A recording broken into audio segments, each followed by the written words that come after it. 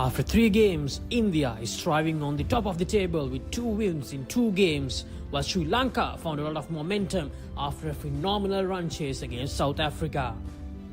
Now, India will look to continue their dominant run, while Sri Lanka will look to hit back with a win against India to change the whole complexion of the tri-series.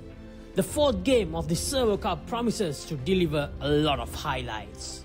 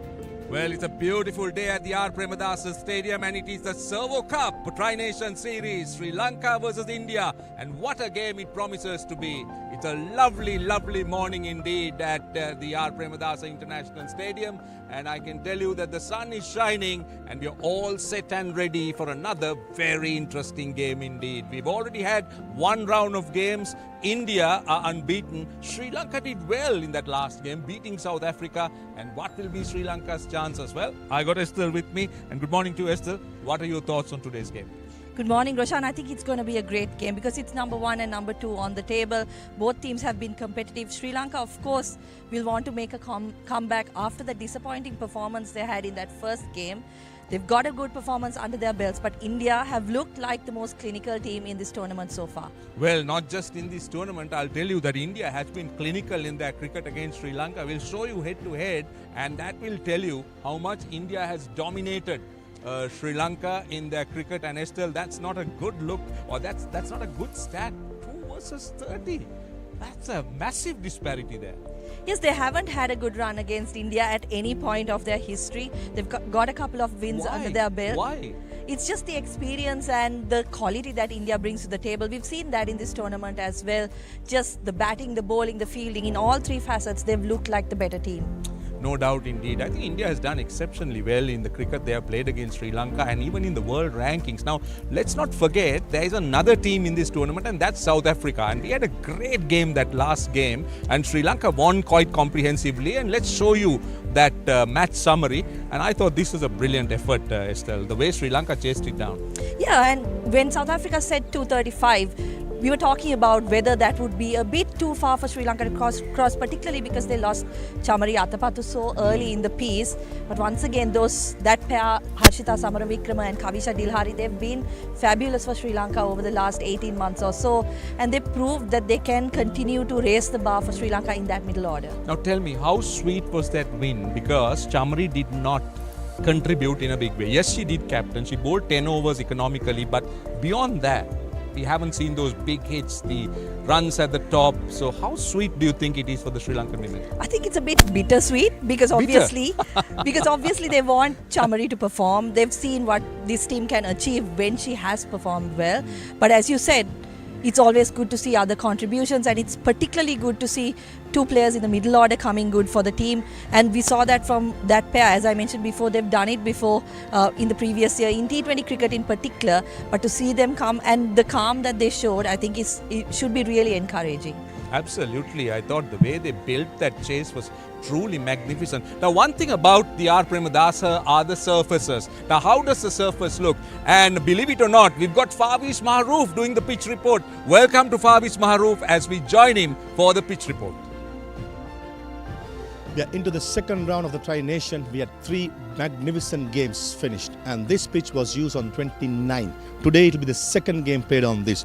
Visually it looks fine.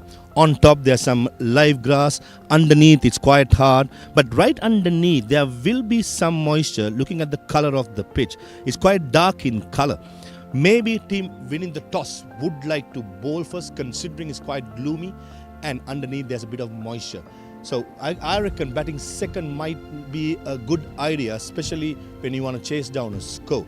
Looking at it, it looks fine. Probably it will get some turn off this pitch since it's slightly damp underneath. I reckon score of 200, 225 will be a pass score, and we are just hoping that the weather stays away. Second round we are going into, we'll have some great games coming up, especially starting today with the Sri Lanka-India game today. Very interesting thoughts, absolutely interesting thoughts. Let me tell you something. Chamari Athapattu expressed almost the same sentiments the other day at the post-match presentation when she said batting first is not very easy. What are your thoughts? Yeah, I think teams have struggled a bit to gauge what a good total would be on this pitch, and India is the only team that's been able to defend. So, like Farveez said, perhaps bowling first might be a good option. And of course, we saw in the last game, we questioned the decision, but we saw that Sri Lanka would prefer to do that as well. So it'd be interesting to see what happens at the toss. Yeah, certainly. But before we go to the toss, now that's a very interesting surface. Farveez Maroof was talking about a little bit of dryness, a bit of moisture, and well, that might encourage, I'll tell you, Estelle, that might encourage the captain. You know, when you look at that, and that's quite abrasive as well. You see, I can't see much grass on it. It looks quite abrasive. It looks dry, but then always with the weather about and being under the covers, there can be a bit of moisture. So Chamari Athapattu, as you said, surprised us when she wanted to bowl first with one seam bowler. So the captains might take that route. What do you think? Yeah, I think, as I mentioned before, she's shown a preference to chase, and I think Sri Lanka are comfortable knowing what they need to get because their batters seem to struggle a bit with setting totals. So I think if Sri Lanka win the toss, certainly they might go in that direction, but India might have different plans. You think they'll bat first? I think they might bowl. Sri Lanka might bowl first. I don't know whether India would take that same route because they've shown that they have the batting and they're looking, I think, to try a few things out, to switch up their tactics a little bit.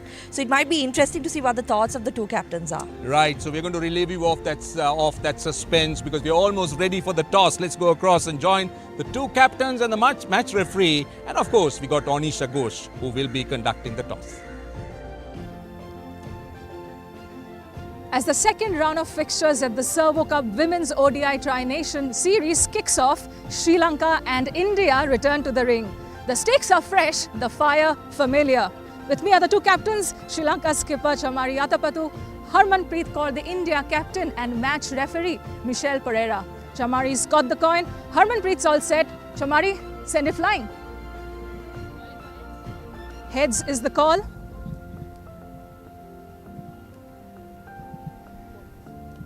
Sri Lanka have won the toss. Chamari, what's your decision and why? We decide ball first because of I'm pretty confident on my bowling unit. We done really good job in the last game, so I hope we can continue this performance today game as well. Any changes to your side from the one that defeated South Africa in the last game? No, we are going with same 11. I always back in my 11. What's a good total to restrict India to on this surface? I think 250. 250 is good score to defend. Yeah. And of course, you're coming into this game with a win, a much needed, hard-fought win. What is the confidence like in the group? Actually, we are playing our best cricket in last game. Yeah, we know our first game is not in our way, but we execute our right plan, right time in last game. So we have to continue this performance today game as well. Thank you, Chamari. Go well. There comes the India skipper Harmanpreet Kaur. Harmanpreet, had you won the toss, what would you have done? Well, even we were looking to ball first, but I think the last two games we played some really good cricket, and today again we just want to go with the same momentum. Any changes to your side? No, we're going with the same 11. And what's a good total to put on the surface? You of course posted 279 odd against South Africa. What's a par score you reckon today? I think, as I earlier mentioned, I don't want to put any pressure on our batters. We just go we just see how we are going, and accordingly we set the total. And finally, 2 wins on the trot, 4 days to recharge. What is the mood in the camp like leading into this fixture? Yeah, we had some really good outing, and yesterday we had last 2 days we had very good net sessions, and everybody is looking in good shape. And again, it's a day where we have to show our best cricket. All the very best. Go well. All right then, the toss is done and dusted, and the news from the centre is Sri Lanka have won the toss and decided to bowl first. Well, no surprises there. Sri Lanka always wanted to bowl first, and that's a look at the team. I'll get Estelle to talk about it. Unchanged. So what do you think? Yeah, not unexpected from both teams because they've had success in their previous That's India, games. by the way, not Sri Lanka. That's India, but unchanged India too. Unchanged India and unchanged Sri Lanka. They had 2 good outings, so I'm not too surprised to see that. Maybe India will look at giving another debut. They've got another uncapped player in their side as well. But Sri Lanka, I thought they got their combination spot on in the last game, so nothing much to switch around. Well, that's a look at the Indian side. Let's take a look at the Sri Lankan side now. Now they're going with one seam bowler. That's interesting. You win the toss, you want to bowl, and you still go with one seam bowler. Yeah, I mean, they've had success with the spinners, and we saw the likes of Devmi Vihanga bowling really well, the debutant in the previous game. Couple of off spinners, left arm spinners. Strength has always been the spin bowling, and I thought Malki Madara in that game really handled that role as being the sole pace bowler well. She bowled well in the death, she bowled well early on, showed some good variations. So I think Sri Lanka looking at that kind of combination, particularly going into the World Cup, where you would probably see similar surfaces as this. Right, so that is the story of the toss. Sri Lanka bowling first after they won the toss. Both teams unchanged. Just on the point of Sri Lanka, now they did lose to India. They came back strongly. What do you think they should look to do differently in this game against India? They have to do everything differently in this game. They didn't have. So they got to bat differently, bowl Yes. differently, field differently. I mean, they were outplayed in every facet of the game in the previous game. So I think they have to pick themselves up. Particularly, I think the only thing they have complete control over is the fielding, and the fielding has not been good. So that's one area that they really need to improve on. Right, we're almost ready to start. We should have the umpires and the teams coming out, and let's go across to our commentators. It's all Pereiras in the box. Haritha Pereira and Gamini Pereira to take you through in the first session. Thank you very much, Roshan and Estelle. Very good morning to all of you. It's going to be a cracking game, we promise you, because the home team will be all keen to continue their good show. Never mind the result, a good show against their formidable opponents. As we say, a very good morning to Gamini. Good morning, Haritha. Good morning, everyone. Yeah, what a fascinating contest we have. And it's an important fixture, obviously, for both teams. And Sri Lanka looking to continue from that last outing and maybe put that half a step into that final. India, of course, if they win, they are guaranteed a place in the final. And yeah, interesting decision once again. Thank you. No. Oh, what a Pratika story. Rawal, she's been the one in form, and every time she goes out, she's amongst the runs. They've put on big partnerships with the senior Smriti Mandhana. So the challenge is on, and we hope that we'll have a fair attendance today. There it is, the experience of 99 innings and over 4,300 runs almost for Smriti Mandhana. Well, those are magnificent numbers. 46 and a bit averaging in ODIs. It's fabulous, really. No wonder she was judged one of the Western Cricketers of the Year last year, and yeah, she's one of the most prominent players in women's cricket these days. And well, performance from Rawal is not too shabby at all, because she's averaging nearly like Bradman numbers, 90 odd after the first 7 ODIs. So yeah, 2 really talented players out there for India. And well, when it comes to talent, Maliki Madara, she proved us that she's not a novice anymore. That was only her second game, and the pitch that proved that the slow balls were far more effective than the pace on. So she adjusted beautifully with the new ball and the old ball, and here we go. Runs slightly onto the pads, and immediately in business. Pratika Rawal. Oh, her flow is so good. She's unable to do anything wrong, Gamini, at any stage. Yeah, that's the beauty of her. Pretty much like Vandana. She's got loose hands on either side, offside and onside. You know, she's got power, she's got deft touch, and that's exactly Madara just too straight on that occasion. And well, you don't need a second invitation when it comes to Rawal. That was beautifully played, nicely. A helping shot that you could call it.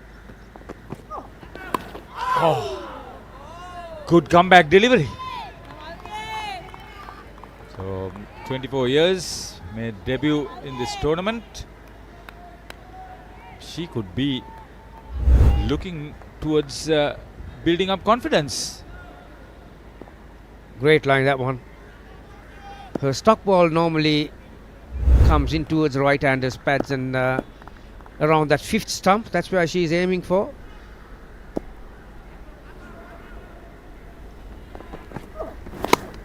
Once again, not convincingly by any means, inside part of the bat. Yeah, it's a big moment, Harita. You know, Sri Lanka, the stats actually not in their favour. 30 wins for India, 2 for Sri Lanka, and you know, journey has not been pretty good for them. And but when you have these big moments, because today's result obviously is such important so important for the Sri Lankan team, and heading to the World Cup in 5 months, and playing in India against, I would say, the favourites at the moment are India. Shorter length, beautifully punched. What a shot! What a magnificent shot! It just shows that you don't need power. That shows how good the pitch is too. And you know, she had the balance, just transferred her weight from the front foot to the back foot, and just a short arm punch. And also, how fast is the outfield? So that's what you think, timing, placement, and it's all about running around. Malki Madara will be a little bit concerned now, despite a fine performance in the last game. Two of them gave India a solid start in the previous game. Mandana missed out on a well-deserved half century. She made 43 or 46 in that first game against Sri Lanka.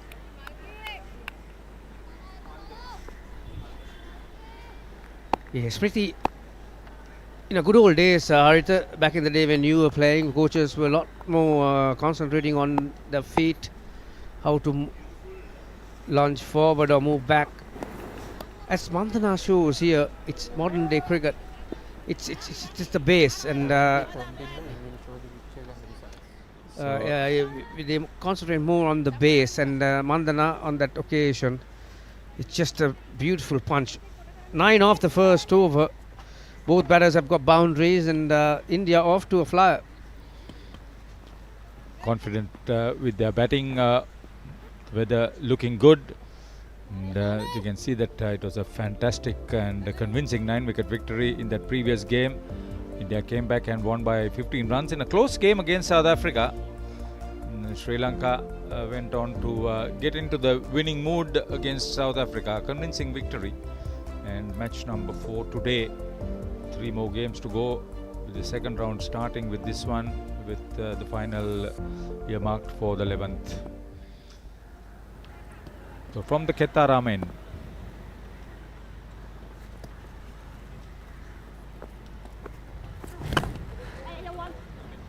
again, timing, placement, very confident Pratika Rawal. Yeah, Kumari had the luxury of bowling to 2 right-handers against South Africa last time around, but she's got left-hand, right-hand combination here. Yeah, look at those fixtures, how important this game is, Harita. You know, when the big moments arrive, you need your big players to step in and step up. So, 33 years of age, 33 wickets. Economy rate slightly above 5, Sugandhika Kumari.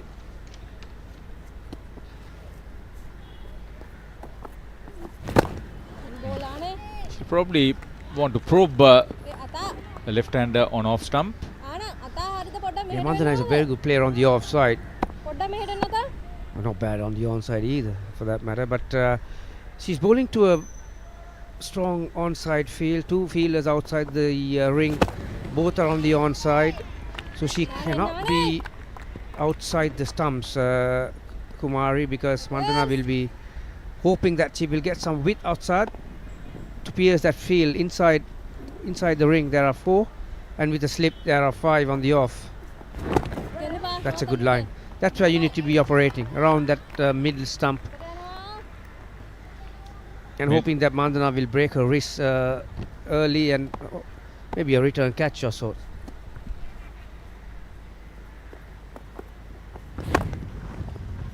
You waited on it. Almost predictable. Going aerial but won't find the boundary, but that's a positive start for left-hander.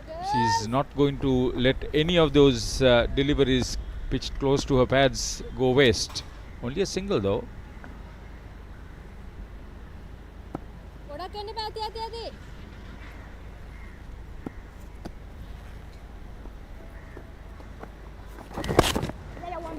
Oh, how well. Rotational strike. This opening partnership has been spiced by Pratika's ability to just steal those runs very comfortably. Got to 12 at the end of 2 overs.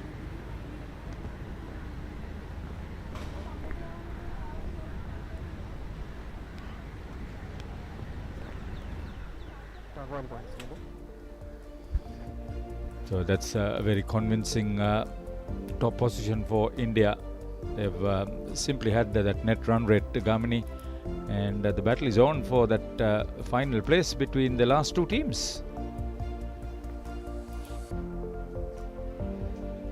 Yeah, it's not over up until it's over, but yeah, you can safely say that India are favourites at this stage to reach the final. That's nicely played too. Rawal wanted a second. Smriti sent her back. That was the correct call too. Well done by Harshita. And all these fielding techniques in the modern days of cricket, Haritha, the sliding, picking up in one motion, you need to send in the throw. So yeah, ticks all the boxes in that occasion for Harshita. Prevented the second. Still a slip in place. 4 on the offside inside the ring with third on the fence. Oh, what a shot. What a magnificent shot. Dropped it short. She was not very keen to hit it hard, just time it and place it. That's the start. They are in for the long haul. That's what I get the feeling. Just get an idea of how the ball is behaving, how the pace of the wicket is. Sri Lanka will have to be at the top of their game, batting, bowling and fielding, if they are to control the flow of runs and keep India in the game.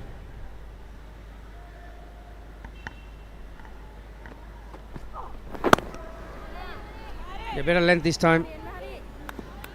Vandana is one player, Haritha. She's got such a strong base, which allows you to play in front of your eyes, maybe let the ball go and play late. That's why it's so important. The base these days, when you have bowlers who are bowling fast and with such variations and slower balls and cutters as such, the base is very important. Pitched up once again with the shot, another single. Now, these two have put on some big partnerships over the last few months, Haritha, and one reason is that last one, the way they run between wickets. Yeah, superb understanding. It just shows the confidence, not only amongst yourself, but amongst your partner's ability to respond and keep it all comfortable. Well fielded. Ran quickly towards the square cover area. Yeah, more people come and watch this cricket.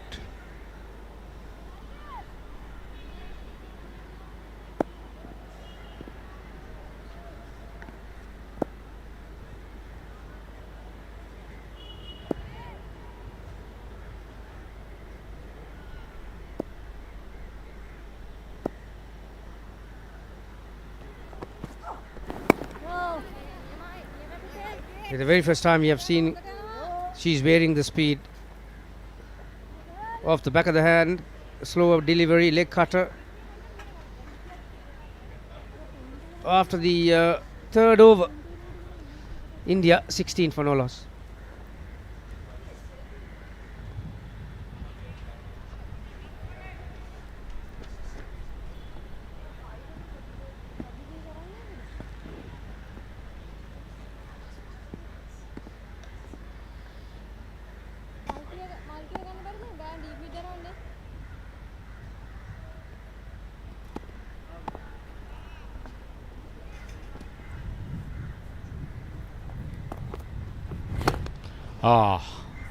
Again going aerial. Mandana is getting ready for something very spectacular today.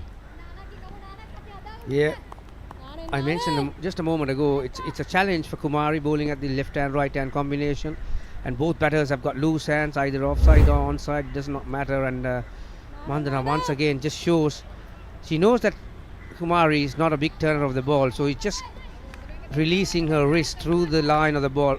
Magnificent shot. One bounce into the fence. So yeah, pressure on early. That's where she cannot afford to bowl. May have tried to bowl a bit quicker because the previous shot from Mandana. 20 already on the board, and only the fourth over being operated. Made a debut in 2015, Sugandhika Kumari. Again, easy rotation of strike, very confident. Hitting in the ball, middle of the bat. Left hand, right hand combination, probably bit of concern for the bowler too. So far we've seen all three sides playing 2 games each. Haritha, one area that I've noticed that Sri Lankans need to improve is their fielding, ground fielding and catching. Both India and South Africa had the voodoo over the Sri Lankans in that department. So if they want to go to that next step and go one further, they'll definitely need to improve their ground fielding and their catching. And we just saw that Vihanga, that last one, just letting that once again. There you are. So already we've seen 2 singles that been given away because of poor fielding, and all these things add up at the end of the 50th over, and that could be the difference. And well, already 5.74 run rate, Haritha. If Sri Lankans don't improve, like I said, in their fielding, they're looking at a big one. Kaman Mapatuna is Sri Lanka's ladies fielding coach. He has done a lot of work with them, but results are not quite there. End of 4. India 22 without loss after being sent to the back.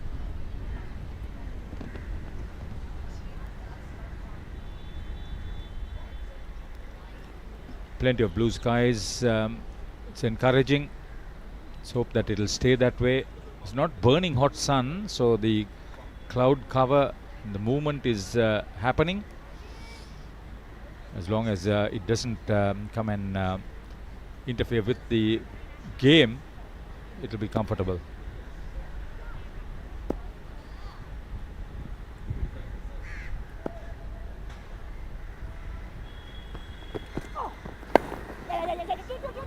Kane onto the pads.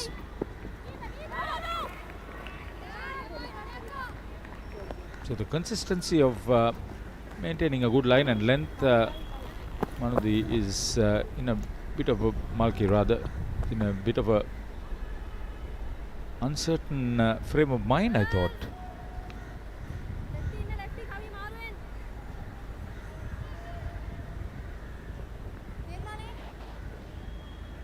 It's hot and humid. It's challenging conditions, Haritha. You and I are sitting comfortably here, but you got to feel for the players. And wow, no need to run for that. Save your legs. It's going to be 4. Another magnificent shot. Again, the balance, the base of Smriti Mandana just presenting her hands onto the offside, little bit of width. You cannot bowl Smriti Mandhana. She's going to hit that ball every day of the week. If you give width outside the off stump, well, you are asking for it. She's outscored her partner. Usually it didn't happen in this series before. You can see how focused she is. And this is going to be pretty ominous for Sri Lanka. India already on to 27, and this is only the 5th over being bowled. Change of sides for the bowler. I think that's a good ploy, because a stock ball normally goes away from the left-hander. So now, because she changed the angle, now Mandhana will have to cover the line and the swing. So basically, you are looking at around that off stump and fourth stump, and hoping either it will hold on to its line or it's going to move off the track. So you are bringing both edges into play.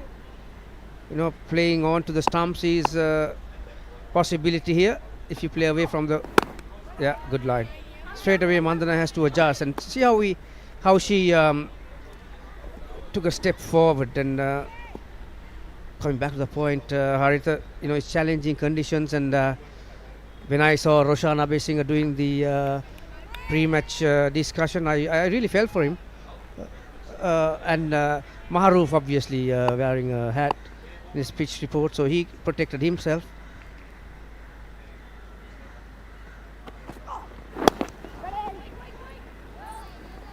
So ever she's gone to the other side around the wicket from this Maligawat end, she's made the batter play and always keeping the batter busy.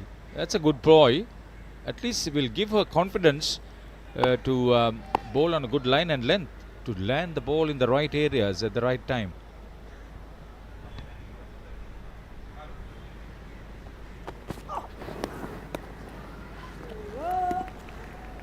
Straight away, after she came round the wicket, Haritha, there is a difference in the batter's approach. Dot ball to finish the 5th over. India going nicely, 27 for no loss. Yeah, that 5+ average is always going to be somewhat of a concern for Chamari Atapattu. She'll have to manage her bowlers very well, have the right combinations, and she said 250 would be okay. This was Pratika Rawal against Sri Lanka. She scored a brilliant half century and was involved in a solid partnership with Smriti Mandhana. Played very confidently, very easily, and enjoyed almost every moment at the middle. Yeah, what a story, Pratika Rawal. The way she has conquered international cricket for India, and mind you, she's got the players of another very talented player in Shafali Varma. So, you know, big shoes to fill when she was picked, but hasn't she lived up to those expectations? Very much so, and they are a very confident Indian coach, Amol Muzumdar, with his assistant Avishka Salve. On that particular game, Pratika Rawal fastest to 500 runs. Only her 8th game. That was a world record for her. 5 consecutive half centuries on that occasion.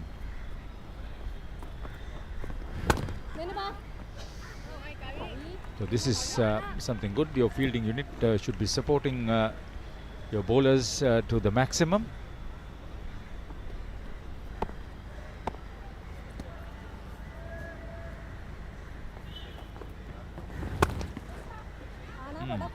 Yeah, Smriti will be very disappointed. The last 2 deliveries, there's a bit of length for her to pierce that field on the offside. I don't know whether Sugandhika Kumari is purposely taking the pace of her deliveries, trying to bowl slightly slower.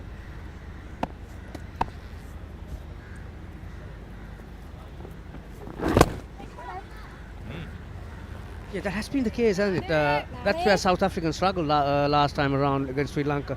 They couldn't really fathom out the speed that they need to operate when it comes to spin and pace. So far in this competition, the slower balls have been far more effective than pace on. So, yeah, that's one area that they'll be looking at South Africa when they're having those team discussions.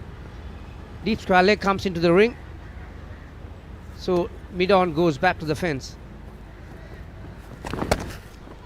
Oh, well. She's very, very fortunate, Kumari. 3 balls with length. Mandana hitting straight to the field. After 6 overs, India 28 for no loss.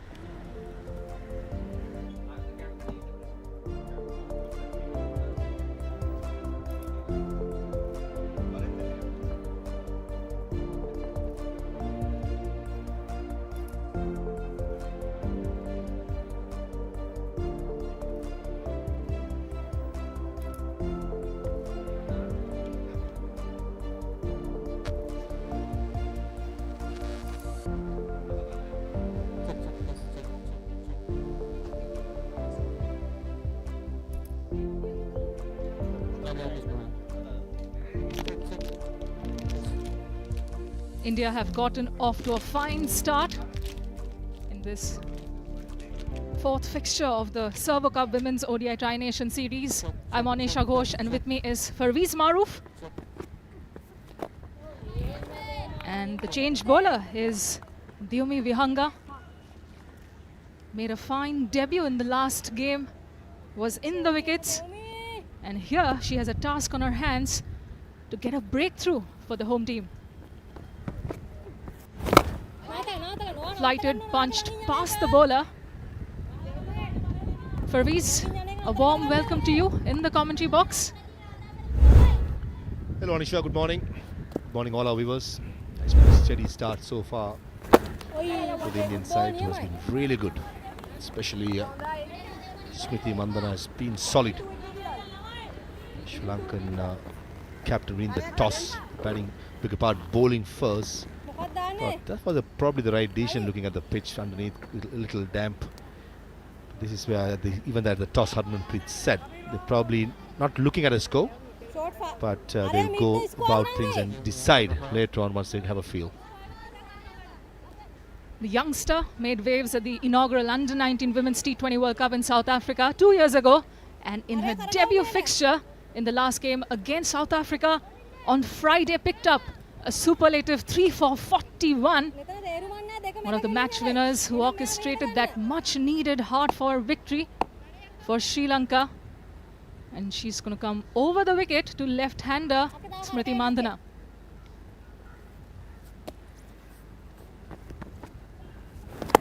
Wideish and loopy, nudged into the offside for a quick single. And that's very good running from Smriti Mandana. Has a little bit of a word with Pratika Rawal.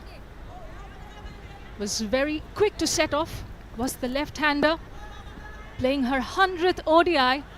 And Smriti Mandana is looking as though she's playing just a first, full of fire, focus and elegance, of course.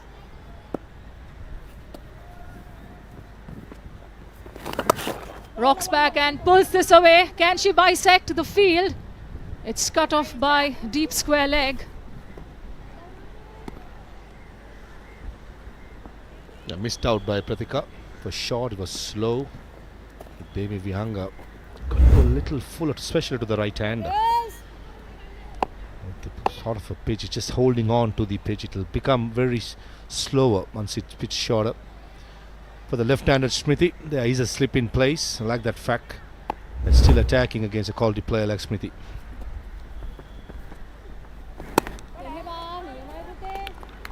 Nicely defended. Smriti Mandana has gotten off to starts in this series. 43 against Sri Lanka in that opening fixture, the curtain raiser of the Servo Cup Women's ODI Tri-Nation Series. 36 against South Africa, but hasn't been able to capitalize on them.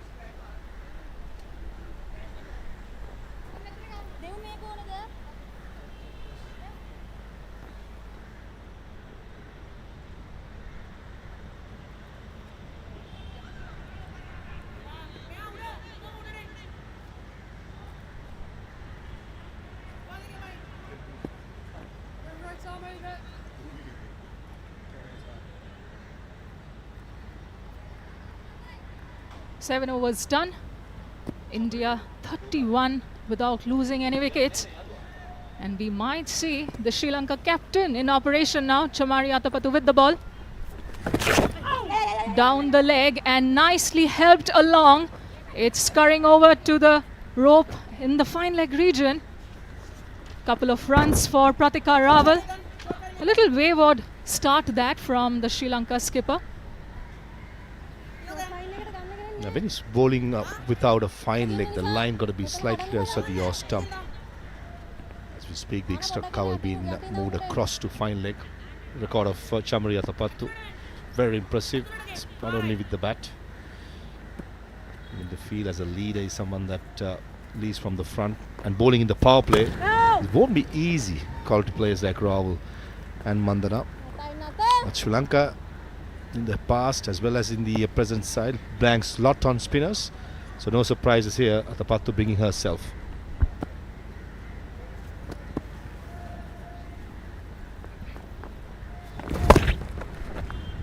Rocks back again, finds backward point. One of the most impressive aspects of Pratika Rawal's batting is how assured she's looked on the back foot. Whether rocking back to cut spinners. There you go. Nudged. Just a deft touch. And it will roll along the turf for another 4 to Pratika Rawal's name.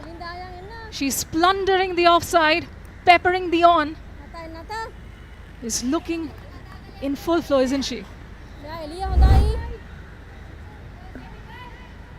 It was not a bad delivery. Wasn't that short, but just as you correctly said, Anisha, it was a good shot using the pace what Chamari Atapattu did offer. Down the leg side, easy decision to be called wide. And the standout facet of her back foot play has been how tall she gets to punch seamers to the offside, and again getting on top of that cut shot. Again spinners, still head, picks up the length early. Nudged, slightly aerial, but it evades deep. The short mid-wicket fielder, of course. Clearly putting on a statement is Pratika Rawal with her efficacy on the front foot and the back. And she has an able partner in Smriti Mandhana who started out in similar fashion when she debuted in ODIs as a 16-year-old. Parveez back in 2013. And at 28, 12 years on, she's very much the cornerstone of Indian batting lineup. Certainly hot property in world cricket. 39 for no loss.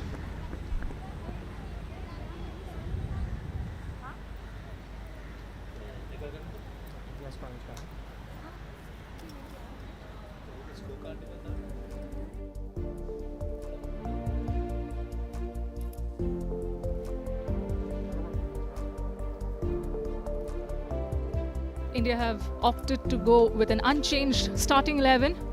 They've already handed 2 debuts, N. Sri Charani, the left-arm spinner, and Kashvi Gautam, the very impressive and promising pace bowling all-rounder. Still an uncapped player in the mix in Shuchi Upadhyay, the left-arm spinner from Madhya Pradesh, who's made waves on the domestic circuit. And I wouldn't be surprised if India hand her a cap in the next game against South Africa on May the 7th. Of course, they would want to get this win under their belt today and seal their spot in the final, scheduled for May the 11th. And it's really good to see a lot of people trickling into the stands here at the R. Premadasa Stadium in Colombo. Bright sunny Sunday and some good cricket on offer.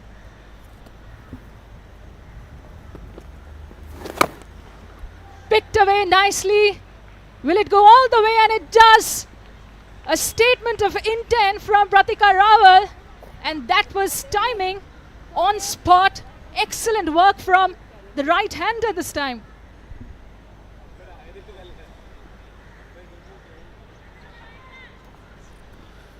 Yeah, clearly looking from the commentary box, it went over the lines. It's a good shot, playing with the turn. Demi Vihanga throwing it slower, giving some air. And Rahul equal to the task. Beautiful shot. relied on timing. The placement was perfect. And off she goes for a 6. It's a terrific start to the over from the India point of view. How is going to transpire for Diyumi Vihanga, the youngster?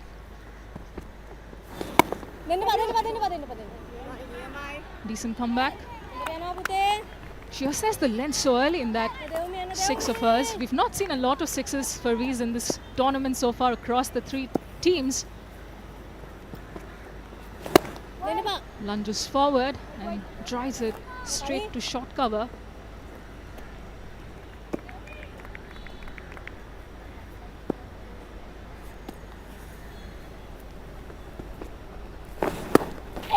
Rocks back and again finds the 3rd boundary. Will she? Will definitely pick up a couple of runs. So easy on the eye, and she's maneuvering the field so well. Has an eye in that 3rd region, given the power play restrictions in the field, and she's trying to capitalize on them so very well. What Pratika did really well was to play it really late. The car point field is quite in front of square, and she made use of the pace bowler was offering. As correctly said, so easy on the eye. With the mid wicket and square leg out in the bound, one thing she can't do is to give any air. Just has got to be shorter, but this occasion there's a good shot behind square, slight misfield by the car point fielder, and 6 and bound, followed by a boundary in this over. 9 overs done, 51 for no loss.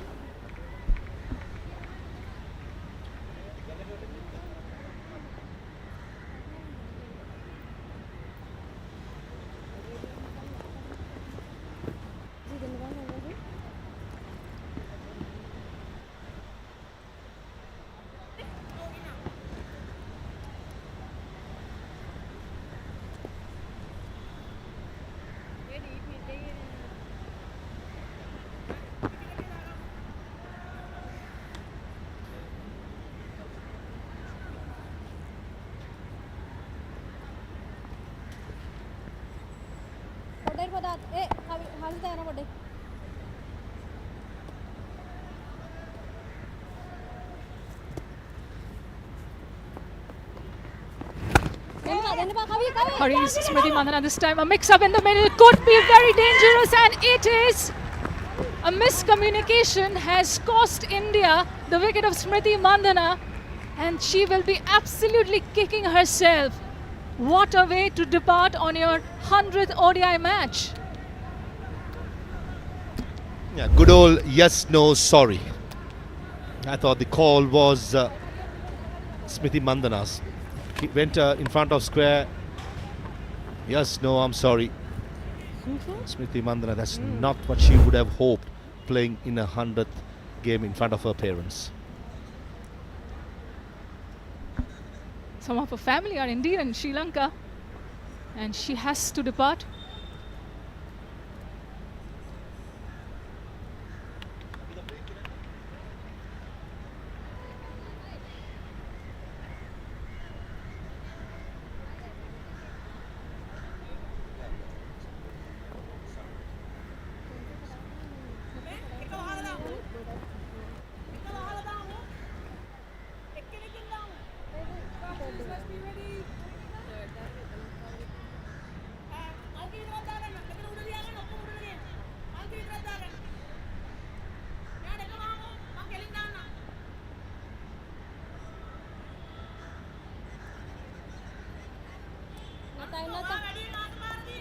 India were cruising in this power play until came that error in communication from the senior pro Smriti Mandhana and the relative rookie in the India colours Pratika Rawal.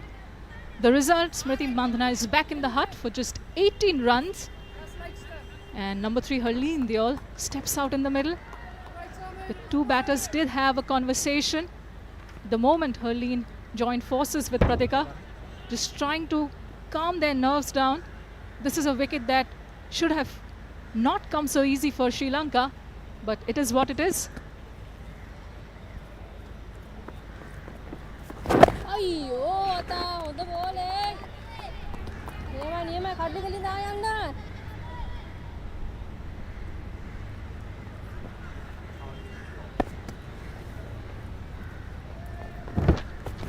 අයියෝ එන්න ball පුතේ.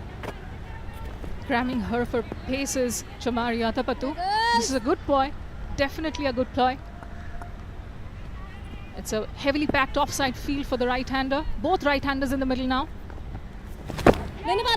Wristed into the leg side. Another yes and no situation. The Indian dressing room would not be happy with what they're seeing transpire on the 22 yards now. A lot of miscommunication there for Vees. Pratika Rawal, for the first time in this over, probably getting the start. There she goes, looking at a called wide down the leg side. If you can take a look at how she at the non-striker's end, she's backing up. She's showing no intent.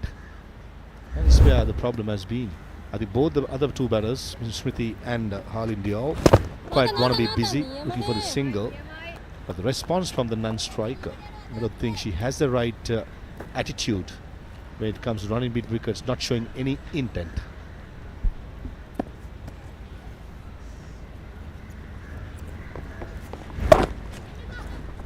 Punched off the back foot by Harleen Diol.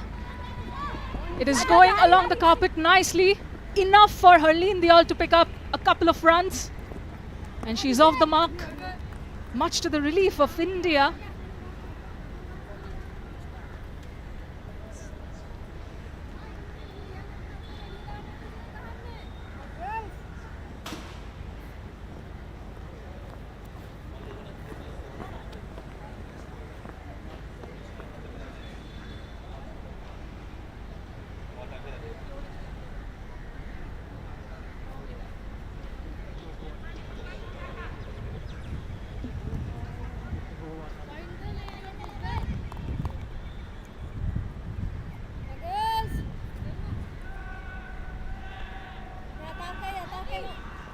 India 54 for 1 after the end of the power play. Sri Lanka will be the happier of the two sides, having sent back the big fish in Smriti Mandhana. Pratika Rawal anchoring this innings on 32 now. And she has a tall ask to face and navigate after India decided, well, they'll have to bat first because Sri Lanka won the toss and decided to field, and we might see a new change being rung in the form of senior campaigner Inoka Ranavira has given key breakthroughs throughout the course of Sri Lanka's two matches so far, first against India and then against South Africa. Nice loop to that opening delivery from Ranavira. Yeah, proven customer all over the world. Inoka, plenty of experience. And right move by Chamari Atapattu. Two right-handed batters in the middle. Get your left arm spinner in and get through some cheap overs, especially in the power play. He's bowling it slower. An invitation has been offered if Pratika Rawal wants to come down the track and go over mid-off and mid-on. Nice battle heating up.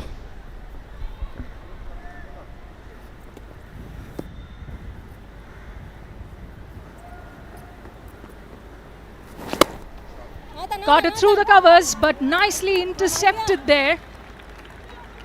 Malki Madara at short cover. Very good stop.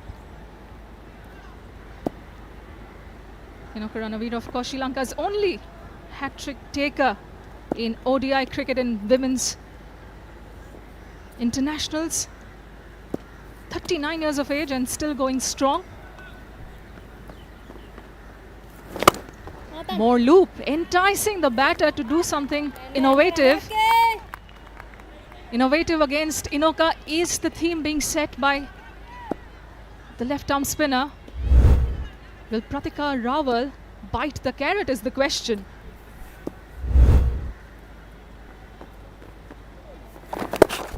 Faster wristed into the leg side.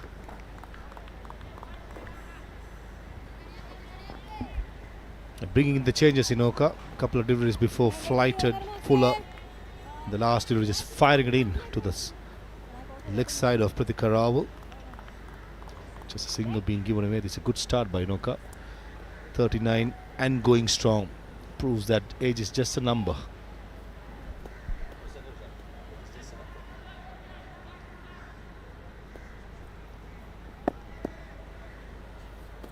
Has been such a great servant of Sri Lankan women's cricket over the course of her career.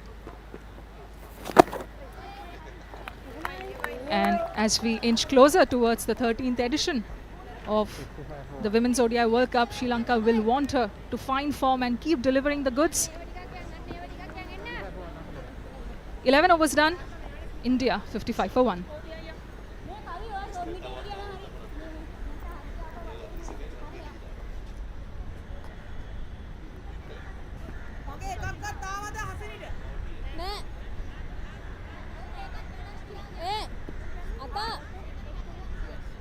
මෙයාට කඩලා අරයට ඕන්නම් තියෙම අලුත් කෙනාට. නෑ.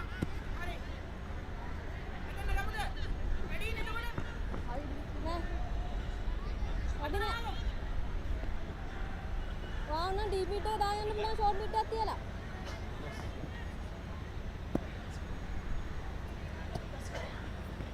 උඩටෙන් පොඩ්ඩක්.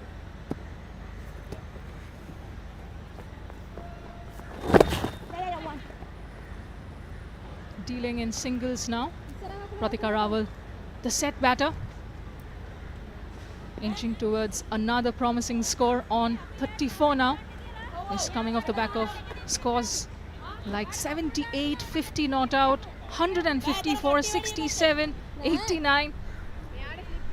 And this is her chance to latch on to with both hands, especially after that run out of Smriti Mandhana's that she was involved in.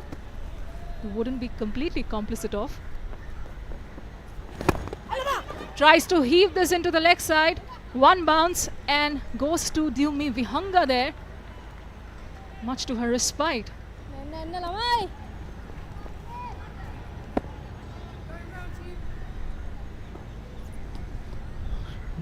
Changing the angle by Athapattu, coming round the wicket. Not a bad option against a right-handed batter.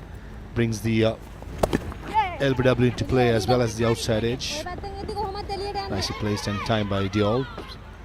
Good bit of fielding at cow point, just restricting the batter for a single. I like this attack by Chamari coming round the wicket.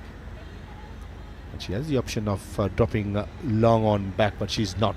She's quite happy to attack and probably try somehow squeeze another wicket and add more pressure to the strong Indian side.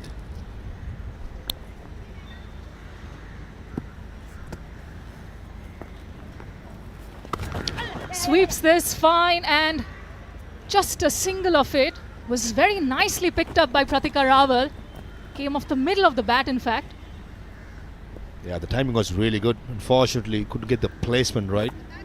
Didn't try to hit too hard. For the new batter, understandably, mid-wicket comes in.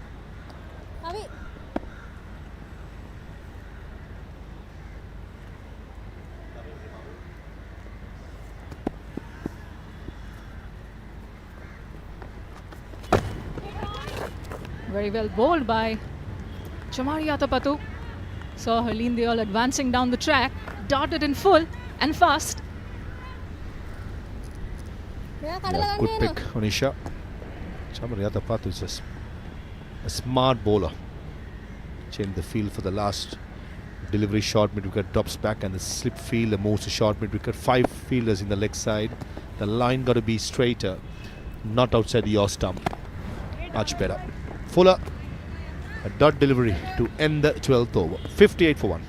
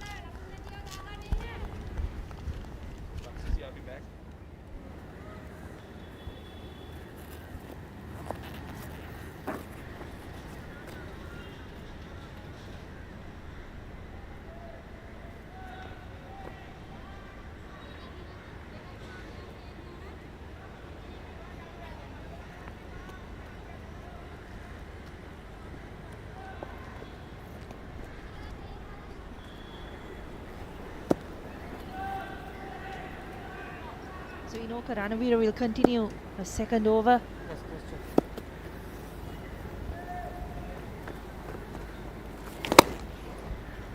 Nicely played by Pratika Raval on that occasion, but can't pierce the gap on the offside.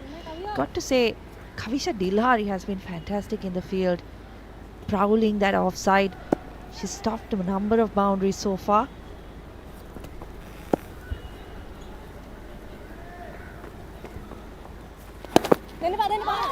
Really good start by India, I must say. They unfortunate that run out occurred of Smriti.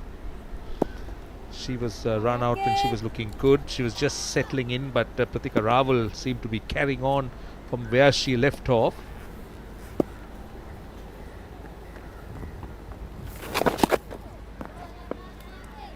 Yeah, that's a wide. Somehow I feel that in terms of Inoka Ranavira, the pace she bowls, feels she's a little bit too slow through there. She tends to sort of loop it.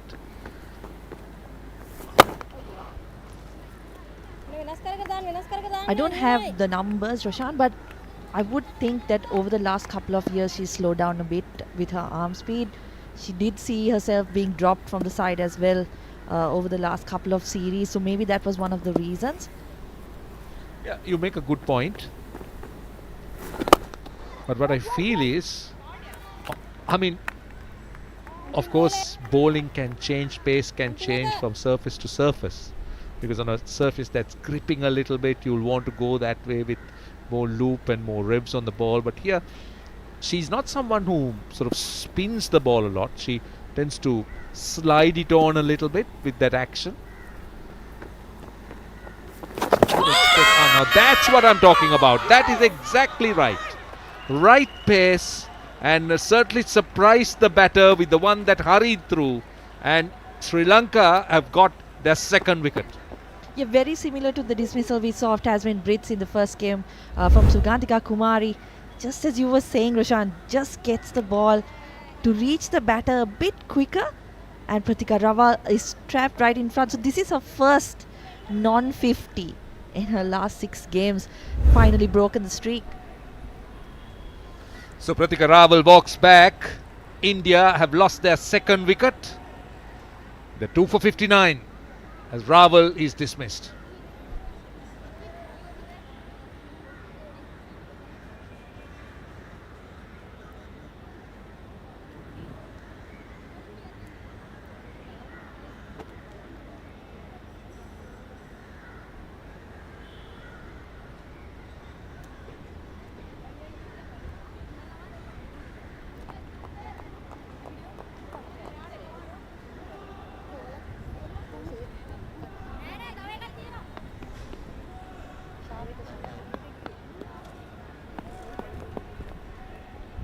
So much needed wicket for Sri Lanka. India 59 for 2. Inoka Ranavira, for one thing, after her comeback, has been that wicket-taking option for Sri Lanka. Picked up Smriti Mandana in the previous game as well. Here she's got Pratika Raval, who I said has had 5 consecutive 50-plus scores. So good wicket to take. See, that last ball was perfect. I mean, it's a good mix. You need to mix it up. That I agree. You can't be predictable. You just can't be going in one way. But I felt that she was sort of floating the deliveries. But that delivery certainly surprised Pratika Raval. Was Peter off the pitch. And a single to get off the mark. 60 for 2 at the moment at the end of 13.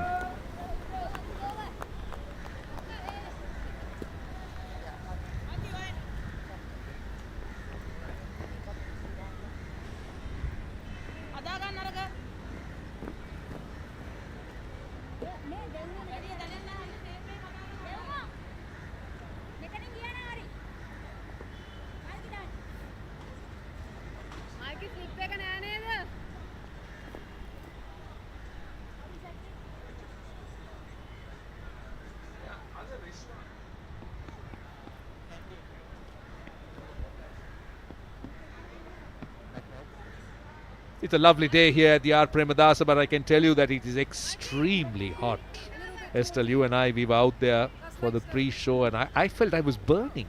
It was so hot. So I don't know whether it's an indication that rain can be expected later on in the day. I hope it's not the case, because we need a full game, a full day's play. As we see Seam back, we bring on the faster bowler. Yeah, interesting change from Sri Lanka. They've got Malki Madara back into the attack just as Harmanpreet Kaur comes in. So we talk of matchups. I'm just wondering whether there is something that the Sri Lankans are working on, the matchups that is so prevalent, so spoken of and discussed in team meetings and team discussions. This is her record, Harmanpreet Kaur. What a record that is. Closing in on 4,000 runs, average close to 40.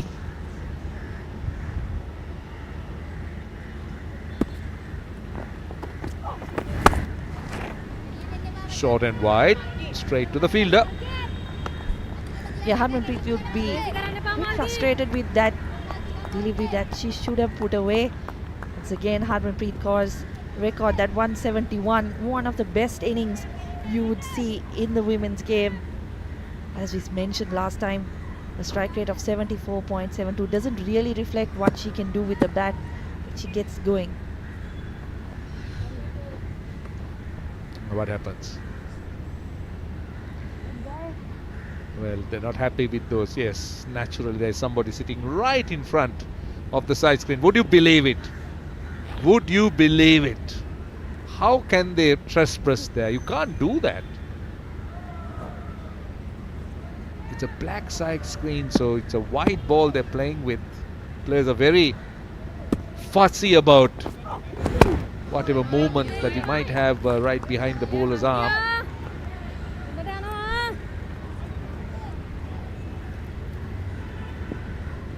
Yeah, just probably slipping the guy's mind that he should be moving. Players these days, as you mentioned, are very fussy about those little details, as they should be, because little details could make a big difference in what's going on in the middle.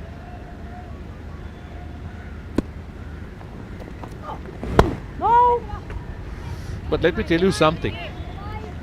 We speak about how fussy players are about side screens and movements and the size of it, but nobody says a word about the Lord's side screen at the members' end.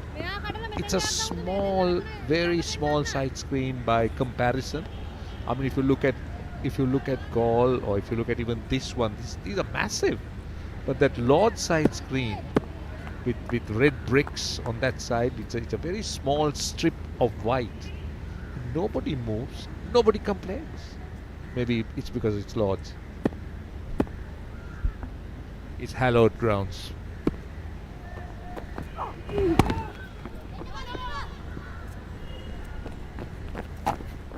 No ball, would you believe it? Now that is can be costly for Sri Lanka. Just can't afford to do this. Not that Sri Lanka has been trespassing in that area, but that's a big one. That's a really big no ball.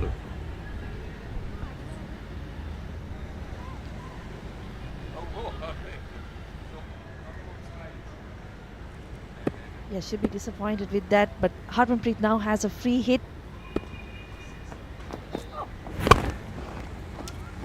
Hit down the ground. She gets she doesn't get maximum, but she gets good value. She gets a boundary. Always. Well, the free hits, they can be detrimental, and that is exactly what happens here. Not a terrible delivery from Malki Madara, but Harmanpreet Kaur, just so much power that she can generate with her bat swing. No chance for that fielder in at mid-on. And also about the modern game where batters and bowlers tend to preempt and outthink your opponent in those little tussles. So Harmanpreet Kaur was quite ready, waiting for it. 65 for 2.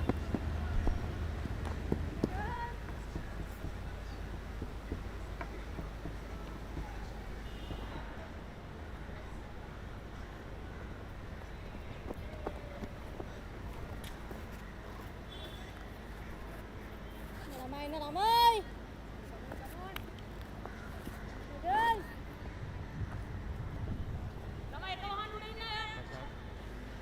65 for 2. That's the manual එන්න රණයක්ක.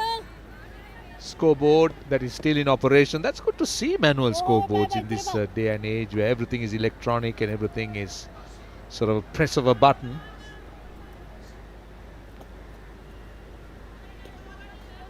.65 for 2.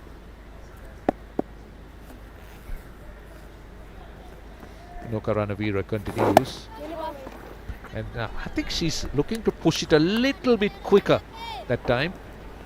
Yeah, that dismissal probably put a little bit of doubt in the batter's mind as well. You see Harleen Deol kind of staying back and trying to play that delivery on the back foot.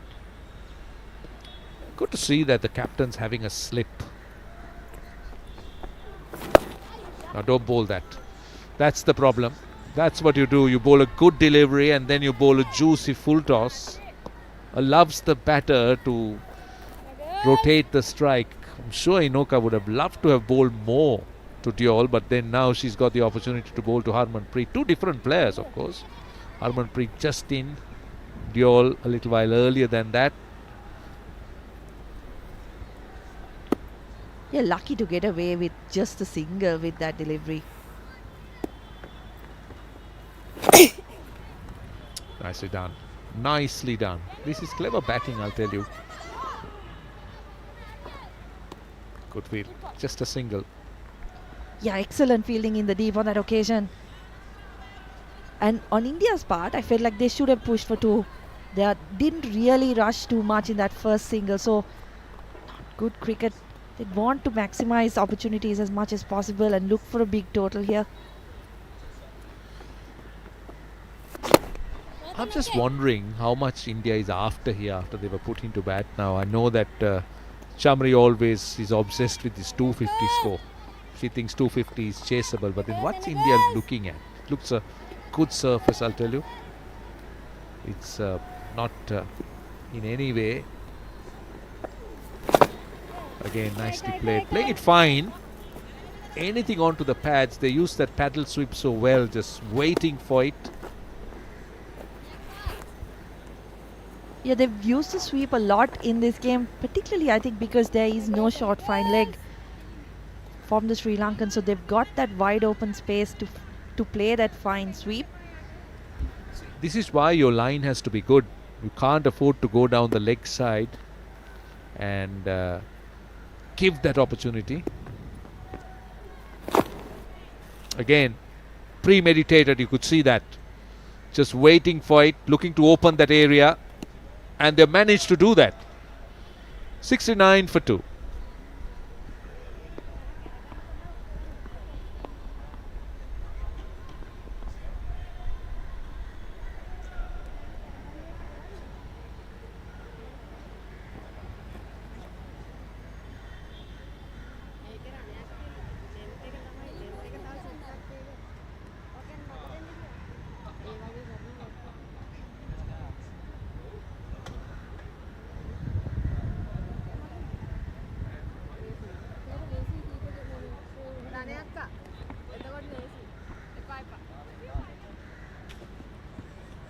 So India 69 for 2 after 15 overs. Started off really well with Pratika Rawal and Smriti Mandana. Slowed down a bit in the last couple of overs. Is it Chamari that's back? Well, one thing that I was a little bit surprised, even in the last game against South Africa, is her use of the left arm spinners. With two right-handers, I would have been tempted to go with left arm spin, a little bit more of left arm spin, and it's important that Sri Lanka look for wickets. I know that Chamari bowls a defensive and a good line where she looks to bowl dots, but then Sri Lanka needs is wickets. So let's see whether she can provide it. But again, I like the pace she's bowling. She's not looping it, she's just pushing it through a little bit quicker, playing a bit with her length, which is good. Yeah, two very different forms of attack from the two bowlers on both ends, isn't it? Inoka Ranavira looping the ball, so really slowing things down. Chamari Athapattu darting it in, trying to trap the batters on their back foot. So it should be a challenge for the Indian batters as well, because they've got to adjust between the two bowlers.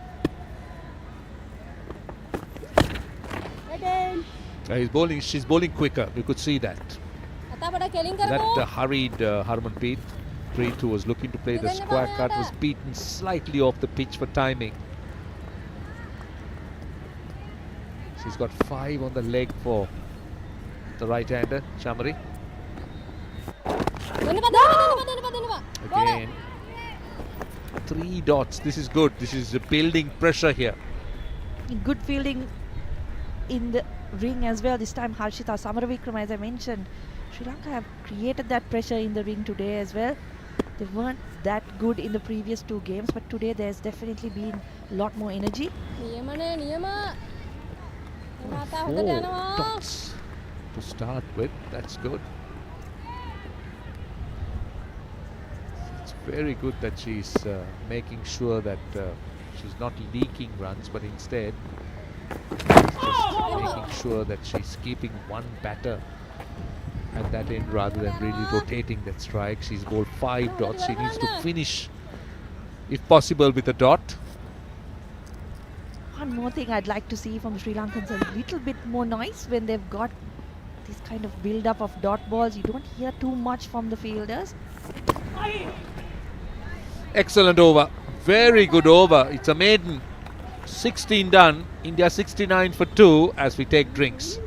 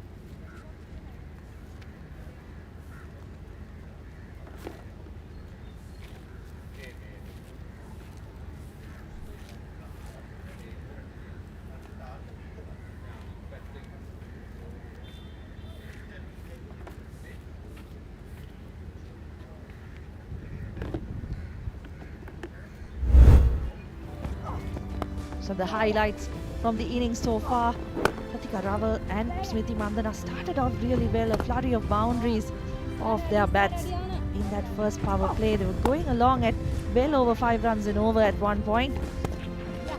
Sri Lanka started with spin, tried a couple of spinners, Dev Vihanga, Chamari Athapattu. That's the 6 that we saw of Pratika Raval's bat. Played shots all around the wicket, and then this misunderstanding between that opening pair, which has had such a good run in international cricket so far, brought 1 wicket, and then Inuka Ranavira striking to remove Pratika Raval, the in-form batter. Since then, it's been a bit quiet, just that 1 boundary from Harmanpreet Kaur of a free hit. Yeah, what Sri Lanka has done well is that they managed to kind of pull it back a little bit, building dots and making sure that you don't let the Indian pair get away with a flurry of boundaries or runs. So very good in terms of what they're doing from both ends.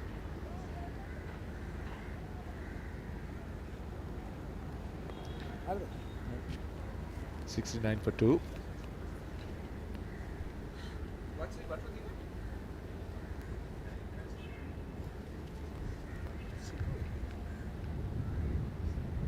We spoke about the heat early in the day. See all the towels out for Sri Lanka. They've got the wet towels on their necks. It's not easy fielding out there in this heat. Yeah, it can be extremely hot, I'll tell you. It's very, very warm indeed. And it was basically burning, I'll tell you. And for a moment I thought that the humidity had reduced a little bit. I'm just wondering as to whether you expect any kind of change of weather going forward, but it is a tough day in the office for the fielders and everybody. Yeah, I was about to say, even the umpires, just to have to stand in these conditions can't be easy. Not much cloud cover at the moment, blue skies. Not much of a breeze either for the players out in the middle, so really, really tough conditions. 69 for 2. Play should start after the break. Sri Lanka pulling it back a little bit after that good opening partnership by India.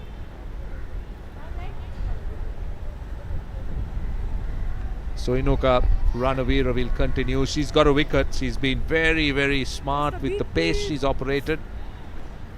Mixed it up. Slip in. They got 4 on the offside, saving 1. 2 on the boundary on the leg side. Slip in as well. 2 fielders saving 1. So 6 basically inside that 25-yard circle.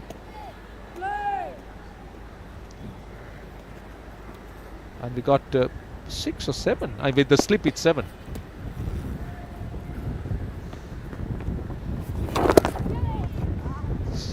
And this is clever batting because Inoka Ranavira tends to angle it onto the pads. So just waits for it and pushes it into the gap for a single. So she needs to go slightly wide of the off stump and maybe bring it back in with the arm.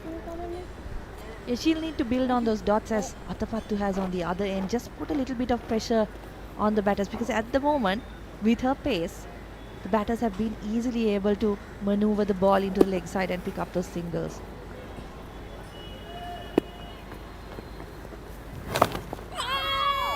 Now that is very, very lucky, I must say, because the slip fielder thought and anticipated that sweep, because it looked premeditated to me.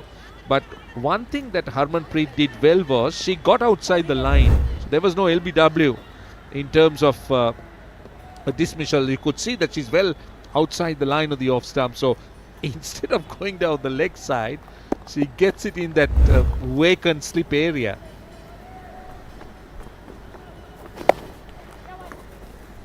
Well, they're good. They are playing that sweep extremely well, I'll tell you.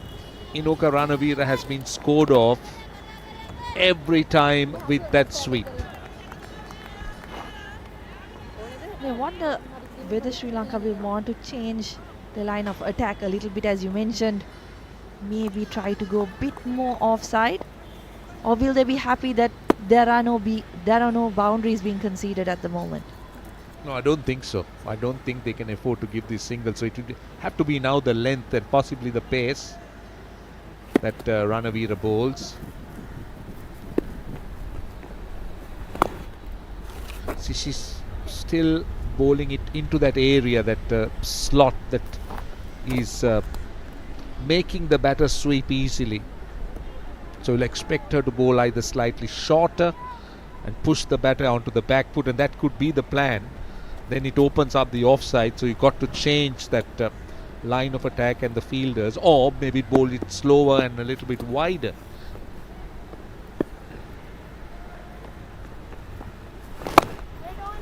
See, that's what I'm talking about. You bowl it slower and wider, it takes the sweep shot out of the way, and also timing becomes difficult. Yeah, this is where the experience of someone like Inoka Ranavira will come into play.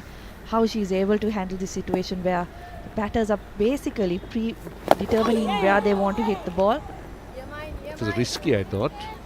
Very risky. Had that hit her, she would have been a candidate for an LBW by the end of the over. 74 for 2.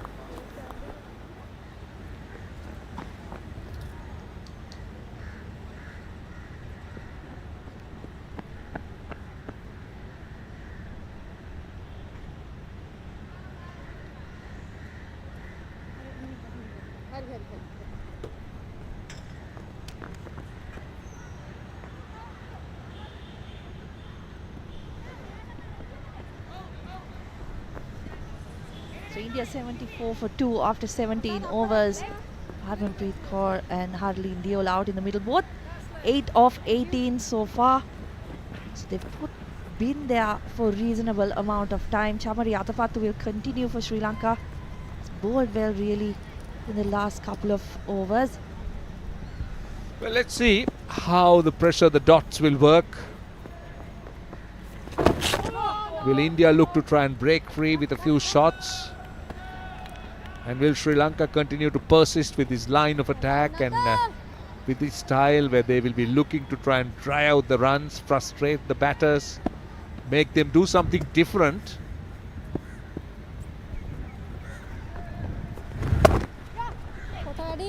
Nicely punched off the back foot. See, that's what they were after, that's what they were looking for, that releases the pressure. Chamari Atapattu, she knows she's disappointed because she's bowled a long hop outside the off stump. And you need to keep an eye on Chamari Atapattu's reaction. Her hands were on her knees. Nicely punched. Yeah, looks very, very frustrated because she's built so much pressure over the last couple of overs, just not giving away any runs that occasion. Called out by the keeper as well, just too short, giving Harleen Deol the opportunity to get back and hit it through the covers. Nice use of the feet. Good work, very good work. Nilakshi De Silva. So immediately you could see that the shorter delivery and then the fuller one. Batter very smart, outthinking the bowler, expecting it, looking to get on the front foot. Very nearly 4. Excellent fielding. Yeah, De Silva, one of Sri Lanka's better fielders. We saw that fabulous catch from her in the previous game as well. It's a good stop. Now they got 6 runs in the over after quite a few dots. So suddenly you see that India is looking to sort of release that pressure valve. And they're not doing it with too much of difficulty after that boundary. We saw this in the game against South Africa and Sri Lanka as well. I thought Harshita Samarvikrama and Kavisha Dilhari got into a bit of a mess in the middle of that chase. They gave away too many dot deliveries. But then once they got past that phase, they were able to kick on and take Sri Lanka towards the target. So Sri Lanka will want to make a breakthrough here. It's not about bowling the dots. It's not enough bowling the dots. They'll want to pick up wickets. Yeah, they got 7 runs in the over so far, which is a very good return for them. They got that run rate going a little over 4 runs an over. 18 done, India. 81 for 2.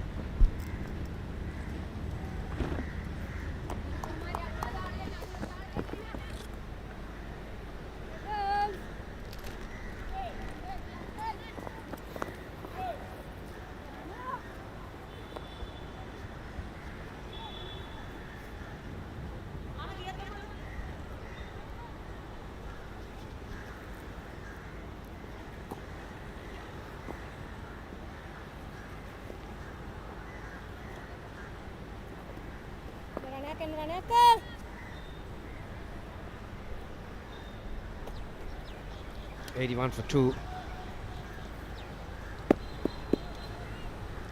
Inuka Ranavir from the press box end. Nicely worked. That's in the gap and it's running to the boundary, and it will be a boundary. Great start for the over for Harleen. Boundary of the first ball. India having the luxury of some good opening partnerships today.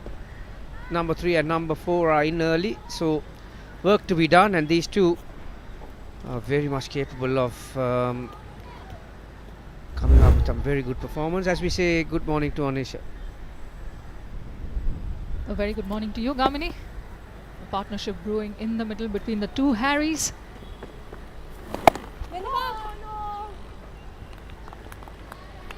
That was a glorious looking on drive from Harleen Deol. She's used the sweep shot to good effect, as has Harmanpreet, and Harmanpreet of course has the cute paddle sweep that she brings out ever so often.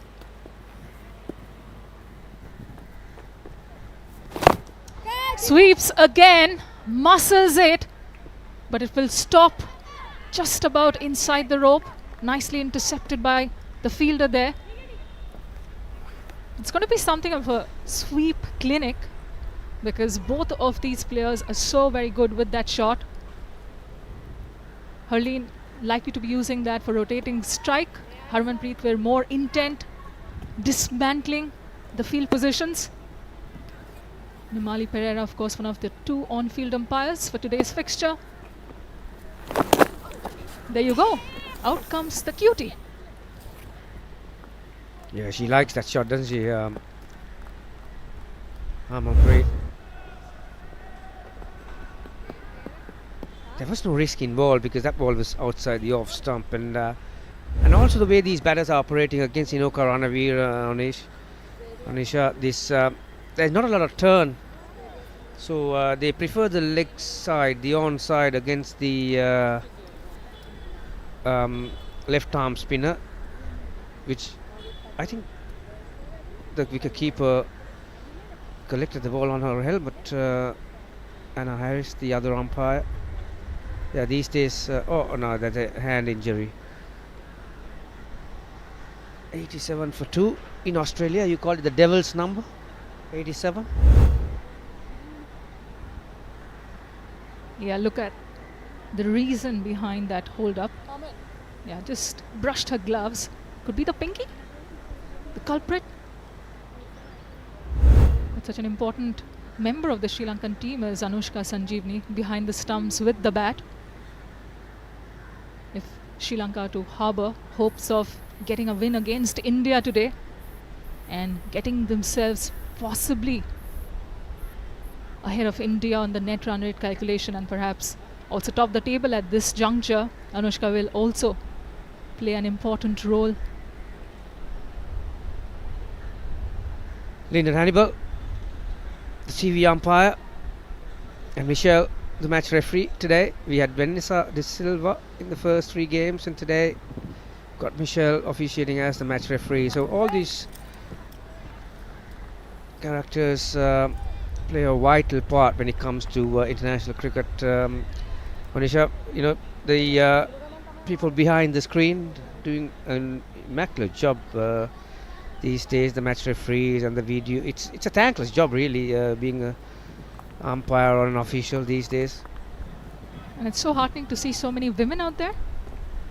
Great work done by the ICC to encourage more participation of women in match official roles.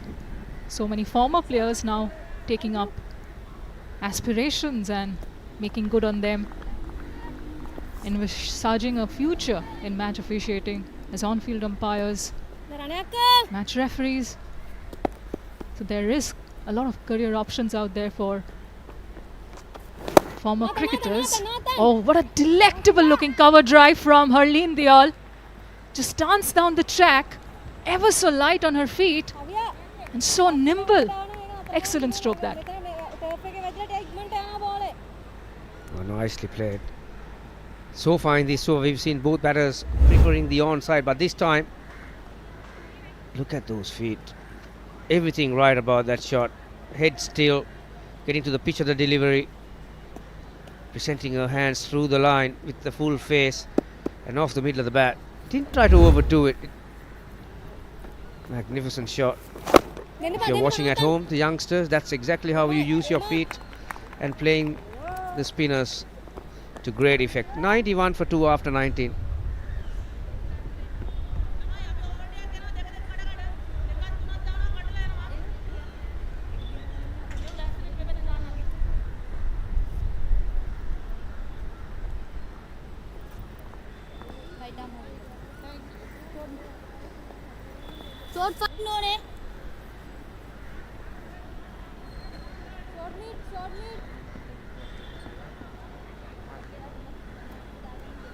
Change your bowler, right arm over.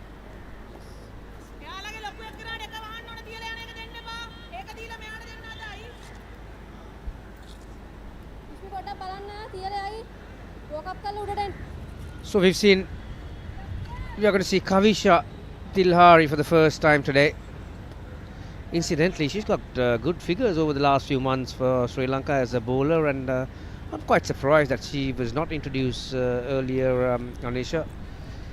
Sri Lanka is pretty heavy on their spin department in their lineup.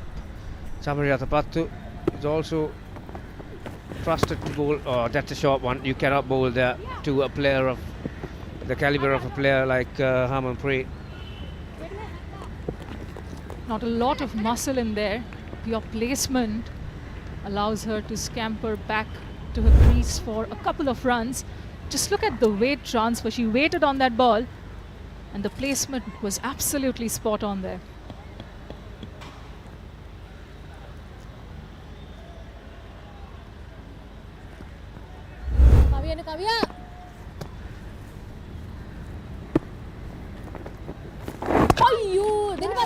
Tucked away into the leg side, will pick up a single. No miscommunication on this occasion, thankfully for India. It already cost them a crucial wicket, which has also prompted a bit of a slow start.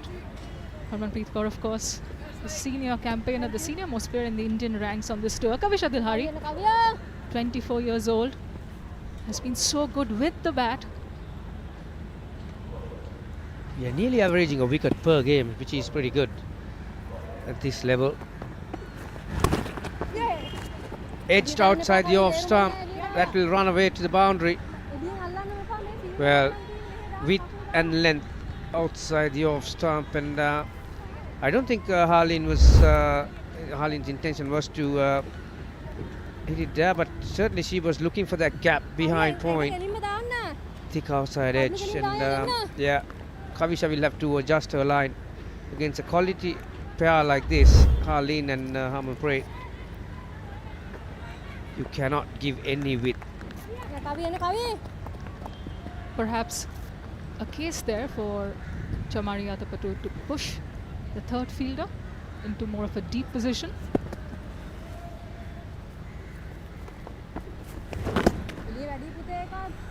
She's persisting with that line, it's Kavisha Dilhari, and all Harleen Diol would need to do again, just bring out those deft touches. There's boundary for the taking. The only thing that saved her this time was the length. It's a bit fuller. She's got 4 fielders inside the ring on the offside, 5 on the onside, so she needs to be aiming at the stumps, and much better line this time around. Harleen just pushes long on.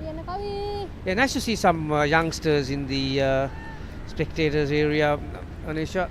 The future of women's cricket, obviously, and well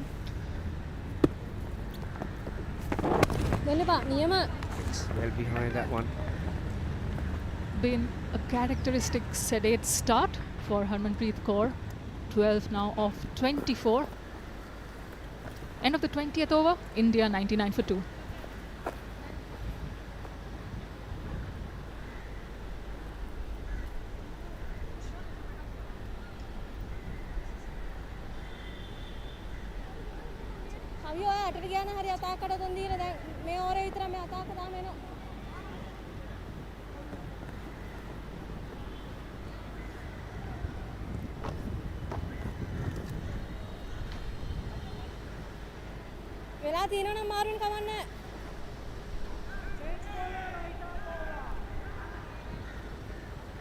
So far, Chamari Yadapatur has used her bowlers in short spells. On Asia, we've seen 1 over spells at times, 2 overs. So she's doing all the chopping and changing her bowlers. She's got plenty of options to do that too when it comes to spin. This time, Vihanga. Very similar field to Kavisha Dilhari. 4 on the offside, inside the ring. Still opting to have 6 fielders inside the ring, although you have the luxury of having 4 outside. And the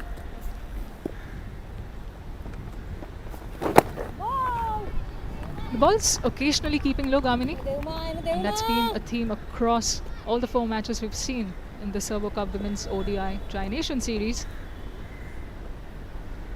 Yeah, incidentally, this is the 2nd game on this pitch. India and South Africa played here a few days ago, and that match produced nearly 540 runs, both teams. And yeah,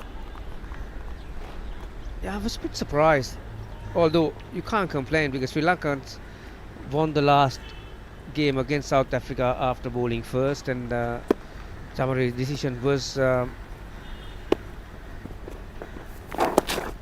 correct at the end. And then Harmanpreet at the toss today, she said they were going to bowl first, Anisha.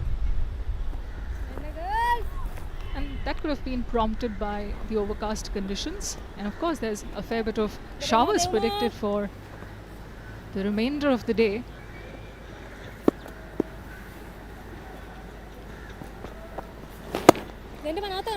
Nicely nudged away. And once they will have set the platform, both Harleen and Harmanpreet will want to utilize it and turn bowlers' lengths into liabilities. We've not seen that so far, but they have enough time on their hands to lay the foundation. Oh, out comes a sweep shot and finds the fielder, holds out to short fine leg, and that is going to be the close of Harleen Deol. Stay in the middle. A tame dismissal, and she would be disappointed with that stroke. Yeah, after coming from a very good game last time around, Vihanga, who picked up 3 wickets, has done it again. The mistake she made was normally the sweep shot, you need to get your hands high, coming low on it, but her hands were so low, the ball bounced a bit more than she thought. Oh, what was that? That Mahesh Dikshana's one. Yeah. Oh, she deserved that. On the money with that celebration, on the money with the ball was Diomi Vihanga. Takes her 4th wicket of this assignment and sends back Harleen Deol. End of the 21st over. India 101 for 3. Outstrides Jemima Rodrigues, India's new number 5 batter. What has she got up her sleeve? They had a terrific knock.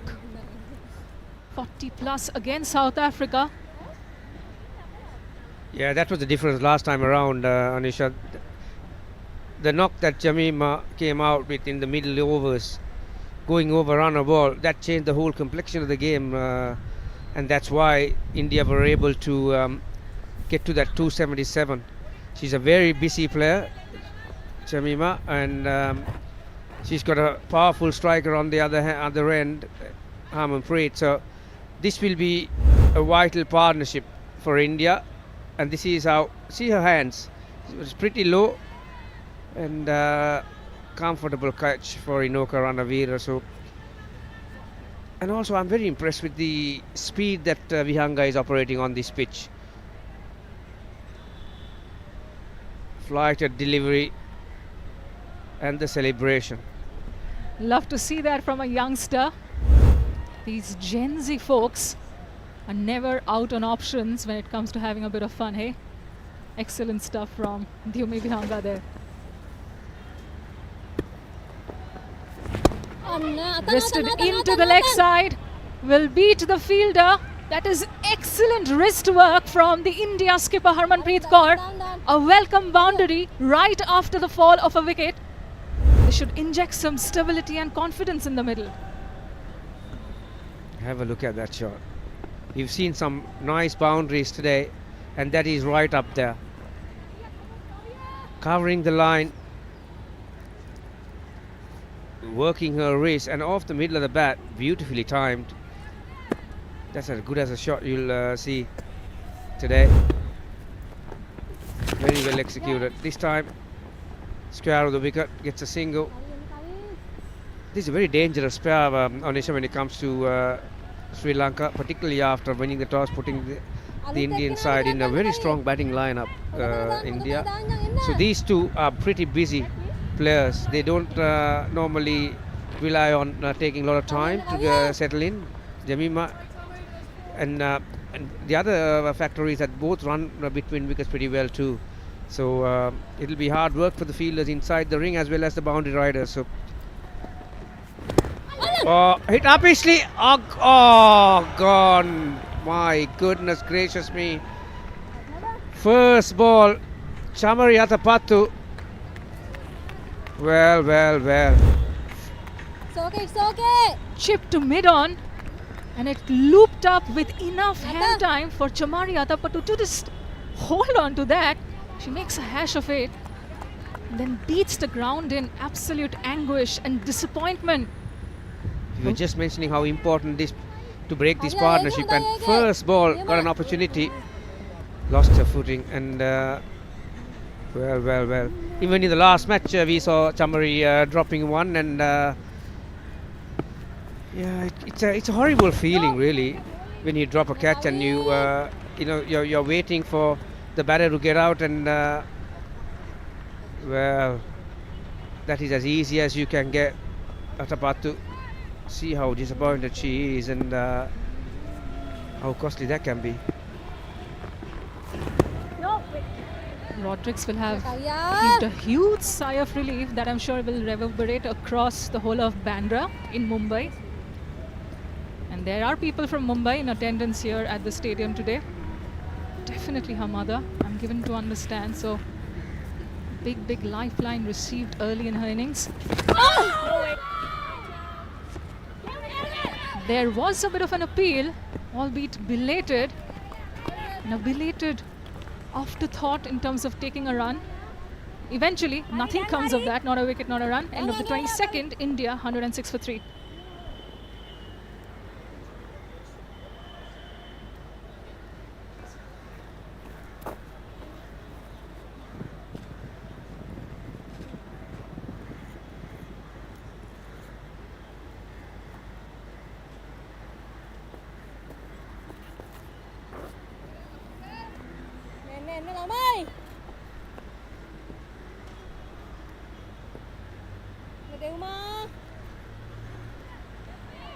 That was an eventful over.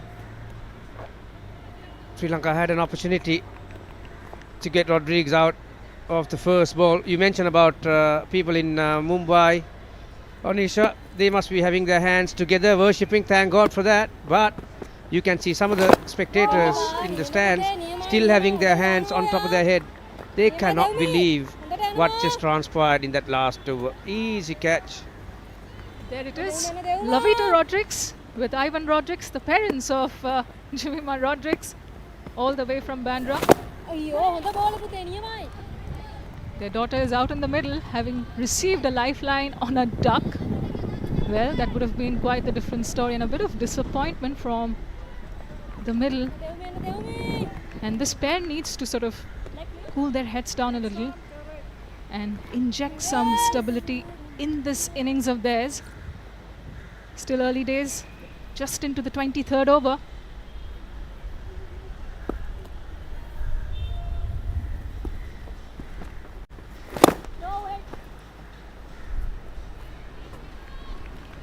Yet to get off the mark. Jemima, fifth ball. Two off spinners operating in tandem from both ends. Vihangar and Dilhari could have picked up 2 wickets in 2 overs. Obviously, in the last few balls, what I'm realizing is that this pitch might be holding up a touch as the ball gets older, and even that last one, Jemima had to just wait for it ever so slightly.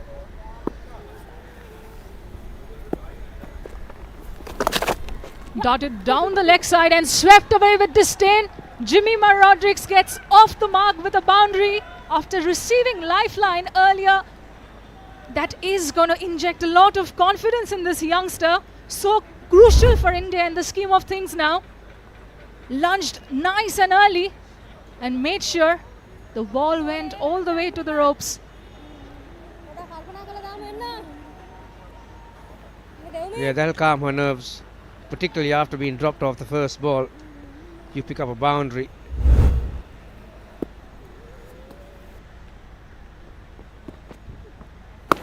Once again, preferring this time to deep mid-wicket. Both these batters are pretty good at that shot, the sweep shot.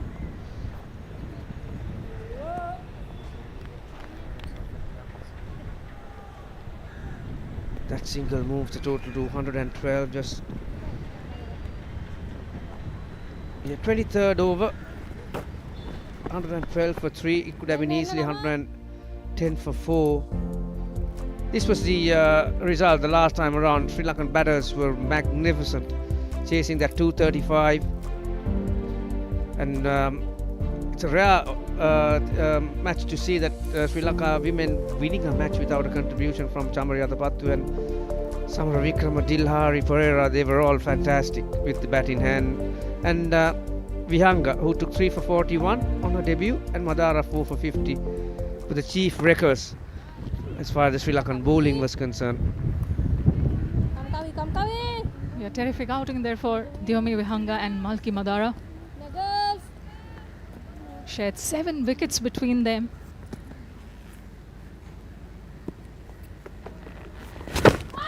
Goes for the sweep again, doesn't time it. Vihanga puts in the dive, but it will parry over. Jemima Rodrigues a little slow to get off for that single.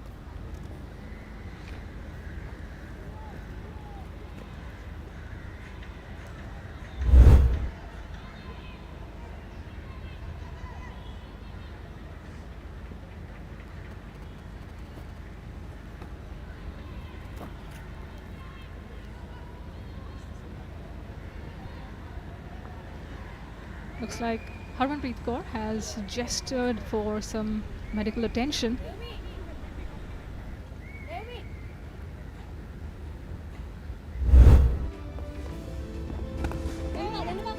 A look at how India started 2 wickets early. Miscommunication cost Smriti Mandhana was tagged in a 100th ODI. Pratika Rawal couldn't get to another 50 today. Harleen Deol miscuing the sweep shot, taken easily at short fine. And the 2 players in the middle are now Jemima Rodrigues and Harmanpreet Kaur. Excellent players of the sweep shot, great runners between the wickets, but also often prone to a little bit of miscommunication on their part, which is something I'm sure they have worked out over the course of the 4 days they had as off leading into this fixture.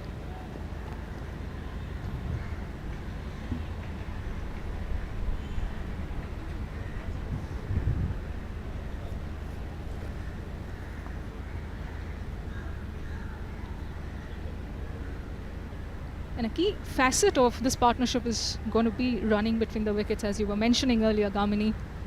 And the focus will squarely be on Jemima Rodrigues.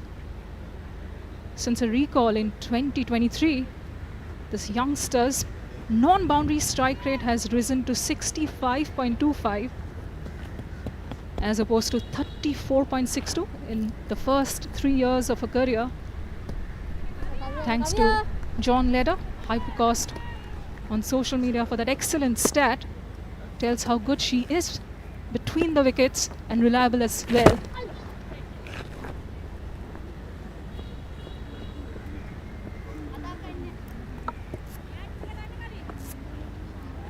Yeah, she's a terrific player to have, Anisha, in the middle overs particularly. She runs between the wickets pretty quickly, and also she's got shots all around.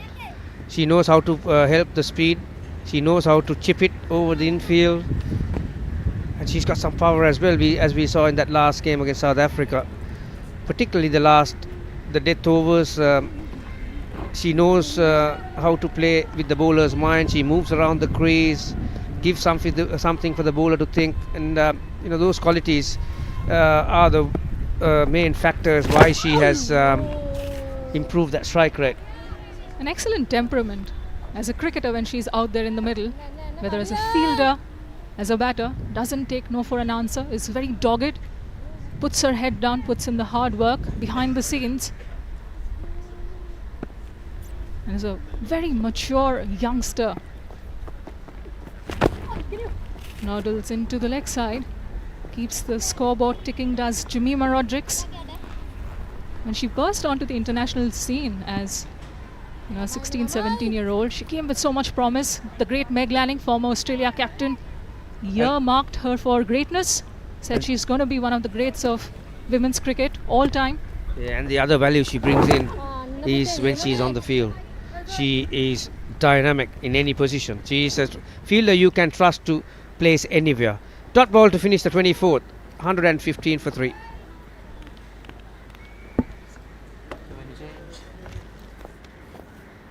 Senegals.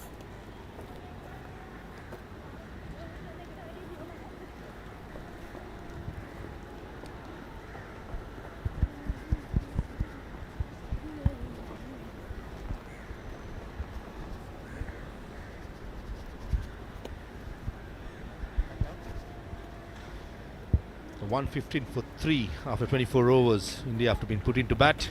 කතාවට උඩින් බලමු Lost මෙයාට. the top order. Harmanpreet Kaur, the captain, looking really good. 20 of 31. And Jemima as well, 7 of 12 deliveries, trying to rebuild this innings. Two off spinners bowling in tandem, 13 boundaries and 1-6 in the 24 overs. Still, India definitely on the driving seat at the moment. Yes, Sri Lanka have had their opportunities. That catch of Jemima Rodriguez, I wonder how much it's going to cost them. Quick single from Jemima. That's one thing we will definitely see with this pair out in the middle. Jemima always pushing for those extra runs. Did see a couple of runs that India were not able to capitalize on early on because they were not running well between the wickets. But with Jemima out there, they'll always be looking for those extra runs.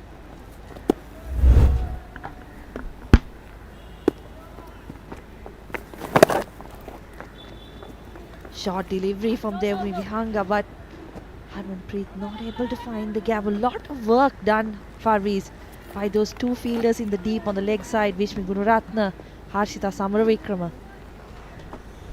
Yeah, you spoke about running between wickets. In international cricket, good teams and boundaries are hard to come by. It's important that convert the ones into twos, twos into threes. Valiant attempt by Chamari Tapatu, extra cover. But just not good enough, or not got a hand. Harmanpreet Kaur brings up a beautiful boundary through the offside. Against the turn, that was a lovely shot. Delightful.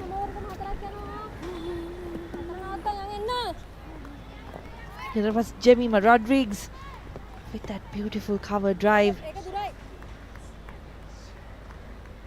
Tough player to keep quiet. She's so busy. Looks for the boundaries, but as I mentioned before, always looking for those singles and twos as well. Yeah, quick correction. Jemima on the ground as soon as Devi Vihanga gave it a little of air. She was like a flash off the crease. That's a good shot. Good batting. Boundary followed by a single. Smart cricket from India. They look to rebuild now. They've lost 3 wickets. But they've still managed to keep that run rate around that 4.5 to 5 runs an over mark. Saw in the game against South Africa, 270 turned out to be enough to defend. So we're looking for a total close to that region. Unlucky. Indian skipper would have loved that ball in the gap, would have probably gone for a boundary. At the halfway stage, 122 for 3.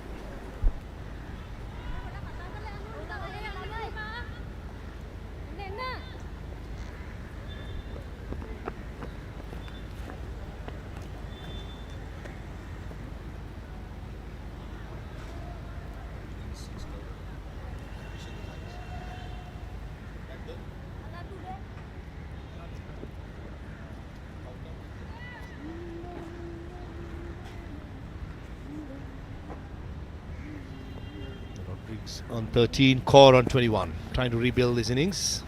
Looks like Kavisha Dillar, the off spinner, will continue. Having mid on, mid off, both in the circle. Chamari Tapatu dropped the catch a few overs ago. Is still on the hunt for one more wicket. She understands it's very important for Sri Lanka's cause to somehow separate this pair. All the experience.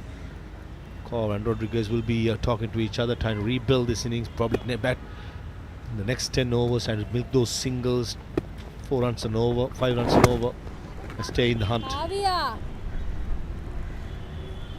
Yeah, from India's point of view, they'd want likes of Risha Ghosh, Niti Sharma only to come to the crease past probably the 35 over mark. So this pair, we want to bat as long as they can, give them that foundation. We've seen Risha Ghosh bat, she can really take the bowlers to the cleaners. So they want to bat long and give her that platform to go hard in the last 10 to 15 overs. Another quick single. Nilakshi De Silva. No direct hit, but I think Jemima would have been safe. The highlight of this innings has been definitely running between wickets. Good understanding shown by the two classy players. It just baffles me a little bit as well, Estelle, that right-handers at the crease, two off-spinners bowling, probably better off at least getting one left-arm spin, either Inoka or Sigandika into the attack against the two right-handers to take the ball away, turn it away. So not to show the tactics used by Chamari, but if it's me, probably definitely at least one or maybe two, even Inoka Ranavira.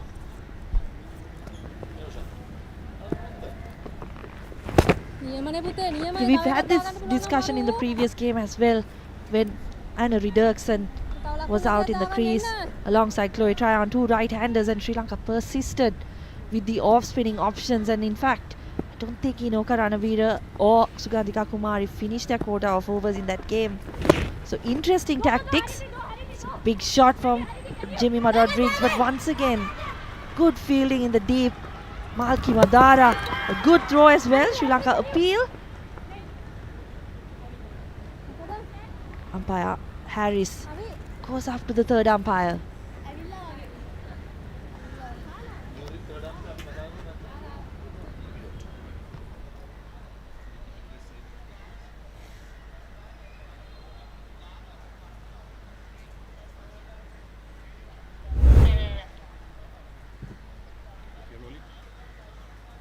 Keep rolling. Yeah, just get it back a little more, Manisha. Get it back.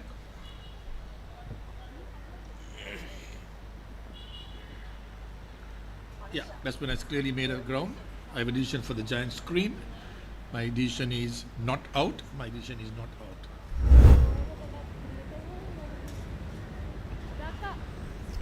Here's the decision for Lyndon Hannibal, our third umpire.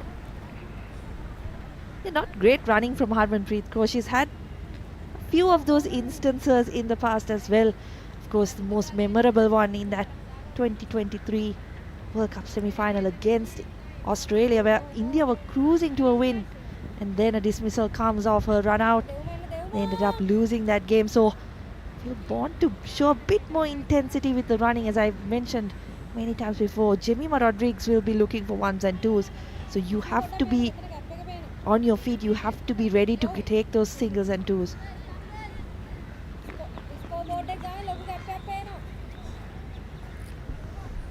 Yeah, all four fielders in the offside are trying to save the single. It's important with Lahari not to give any width outside the off stump.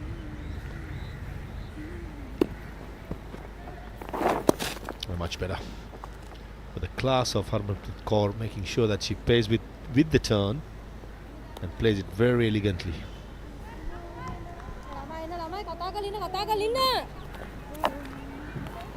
Anushka Sanjeevani calling for the fielders to support the little bit of noise out in the middle.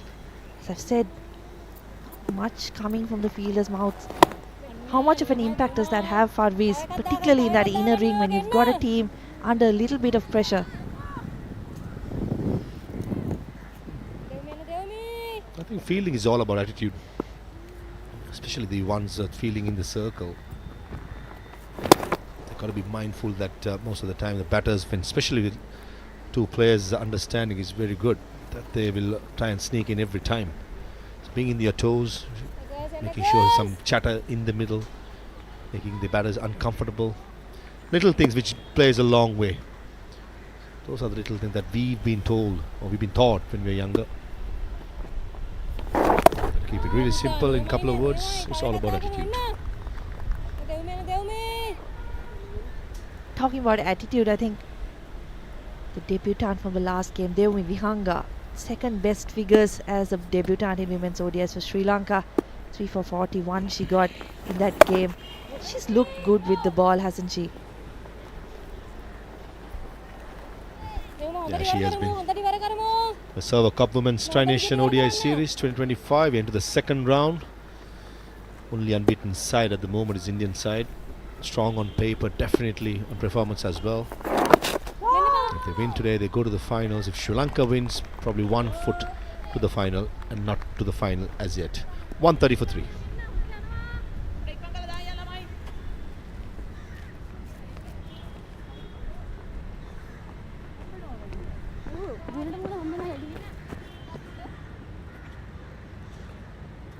Come girls.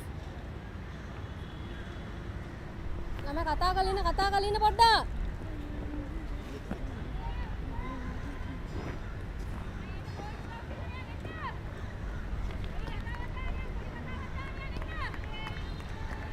කවියා.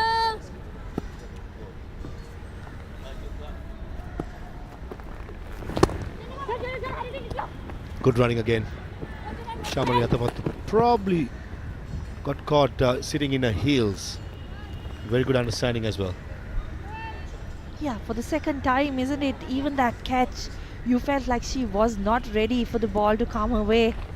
It's again, particularly with Jemima Rodriguez on strike, you have to be on your feet, be ready for everything.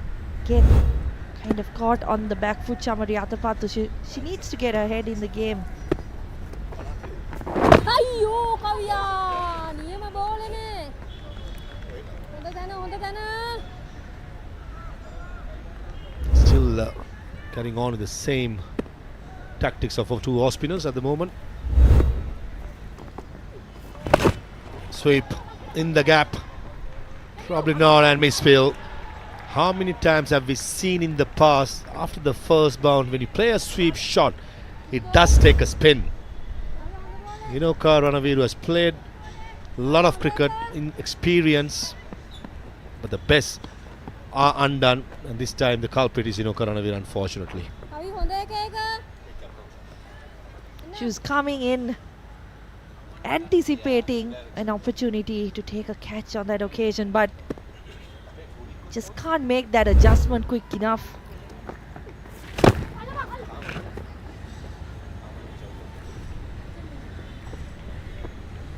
Kaman Mahapatna, the fielding coach of Sri Lanka, would have definitely passed those information. And Inoka Ranaviru is quite experienced in this field. That goes to show cricket is a great leveler, Estelle. The best even on the day, on a particular occasion, can be undone. Beautifully played again. Oh, what a shot. Probably the shot of the day for me, and deservingly goes for a boundary. Yeah, brilliant shot from Jemima Rodriguez. Once again, piercing the gap on the offside. She's played a couple of cover drives, but this one got to be the best of the day. Just gets beautifully to the ball. The most important thing is that she finds the gap.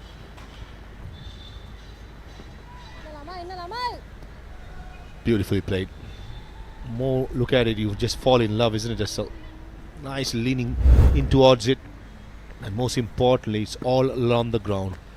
Harmanpreet did say at the toss she doesn't have a figure in her head regarding the score. We'll talk about it in the next over. The conversation, I just want to pick it up. 141 for 3.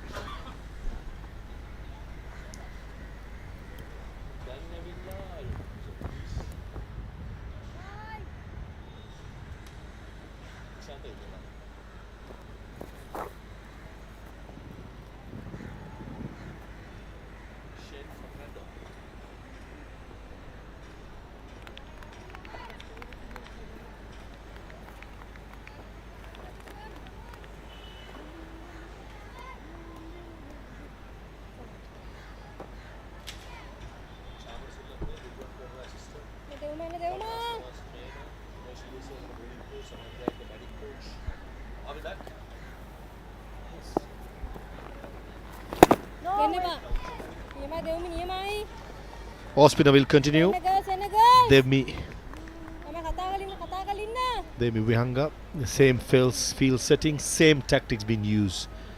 I think this is where the captaincy of Chamari Atapattu can be a bit proactive. Two left-arm spinners, so many overs left, and two of the best in the world in Jemima and Harmanpreet putting up a partnership. At least there's no threat when the off spinner is bowling. It's very similar to what we saw in the previous game, and we questioned it then as well.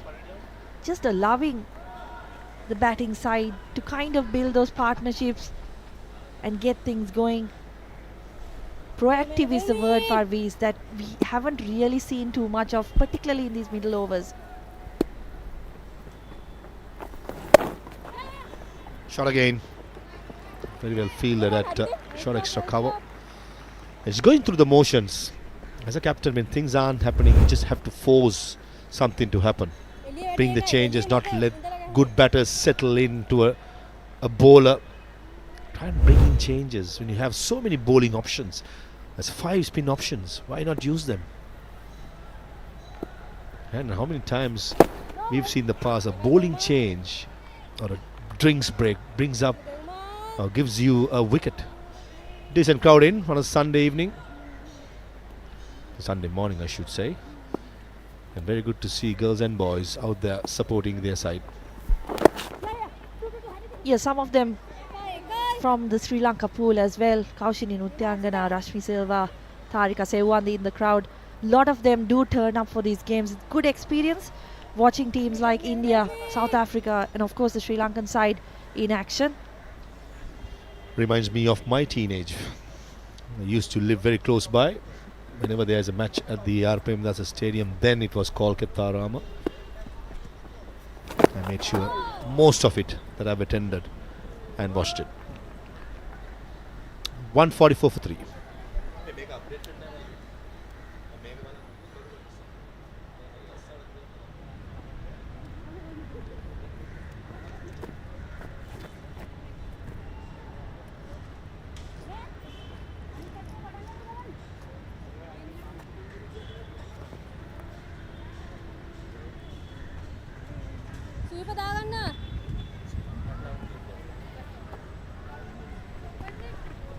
So it looks like, Parviz, your comments have reached the dressing room for Sri Lanka. Sugandhika Kumari being brought into the attack to bowl to these two right-handers. Just bowled 3 overs so far, so 7 overs to go in her spell. She's bowled pretty well, 3 for 10. Yeah, at least some common sense have prevailed, isn't it? Coming over the wicket. When you bowl over the wicket as a left-arm spinner, right-hander, you're taking the LBW option away most of the time. Probably it won't be a bad idea. Come round the wicket, bowl stump to stump, bowl a bit slower. Ask the batter if you want to make own pace. Because at the moment, both these Indian batters are just going through the motions. They're happy to milk those singles, wait for the loose delivery to put it away to the boundary. Is it outside edge and given? A bowling change brings up a wicket for Sri Lanka. And Harmanpreet Kaur want to play through the offside, possibly with the sweeper cover in the circle, gets an outside edge, and a very good catch by the wicketkeeper.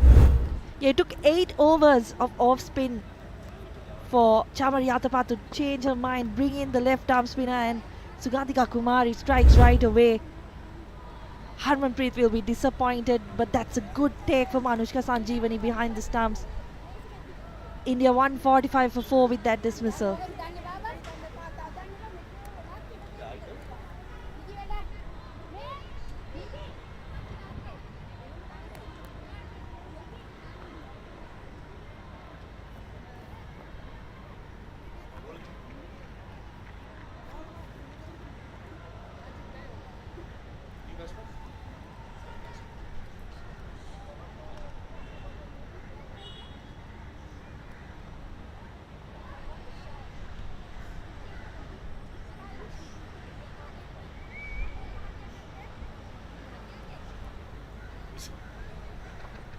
Risha Ghosh will be the new batter for for India.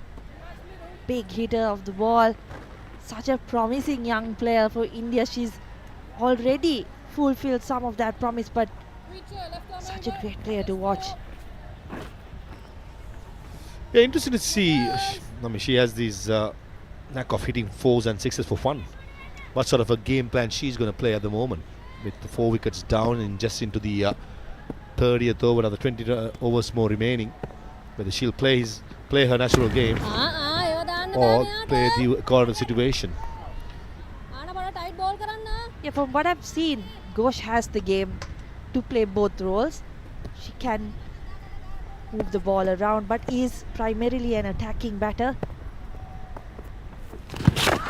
Looks quite strong even in her stance. Big bat, probably like to go aerial. But that's something that I'm sure Amal Mazumdar, the coach of Indian side, would have spoken. 5 half centuries at just the age of 21 with a best score of 96. Decent numbers for a number 6 batter. Average of almost 29. Down the leg side, rightly so, called a wide. Kumari just losing her line slightly, but you do feel like they've come in with a plan, ball down on the legs. Cramp the batter for space. Much better, much better. I still like to see Sugandhika coming round the wicket. Coaching staff of Sri Lanka: Ramesh Ratnayaka, Kaman Mahapatna, Panjit Karivasam, Nanak Karavasam, who's the physio, and Darshanavir Singh, the trainer. That's a beautiful shot off the mark with a classical extra cover drive. That's a poor delivery by Sugandhika. Ends the 30th over and brings up the 150 for India, 150 for 4.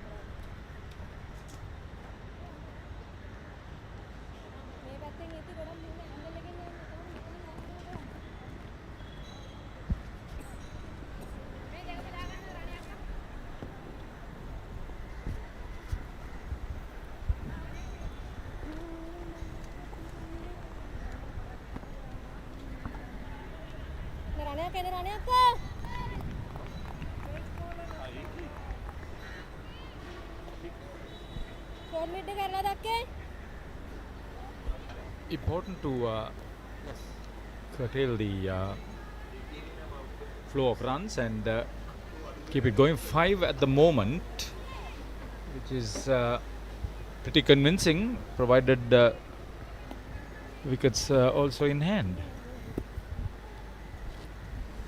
Slip in with the left arm spinner. And I think this was something that Sri Lanka needed to apply a little bit earlier. It was a bit baffling to see 2 right-handers batting and right arm off spinners bowling, and you also have left arm spinners available at your disposal, and why the reluctance was the question.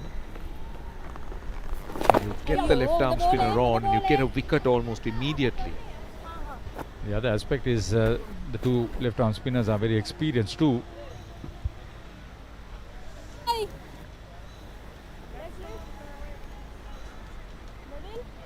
39 years old, Karanavira Prajapati Gautami Balika product, debut in 2014. She's got a fair bit of experience. Sri Lanka banking on the experience. Now just wanted to make sure that the fielders are in the right place. She was swept a lot by the Indian batters, so she had to adjust. Goes for the big one, down the ground. Should run away to the boundary. Reach Agosh in the middle. That sort of approach is quite expected and going to be very frequent too.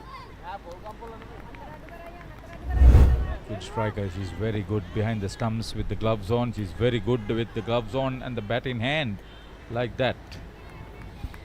She saw the fielder mid-on inside the 25-yard circle, and off she went. Very effective. She is someone who would like to get on with it. She's moved to 8 of 5 and going at a good rate, scoring at more than 5 runs and over.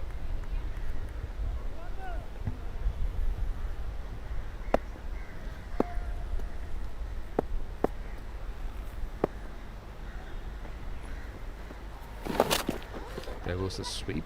They'll be looking for 2 here. That's a wrong line to bowl because the Indian batters have been very good with that sweep. They've picked the line quite well. Trying to angle across the right hander. Probably not the angle that she would have wanted. She's trying to bowl at the pads, inside the pads. It happened outside the pads. Immediate adjustment to the field, so cover goes out, which means she's going to start a little bit wider on the off stump. Square leg, mid wicket and long on out on the boundary. Those are the 4 fielders outside the restricted area. That's better.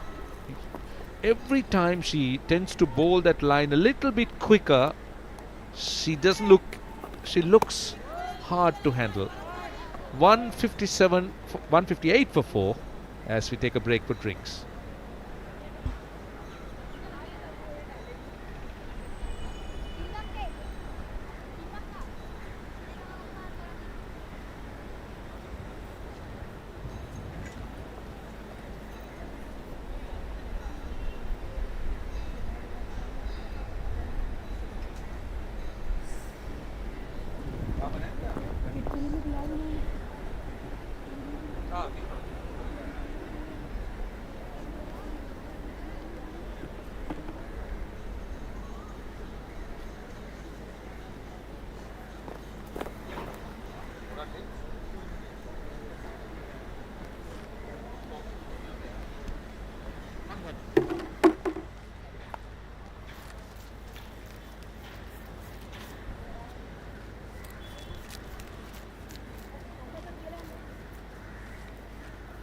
Uh,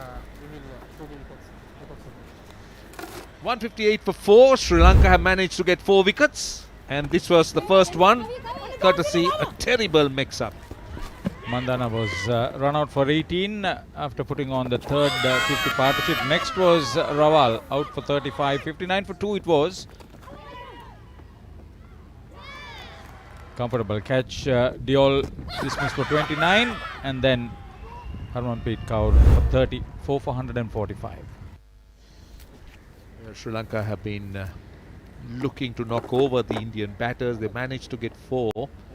Drinks on the field, you could see those towels round their necks, because that tells you, the ice towels, because that tells you how warm and could be also quite humid out there. And player comfort is very, very low indeed out there. And 19 overs to go, and what kind of score would India be looking at, Harit? 250, you think? Chamari mentioned that she would probably allow them to get to that Harmanpreet non-committal, but obviously she was hinting at something bigger than that, or better than that. And at the moment, getting into the last 20 overs with 6 wickets in hand, they had a 5-run average score, which means they may be looking at something like 275 if it goes without any mishaps. See, they have been fairly well supplemented. The first wicket partnership was 51. The openers had put their third straight 50 partnership, and the last wicket they put on 44 before the skipper was dismissed. So partnerships in between, all 4 have got into double figures. So the position is that Ghosh is in partnership with Rodriguez, who's once again batting very fluently, comfortably, and runs are coming at a canter. Yeah, good to see a few people turning up on a very sleepy Sunday.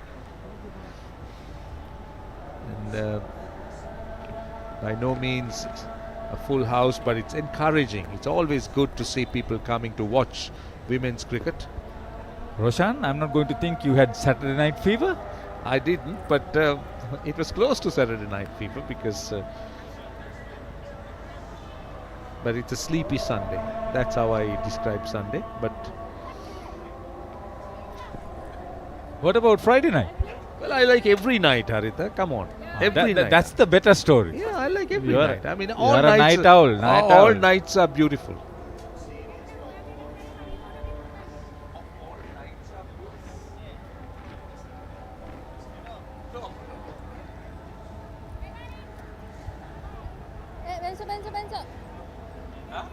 So after the break and instructions and regrouping, Sri Lanka will be looking for an improved performance.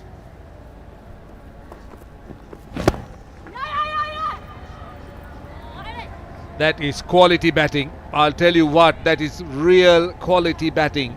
She did thread that gap between mid-off and extra cover, and timing was perfect.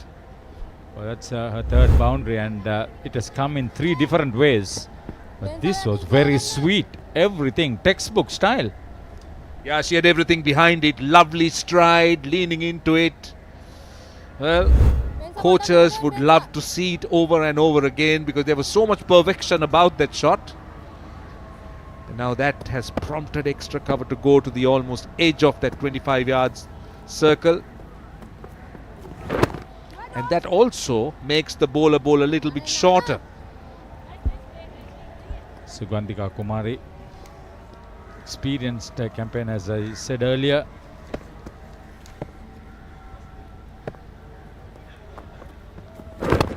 Made a debut in 2015.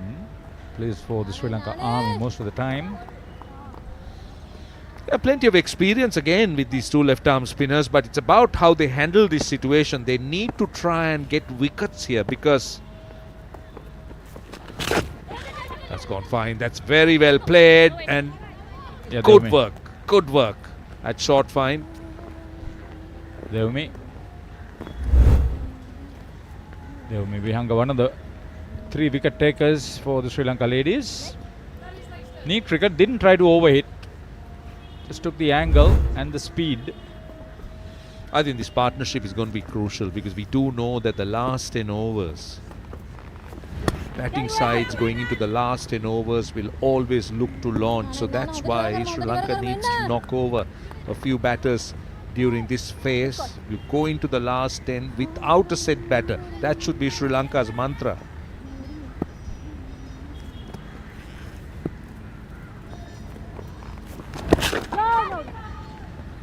Finishes with the dot. 32 done, 163 for 4.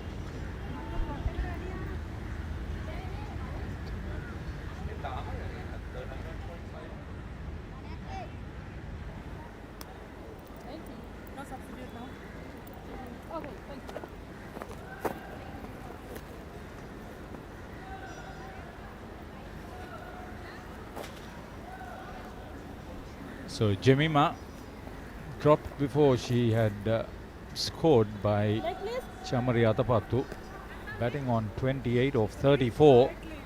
She's been particularly showing a liking to the Sri Lankan bowling right through her very illustrious career. Interesting to see the roles this pair would play. Rodrigues, 28 of 34, is more the anchor, the one who would be busy looking for runs, nudging those singles. And the role Ghosh would play would be one that will look to be aggressive, look for boundaries. So they'll look to complement each other. Interesting to see how they run between wickets, and I would believe that there'll be a lot of understanding between them. They've played together for a long period of time.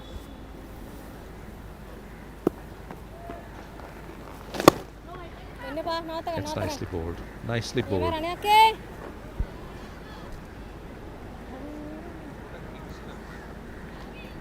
Inoka Ranavira would be probably happier bowling at Jemima, who's more orthodox in a stroke play.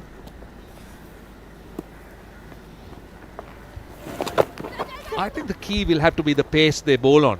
Both left-arm spinners, they need to understand the surface, and the important thing is not to loop but bowl with, not to just lob but bowl with loop. That's the key when it comes to a spinner, because that's where you will get a bit of drop. As a bowler, you'll try to deceive the batter. So I think Ranavira is doing that quite well in this over. Yeah, but just see how Jemima adjusts herself into playing that stroke.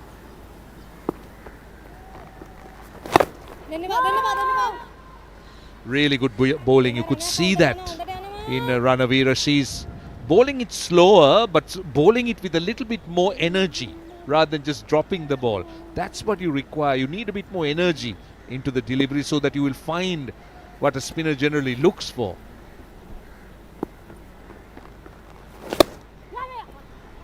It's well timed once again, leaning into the shot. The single appears to be the game plan, at least with Rodrigues. She's quite content to get Richa Ghosh on strike. Let her use the aggressive mode and let her look to take on the spinners. And Sri Lanka should look to capitalize on it, because Ghosh is looking to go after the bowling. So that presents to them an opportunity to dismiss her.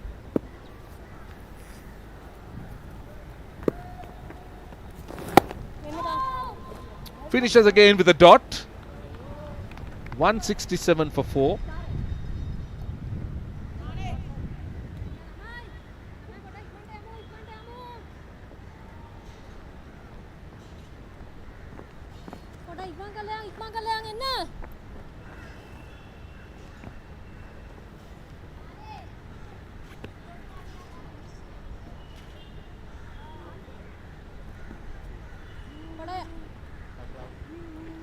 See, Inoka Ranaveda is going under 5 and over. That is slightly better than the slightly over 5 average score for the Indian total.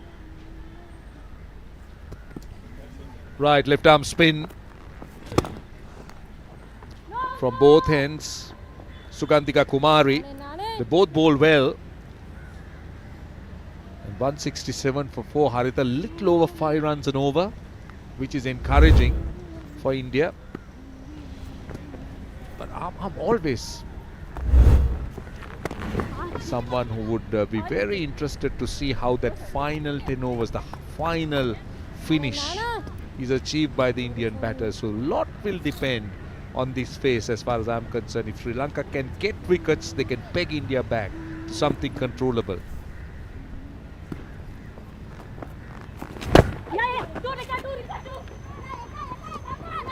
Will they look for 2? No, they won't. So first 3 balls, just 1 run. Now this is the challenge. Richa Ghosh, whether she's all prepared to go right after the bowling, or whether she will be content to pick the right ball. Yeah, let's see. Let's see what she plans to do. Mid-off in the circle and go square. There is a fielder. So Sri Lanka wouldn't mind giving Richa Ghosh a single. So 2 things will happen. She will get off strike, and the chances of hitting boundaries reduces, because Rodriguez's game is different. She is a more nudger and pusher and deflector, and also, of course, when she gets the opportunity, she scores. Partnership between the 2 is now 25 runs. 18 to Richa Ghosh gives you some indication of how dominant she's been in this partnership. Yeah, lovely, nicely played. You could see that. You could clearly understand Rodriguez's game plan. Get Richa Ghosh on strike appears to be the plan at this stage. That'd be called a wide. It's not a wide, is it? I thought it was. I think there was a deflection. 170 for 4 at the end of 34.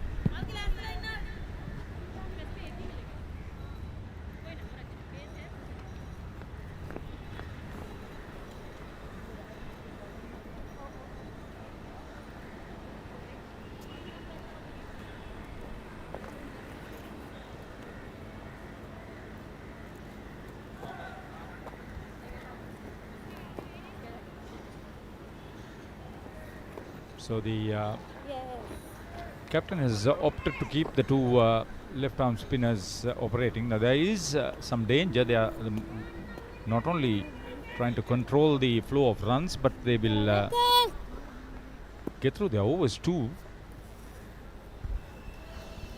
Now this is over the top. This is a good shot. May not have got everything and will not go all the way, but the intention, it's quite clear. Rodriguez not going to be tied down. She will look for those shots, because Sri Lankan spinners have done well. They've built a lot of dots and conceded only singles. So India looking to break free here. So if she decides to go in that fashion, there's a lot of danger on the bowling and the fielding unit in particular.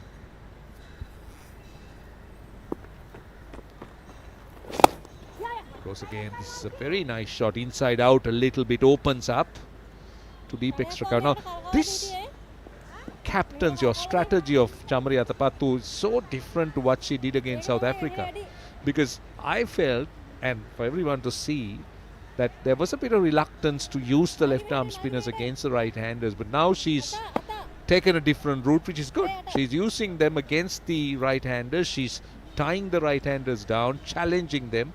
Now Ghosh on strike.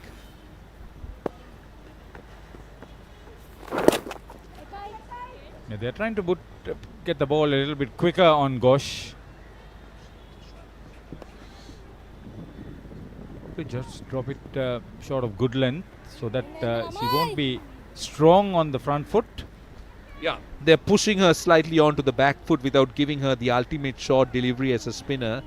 With Jemima, they don't mind going a little bit fuller and over the top in terms of loop, but with Ghosh on strike, the strategy appears to be different. Rodrigues on strike.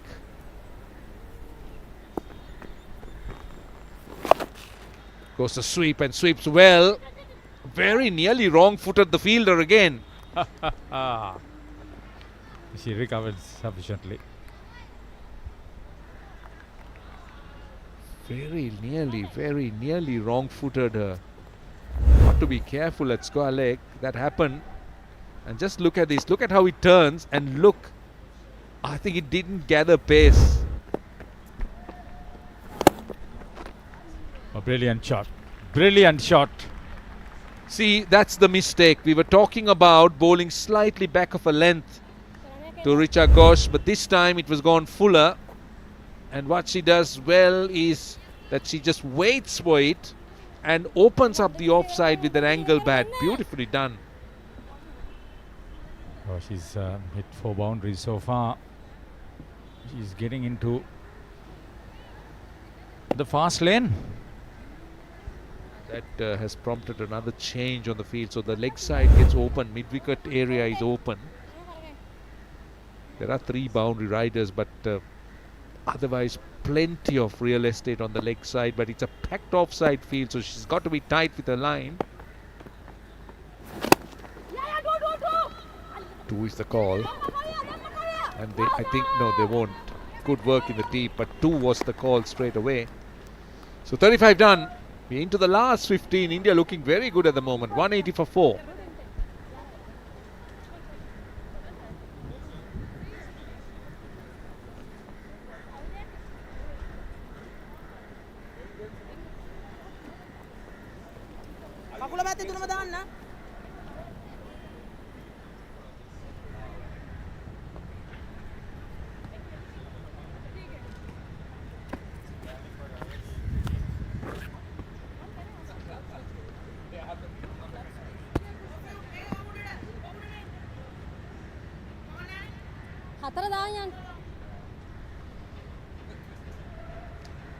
So the skipper brings herself back into the attack from the Ketaram end. The first 10 overs 54, the next 10 overs 45, the third 10 over period 51 runs scored.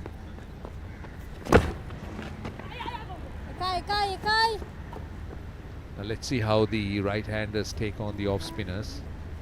Chamari Atapattu will try and bowl midland leg with packed leg side field.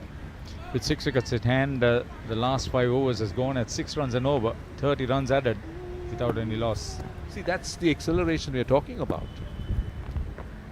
Ball slower. Oh, given! She gets the wicket. Chamari Atapattu. The woman with the golden arm. She comes on and breaks through, and that's a big wicket. It is Rodrigues. That's sweet revenge. Dropped before she had opened scoring. Atapattu gets her reward. Take a look at that. Flight, played across, kept low. Yeah, that was plumb. That was definitely plumb. Bowl slower, played across, played possibly for some turn. Jemima Rodrigues goes for 37. India 181 for 5.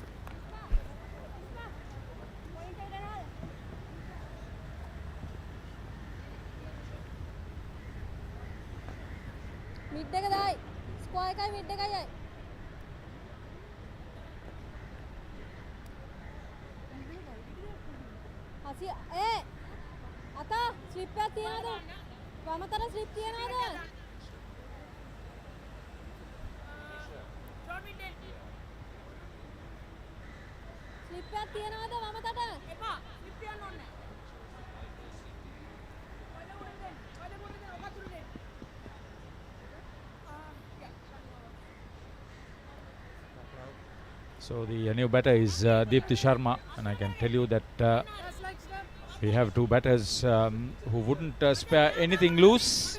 Sri Lanka will be at the top of our game. Best score of 188, 88 innings. Strike rate 65 plus and an average of almost 35. That gives you some indication of why she's got to more than 2,100 runs in her career. Excellent all-rounder. She bowls good off-spin. Wicket-taking off-spinner. Now this is a good matchup. Off-spinner against a left-hander. Straight away, Chamari Athapattu dropping it on a good area. The line was good, the length was good.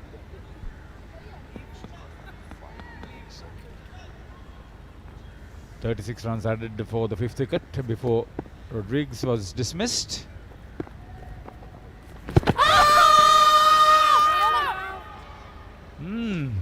Close, good call. Well, where was it pitching? Was it outside the leg stump? That's the question. It's the impact. Chamari Athapattu was very confident. Let's see. Yep, it's outside the leg stump. So there was no question of that being LBW. And Harris just making sure that she was not overawed by that appeal. Some really good bowling to keep things quiet at the moment.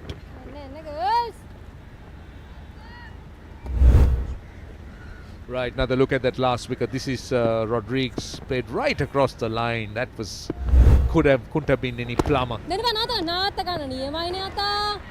Oh, this is a great comeback over for Chamari Athapattu, and after 36 India 181 for 5.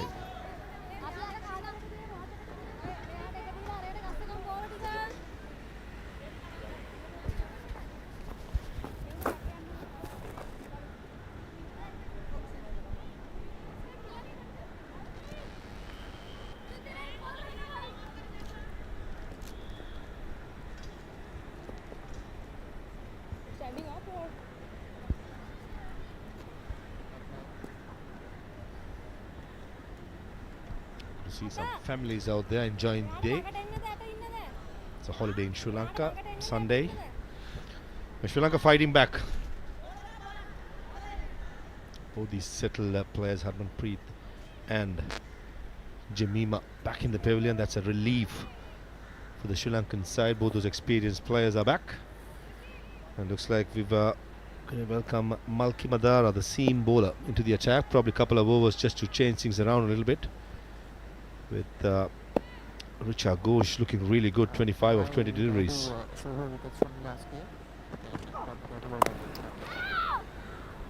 Madara was excellent in the death in the previous game against South Africa.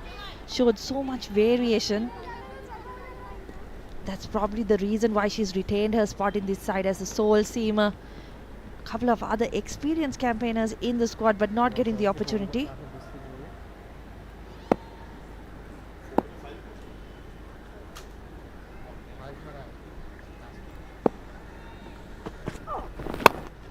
In the air, over extra cover, powerfully played. In the slot, and off she goes. That's what Richa Ghosh can do. So much power in that bat swing. Immediately there's a chat between the skipper and Malki Madara. A brutal force through the offside by Richa. She's definitely living up to her reputation of being a big hitter. Slightly fuller, probably a leg cutter was attempted, but right in the slot. Oh, what a good shot. There's something about the cover drive, isn't it? The batter plays it with so much power. Absolutely no chance. Change the field, the sweeper cover comes in, looks like extra cover. That's Chamari Athapattu herself, the captain, drops back to the boundary. Exactly where the last ball went. That is an area where Richa Ghosh does get a lot of runs. She does have the skill to find the boundary elsewhere as well. Yeah, pulling the leg cutter into the pitch, not giving the length that Richa was waiting for. This was the last game. Malki, that was a beautiful leg cutter. Gripped a little bit to the offside. Yorker to the leg stump again. Looks like the leg cutter just sets up nicely. Easy taken by the wicket keeper. And the fourth wicket, another top edge. And bowler itself, Malky, says minds and takes it. Wonderfully played. This is live. And that's a massive hit. Boundary a couple of days before, and this occasion stays in an arrow right over the top of the umpire and goes for a maximum. Once again, Risha Ghosh. Just so much power, as I said, that she can generate off the bat. Not overawed by the situation. In India, in a little bit of trouble, 191 for 5. They need to rebuild, but she has the right idea, doesn't she? She wants to attack, put Sri Lanka on the back foot. The change in tactics, the wicket keeper comes to the stumps. That means Richa Ghosh, she can't go out of the crease. She has to stay in. Good tactical move. Huge appeal, probably down the leg side. Good comeback from Malki Madara. This is what you want to see in international cricket, that challenge. Batter hits you for a 4 and a 6, and you come back. Yeah, clearly going down the leg side. Already 6 and a 4 from this over. 21 boundaries and 2 sixes so far in the innings of India. 2 is the call. And settles for a single. Expensive one for Sri Lanka comes to an end. 192 for 5.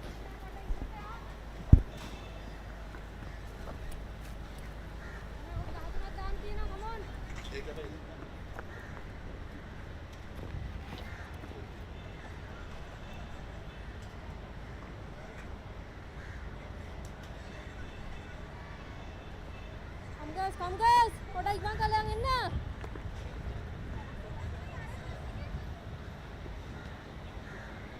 Arshida.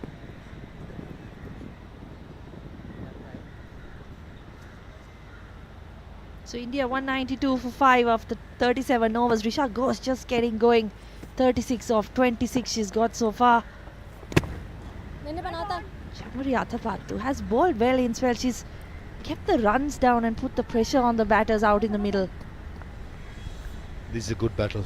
Richa Ghosh after last over 4 and a 6 probably will target Chamari Athapattu now. Being an off spinner turning into the right-handed batter won't be a bad option either with the power that she possesses. Take a look at that willow. She's a strong girl, isn't she?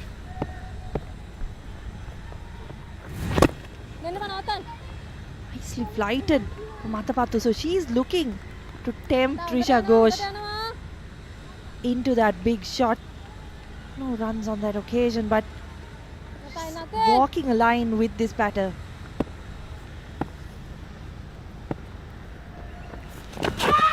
Oh, close. If that hit the front pad, would have been a goner for sure. Anna Harris, the umpire from England, she would have had an easy decision if this had missed the bat and hit the pad. This good tactics used by Chamari. 1 or 2 deliveries, she's giving some flight. The others, she's firing it in, probably expecting the batter to be using the long handle. And all of a sudden, spinner bowling 5 dot deliveries against the right-handed batter. Yeah, good over so far from Athapattu.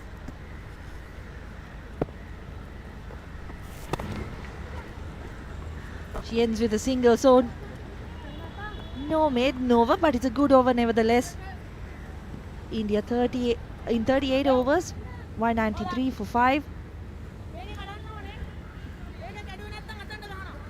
So that was a good over from Athapattu. Here is the wicket Malki Madara got in that first game against South Africa. Just a bit of a leg cutter. Farviz, can you talk us through what she did well in that delivery? Yeah, one of the hardest skills for a fast bowler when you to bowl a slow ball, that's a leg cutter. It takes a lot from your wrist. You've got to have a subtle wrist and good control. And the bowlers who have been successful bowling the leg cutter and have been in the system for a long time will bowl those leg cutters into the pitch rather than floating to the batsman. So that's where the bowlers like Venkatesh Prasad straight comes to my mind. I worked with him once or twice and I picked it up. It took me years to master it. And if you have that in your repertoire, in the modern day pitches, you can get that extra bounce if you bowl the ball into the pitch. So uneven bounce may happen. And sometimes the ball grips, as we saw in the last replay. Definitely a hard skill to master, but if you can get it done, how Malki has done it so far, it's a very good armory to have in your hands. Yeah, we've seen her use that delivery quite a few times in the games that she's played so far in this tournament. So as you said, difficult skill to master. She seemed to have got her skills developed in that area. Deumi Vihanga now with her 8th over of this game, 1 for 35 so far, 3 for 41 in the previous game. So decent start to her international career. Deepti Sharma on 0 of 4. Of course, batted a lot higher up in the order earlier in her career. Now does a bit of that utility finishing role. Off the mark with a sweep shot. Coming round the wicket, Deumi Vihanga to the left hand. I like that attack. Brings the LBW into play. Oh, our good friend, photographer, the celebrity photographer, Viraj. Hard at work, focusing on everything what happens, and he has but five chairs just to get the vantage point. Men at work, brings those lovely captures. Yeah, one of the best in the business. Viraj Kotalavala. It's not a bad start to this over as well. India nearing those last 10 overs. Apart from Risha Ghosh, no real intent to score fast. India will be hoping from here onwards to get close to 260, 270. To reach that mark, I think Richa Ghosh got to continue till at least about 46, 47th over. At the toss, skipper Harmanpreet Kaur did say that they have not decided about the number. They'll see how things goes and then decide. Into the 39, 196 to 5. I think 275 is definitely a target I'm sure the Indians will be looking at. Yeah, pace in the gap through the offside. Slightly short by Vihanga.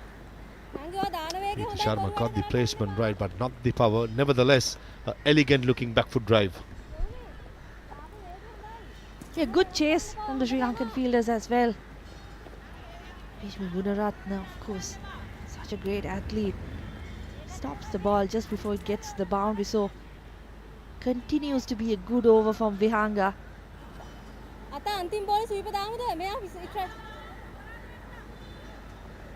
Chat from the wicket keeper.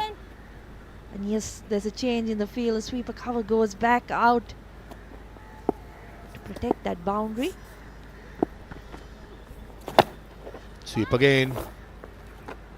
Finds the fielder at square leg. 39 overs done, 199 for 5.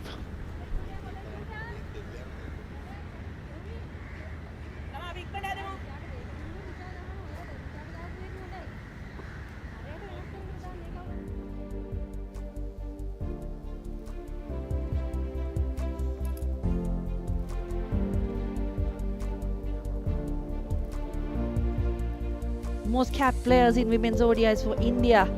Mithali Raj, the great Mithali Raj, on 232 at her retirement. Julan Goswami, another legend of the game, 204. And Harmanpreet Kaur playing this game, her 144th. Deepti Sharma, Smriti Mandhana also featuring in this list. Smriti Mandhana, of course, playing her 100th ODI. Got a few members of her family in the crowd as well today. Two of the greats, Mithali and Anjum, played so many games for India, have moved on as commentators. I've worked with Anjum, she's a good commentator as well. She turned out for India, she was a competitor. And Julan Goswami, what a character. Tall, lanky bowlers, big in-swingers. He's a busy working for the Mumbai Indians. That's a beautiful shot in the gap. Deepti Sharma in the last over, couple of times she used the sweep shot. The placement wasn't right. This occasion, placement, timing, perfect. That's her shot, isn't it? Deepti Sharma plays the sweep so much. This time, as you said, just able to bisect the fielders in the deep. Yeah, perfectly placed. Faster ball. Nicely kept as well by Anushka Sanjeevani, the wicket keeper. Subtle variation in pace. That's what Chamari Athapattu brings into the game. She doesn't turn the ball big, but what she has in her armory is good control and clever thinking. And the advantage she has as a batter who bowls a bit, she understands the mentality of a batter who's looking to sometimes go big or attempt to survive, and she uses that for a good advantage.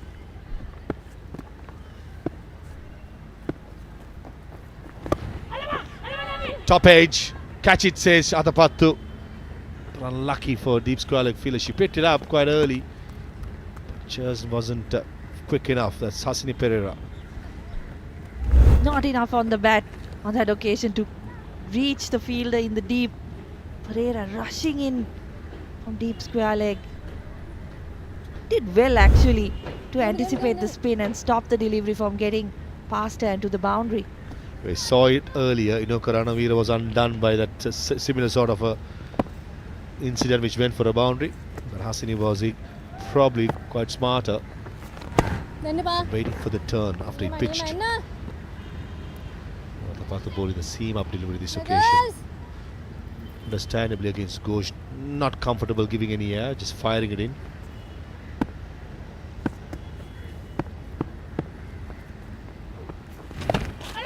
Top edge again.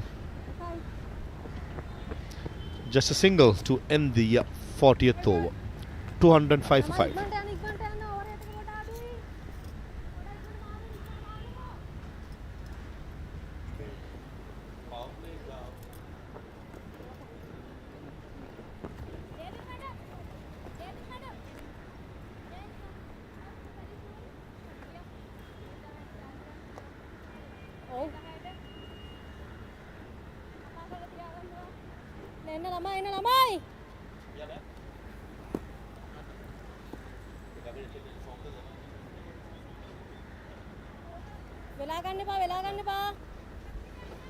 The last 10 overs. It's danger times for Sri Lanka with Richa Ghosh at the crease. Top edge. Is it in the gap? And it is. There was two fielders converging to take that. One from fine leg, the other the wicket keeper. And falls in no man's land. Karanavira at short fine. I wonder if it was a younger or a quicker player, would they have got to that? You're a hard task master, Estelle Vasudevan. Unlucky for Devumi Vihanga. She's created opportunities. That catch that went off Jemima Rodriguez was also off her bowling. Couple of top edges now falling into vacant spaces. Yeah, it was quite lucky, isn't it? Falling in no one's land. There was two fielders sprinting across. Sometimes you deserve a bit of luck. I think Richa Ghosh, the way she has been batting, probably deserves a little bit of it, and certainly should be wanting in this over to target young Demi Vihanga. It's being an off spinner, trying to play towards mid-wicket. Yes, from a viewer's or a neutral perspective, watching Richa Ghosh go about things in this last 10 overs can be really exciting. Such a clean hitter of the ball. You want to see competitive cricket and good cricket out there.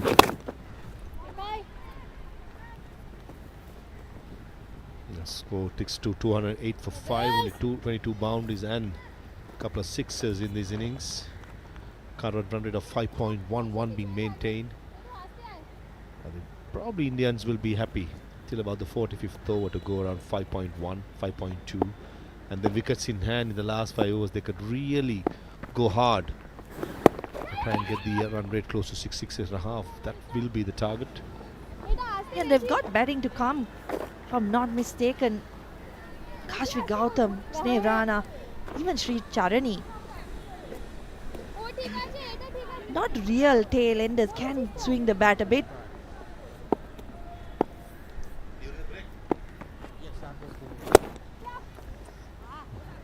Deepti Sharma, nice back foot drive towards long on for a single. 41 overs done, 209 for 5, and so far 6 bowlers has been used by Sri Lanka, playing only one seam of 5 spinners. Plenty all-rounders in that lot. Atapattu 8 overs, Ranavira, it's impressive again. Vihanga, Kumari, Madara's for next 5 overs, probably a lot of leg cutters will be bowled. Ranavira, I'm sure, will bowl out as well, being the experienced. 5 spinners and 1 fast bowler means that the over rate most of the time will have any issues. Yeah, wonder if Maki Madara will get too many overs. Just 9 to go. She has 5 up her sleeve, but Chamari Atapattu has shown the trust in the spinners. It's a tricky thing bowling in the death. When you are a spinner, you've got to get things exactly right. If not, you're going to go for runs, particularly against players like Deepti Sharma and Risha Ghosh. 2 is a call by Deepti and comes back pretty easily in the end. Good running, good understanding between the 2 Indian batters. Yeah, that was brilliant.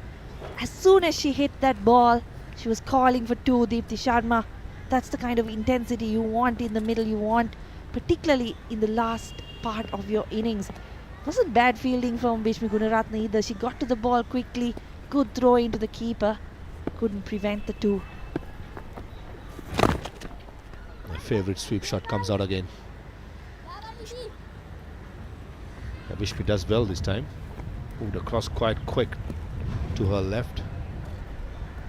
Deepti Sharma, the way she holds the bat, bottom-handed, low against the spinners, most of the time she'll be using that sweep shot for quite a good effect. On the other side, Richa Ghosh, who holds the bat pretty high, want to use the long levers to go over, long on, long off, straight down the ground, probably mid-wicket. 2 different contrast tactics used by the right-hander and the left-hander. In the air, the mid-wicket fielder becomes a mere spectator. That's a massive hit. Given air, and it went a long way.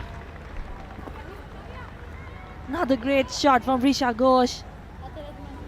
And she goes to 48. It's a good shot. Clears the boundary easily on that occasion. The second 6 of her innings. Yeah, Kavisha Dillar is relatively inexperienced at this level.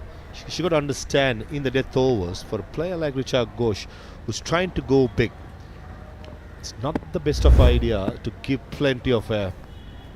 Won't be a bad idea, just like that.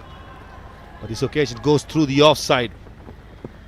A slower outfield will make sure that Chamari Atapattu, sorry, beg your pardon, that's not Chamari Atapattu, that's Hasini Pereira, extra cover, holds on for a couple of runs.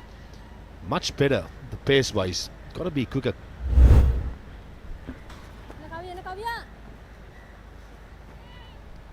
Yeah, risky shot on that occasion. It just cleared the infield.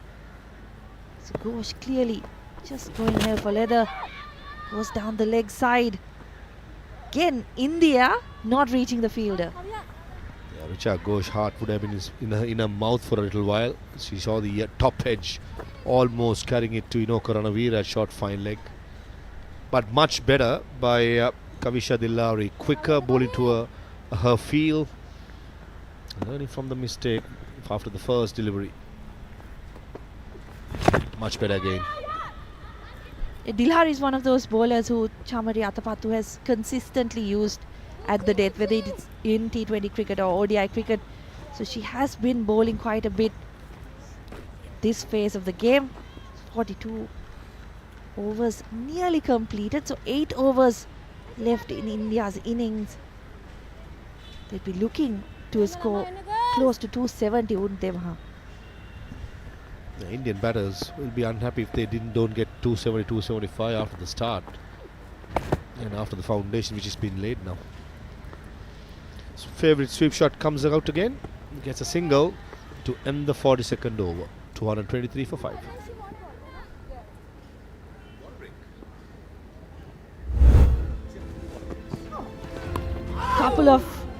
There was near misses for Sri Lanka. That was not a near miss. That went straight to Chamari Atapat to put down. How many of those top edges have fallen in vacant spaces or in front of fielders? So India are riding their luck a little bit.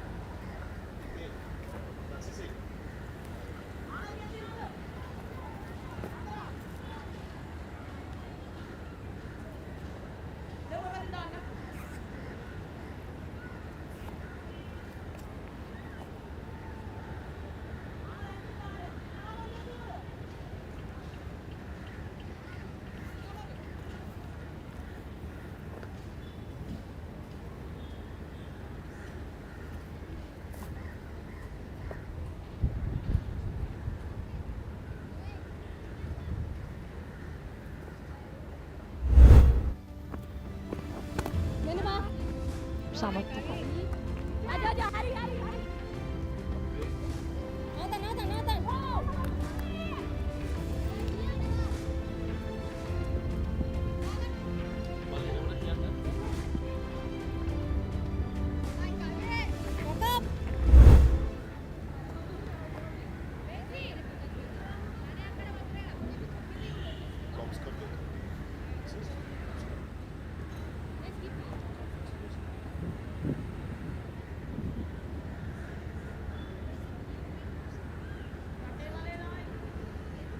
Good to see the officers from the Special Task Force enjoying the cricket. The real heroes in the middle. Some medical attention being given to Richa Ghosh, probably struggling with a stiff back. The physio is making sure that the two batters are getting some treatment as well as some hydration. It's quite hot out there. The fitness of the girls from both the sides, even South Africa, will be tested, as generally in April and May in Sri Lanka is quite hot. Yeah, and it has been tested over the last few games, hasn't it? Not easy, as we've mentioned before. Just the heat getting to a lot of these players. Risha Ghosh looks like she's struggling a bit with her back.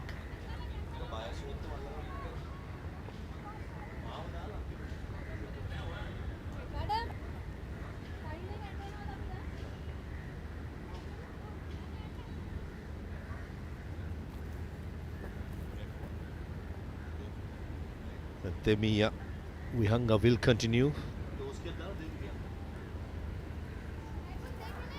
Has bowled 9 overs so far, going to bowl a last over.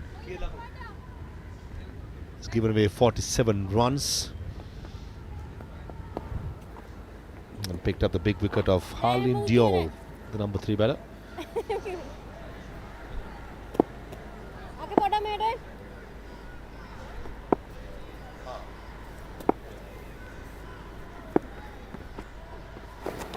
Shot. This time find the extra fielder. Deepti Sharma had the opportunity to find the gap between extra cow and cow point. Yeah, nailed that, but straight to the fielder, Inoka Ranavira. Short extra. Once again, brings out the sweep. Straight to the fielder again. When Deepti Sharma bats, reminds me a bit of Chamara Silva.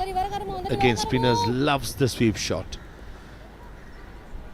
Spoke about the bat grip of Deepti Sharma, holding it right below the hands, similar to Chamara, who's the coach in the under-19 side, who's playing Bangladesh in the 5-match one-day games, which Sri Lanka won the first game. They lost the last 3. That was shot again. Richa Ghosh couldn't find the placement right. Yeah, played uppishly once again. Risha Ghosh. Feels like she hasn't really been able to get the ball where she wants to in the last couple of overs. We saw 6 and a couple of boundaries early on. Just bought up her 6th half-century in international career.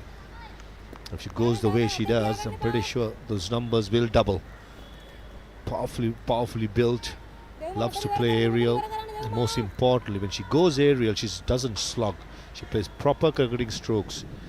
Impressive numbers. Strike rate of 115. Batting at number 6. Just what you want from your middle order. A powerful player who can adjust the situation. That's another big hit.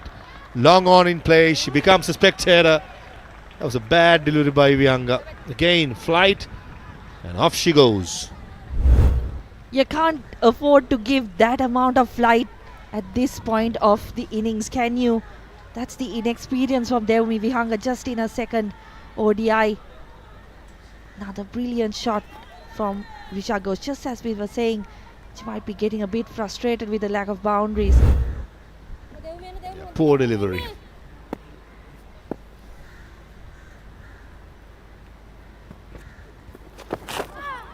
Better pace, pushing it through. But clearly going down the leg side. I don't think the umpire was interested. 232 for 5.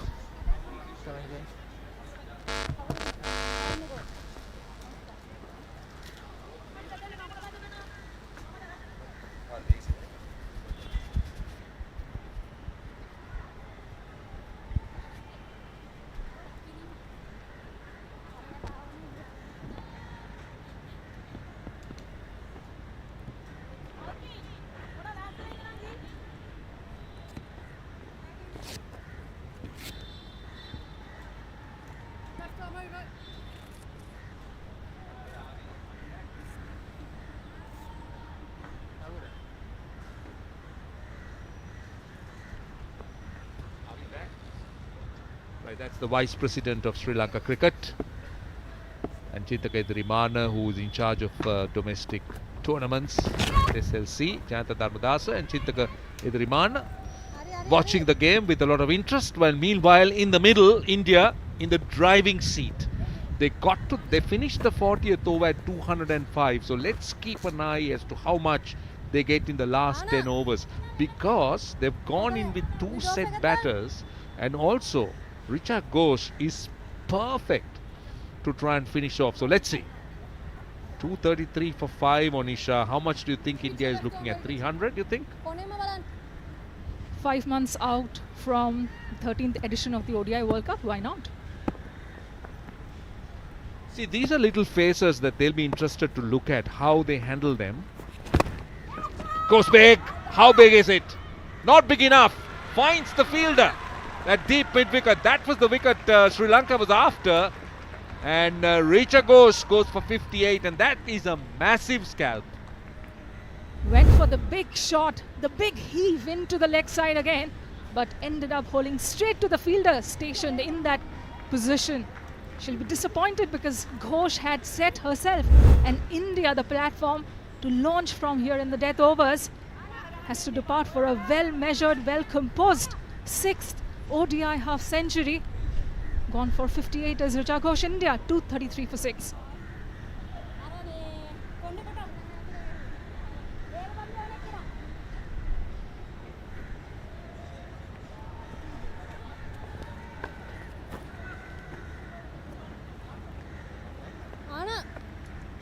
Well, 233 for 6. That's a massive scalp as far as Sri Lanka is concerned. Sugandhika Kumari striking. She's been good.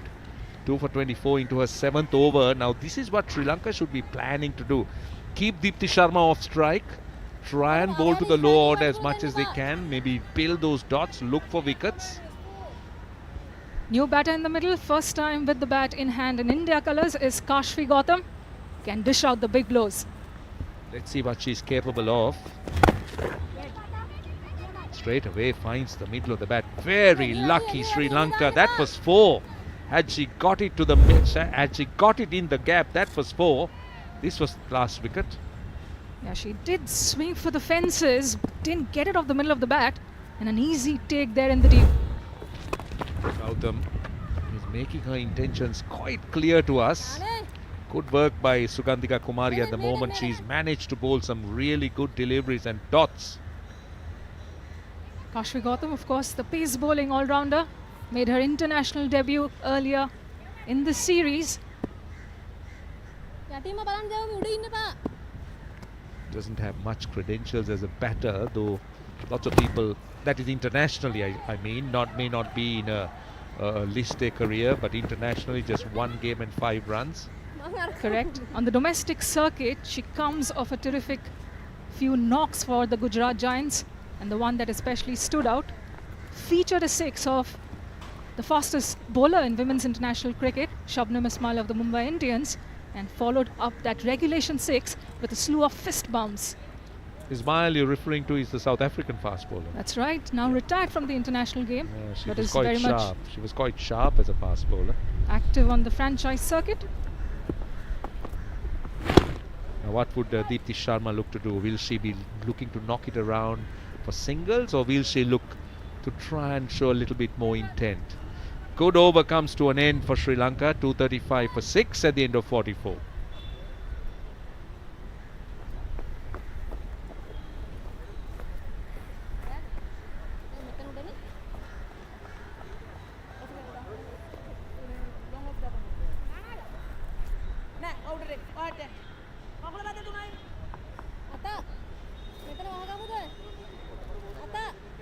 Well, those are the projected scores at 10 runs and over, which is very possible for India. They'll get close to 300. Now, if they can get to that, they'll be pleased with that finish, because you spoke about how important this series is for India. I mean, winning, yes, it's absolutely important, but also understanding situations, understanding how they play in different stages of the game.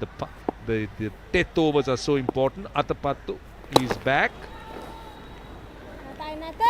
And this is going to be a crucial knock from Deepti Sharma. Hasn't gotten much time to bat on this assignment. Has got so much experience under her belt. Sri Lanka's way forward has to be wickets. So it's a learning curve for them as well. There goes the sweep. And also, yes, wickets are important, and also bowling dots, not conceding boundaries. They're all areas that they'll be looking at. Understanding who would be very good in the death against different types of batters. Okay, what can Gautam do? Let's see what she's capable of. She's got an off-spinner bowling to her. She's got 3 on the leg side boundary. The offside is open. Big heave into the leg side. She's showing intent early on. Can be a very aggressive batter as well. And when you have Gautam in your name, and if you play for India or have donned India colours, you have aggression wide in. Indeed, indeed. Ghosh also seemed to be a name that is quite famous for India. And we got a Ghosh in the box as well. Yeah, I mean, had Richa Ghosh gotten close to a century, I would have claimed part of her brilliance, even though we are not blood related. You can still claim. Nobody's stopping you. Maybe in the next match, I'll call her my cousin. You can even call her your sister. No problem. 100%. Richa Ghosh, if you're listening to us, you are my bone from here on, which is younger sister in Bangla. Just make sure that you stand by her every time. Oh, this is big. This is huge. Has it cleared? I don't think so. Fielder might have to confirm it. We might need some help from our cameras. Oh, she's saying it's 6. So my eyesight seems to be playing games with me. But let's see. She tried to smash the leather off the ball. That's Gen Z power hitting in action. Good stuff. One bounce. Will get a boundary. Her first in India colours. Well, I think it's a 4, but the umpire thought it's a 6. Let's see. Yes, it's a clear boundary.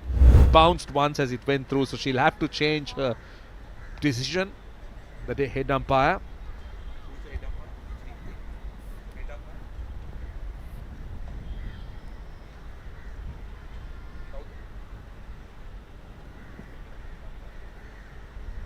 So Dedunu De Silva is the head umpire, so she signalled a 6, but it clearly bounced. Well, that will confirm now, yes, about a yard inside. So yeah, there you are. Dedunu is changing it. She's just changed her decision and confirmed it's a boundary, but still a very effective hit from the batter.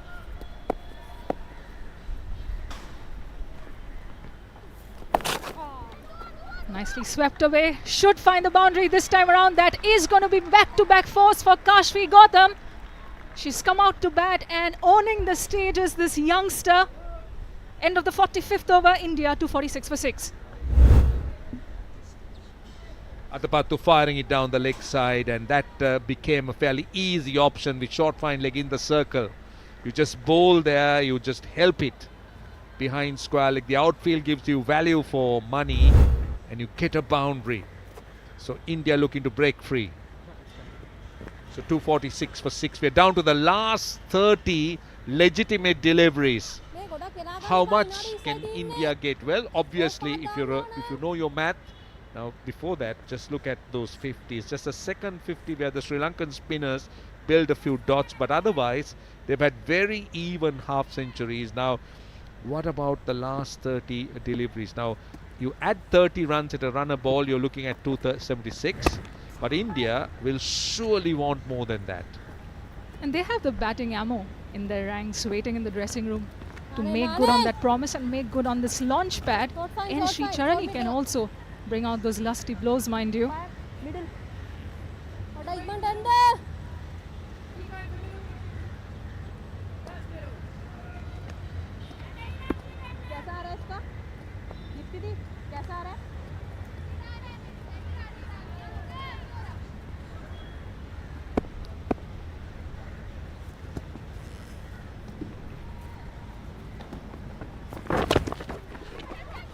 Tucked away into the leg side.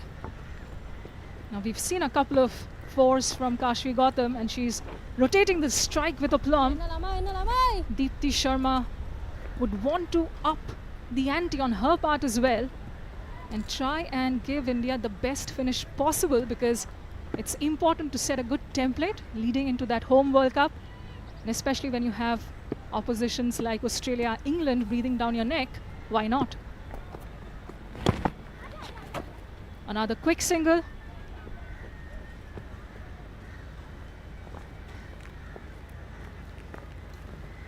The question on Chamari Atapattu's part would be how she keeps this young batter on a leash. Can plunder both sides of the wicket at will.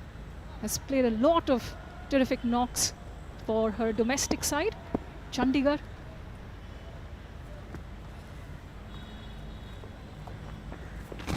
She swings it like she means business, and it will bisect the gap in the mid-wicket region for her third boundary of the innings. This is quite a show from young Kashvi Gautam as she takes India closer to that 260 mark. This is perfect. This is really perfect, because she is looking to pick her spots, and she's been very good against both left arm spin and off spin. So Sri Lanka needs to, as you say, find an answer. She's not afraid to stretch, come out with those long strides.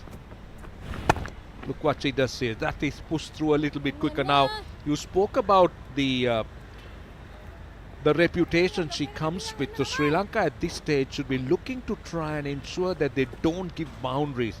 25 fours and 4 sixes at this stage, and normally it's the last 5 to 10 overs that you see that flurry of strokes and boundaries, sixes and fours, that batting sides look to try and score. Shuffles across Deepti Sharma, trying to one-up the bowler in terms of outthinking her. Wanted this second run, but of course sent back by Kashvi Gautam.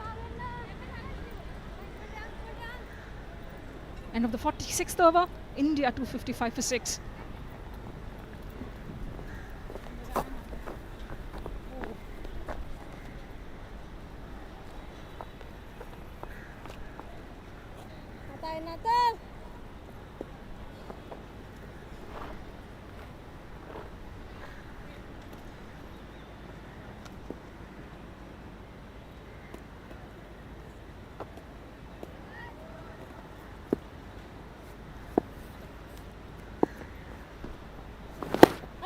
Ooh, off spinner to the left-hander, and Chamari Atapattu has some rest time on the pitch. Well, it's interesting to see what bowling options Chamari Atapattu has at the moment. Good effort. She's bowling herself. It's a brave decision, I must say, because she's not considered a frontliner, so she's come on at a difficult time. Now she's asking because, and given. Really good. Chamariyatapattu using her experience, wearing her pace. That was bowled deliberately slower and slightly wider. And she strikes with the set. Deepti Sharma being dismissed. Too full for comfort, and up went the finger. Down goes another wicket. But the question is, what's the point of impact? Regardless, Deepti Sharma has to walk back for 24. India lose their 7th with 255 on the board.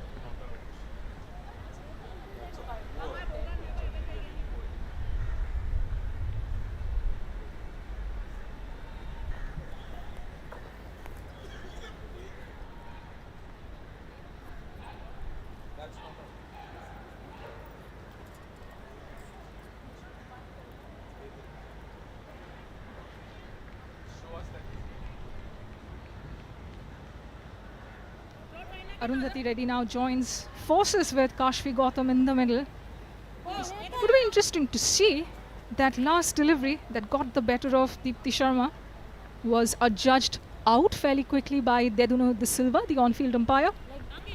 Well, Reddy is on strike. She's marking her guard. Yeah, it's worth taking a look as to see where the impact was. To us, it appeared to be outside the off stump. Let's see. Yeah, I think it's clearly outside the off stump. Deepti Sharma will consider herself unlucky because the ball seemed to be going across and sliding across. And, well, it's one of those decisions. We've seen a few like that in this series so far. This is Arundhati Reddy. What are her credentials? Because that doesn't seem to be much in terms of what she could do as a batter. But so I'll let you talk on her. But at the moment it's Gautam who will be the one that India will be hoping would be able to just kick on and get that rate of scoring up. Arundhati Reddy can definitely be that aggressive pinch hitter. Also, like Gautam, comes with a fair bit of reputation to that end. Lunges forward and plays it to long off. And that explains why India have decided to send in Arundhati Reddy, who obviously carries a lot more experience than the youngster Sri Charani.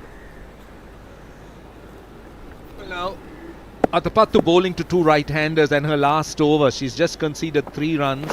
She's got an important wicket. How big is this? Will this be taken? It is! She strikes! She's got 2 in the over, and it is Gautam, the one that India were looking at and depending on to try and take them take them closer to that 300 mark. And now Chamariyatapattu with her skill has managed to dismiss the batter. What a way to end her outing with the ball in this game. Chamariyatapattu dealing 2 big blows in this over sends back Kashvi Gautam for 17 as India slumped to 258 for 8.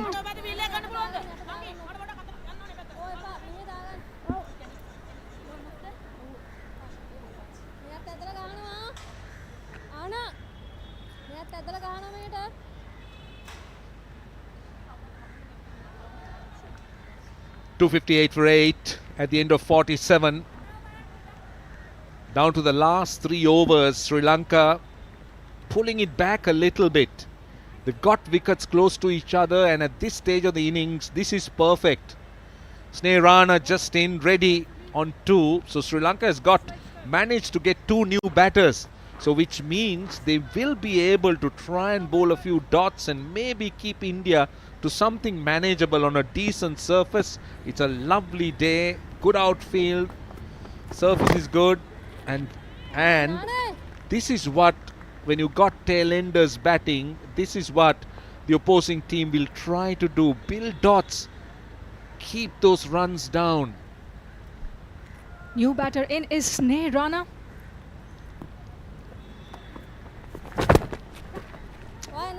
Pushed her onto the back foot. Nicely nudged away by Arundhati Reddy. Now interesting choice this, because Sri Rana of course can give the ball the Humpty. Struck 26 runs in the 19th over of a chase against UP Warriors for the Royal Challengers Bengaluru in the WPL, the most by a batter in 1 over in the league, and that knock definitely played the part in helping Rana come back into the selection mix. Let's see what she could do here. So at the moment, Sri Lanka wouldn't mind this. They wouldn't mind those singles. They would rather trade singles to boundaries, 4s and 6s. So Sugandhika Kumari is doing an excellent job. She's into her 9th over. She's bowled very economically and going at around 4 runs an over, which is excellent. Nice use of the feet, but again, this is a good result for Sri Lanka. Just a single.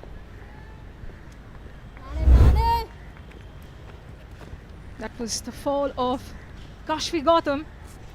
Middled it, but perhaps way too much for her own liking, as it found the fielder at deep mid-wicket.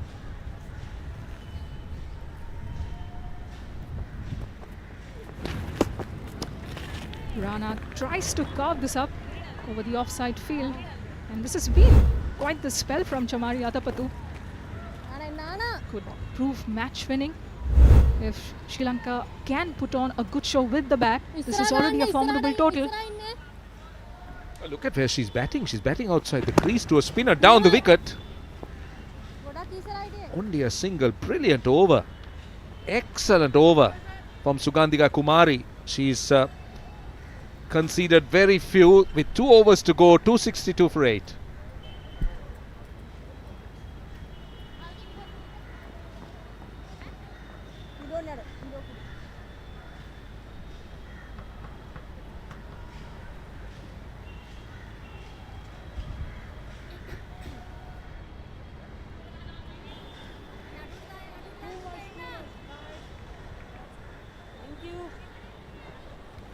.262 for 8, 2 overs, 12 legal deliveries.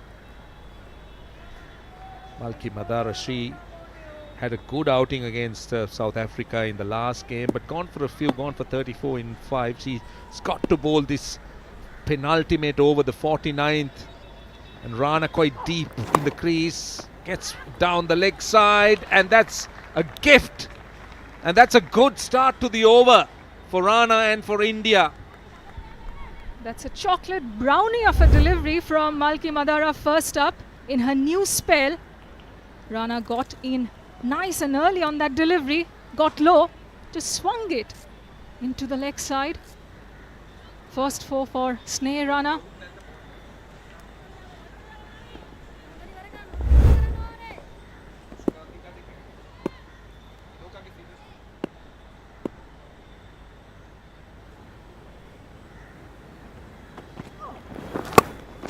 Short and wide, thumped off the back foot. Now, this is an interesting choice because Inoka Ranavira has 2 overs left. And with the batters not enjoying with pace off and bowling slower, I'm just wondering why Chamari Atapattu has gone for her quicker bowler, Malki Madara. Curious call indeed, Roshan, when Atapattu should be trying to get the Indian batters to manufacture pace. She's offering some. And they seem to be enjoying themselves because they are managing to score those runs easily. In that previous over, Sugandhika Kumari bowled dots and conceded just singles, and those were done with a little bit of difficulty. They were not timing the ball well, they were pushing, but here they're now expressing themselves better with pace on the ball. So can this over turn out to be crucial? The runs that India are looking at now, at the moment 268, and another good run. Good running, good running. Excellent understanding between the two batters there. There was a single for the taking, and Sneh Rana and Arundhati Reddy made good on that promise. Sure, they're looking for the big blows, but those singles and twos are as vital at this juncture of the innings. Something Australia does so well, especially Beth Mooney. Runs like a hare between the wickets. That's a precious dot. At the moment, India 269 for 8. If they could get around maybe 275 to 280, that's pace off and slightly wider, staying down, India will still be pleased with their return. Though, if you break it down to little phases, they would have wanted a better return in the last 10.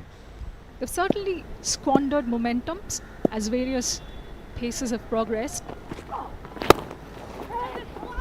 Again, another run, direct hit. Was definitely having the batter in trouble. And they get 2 precious runs, really precious runs for India. End of 49, India 271 for 8.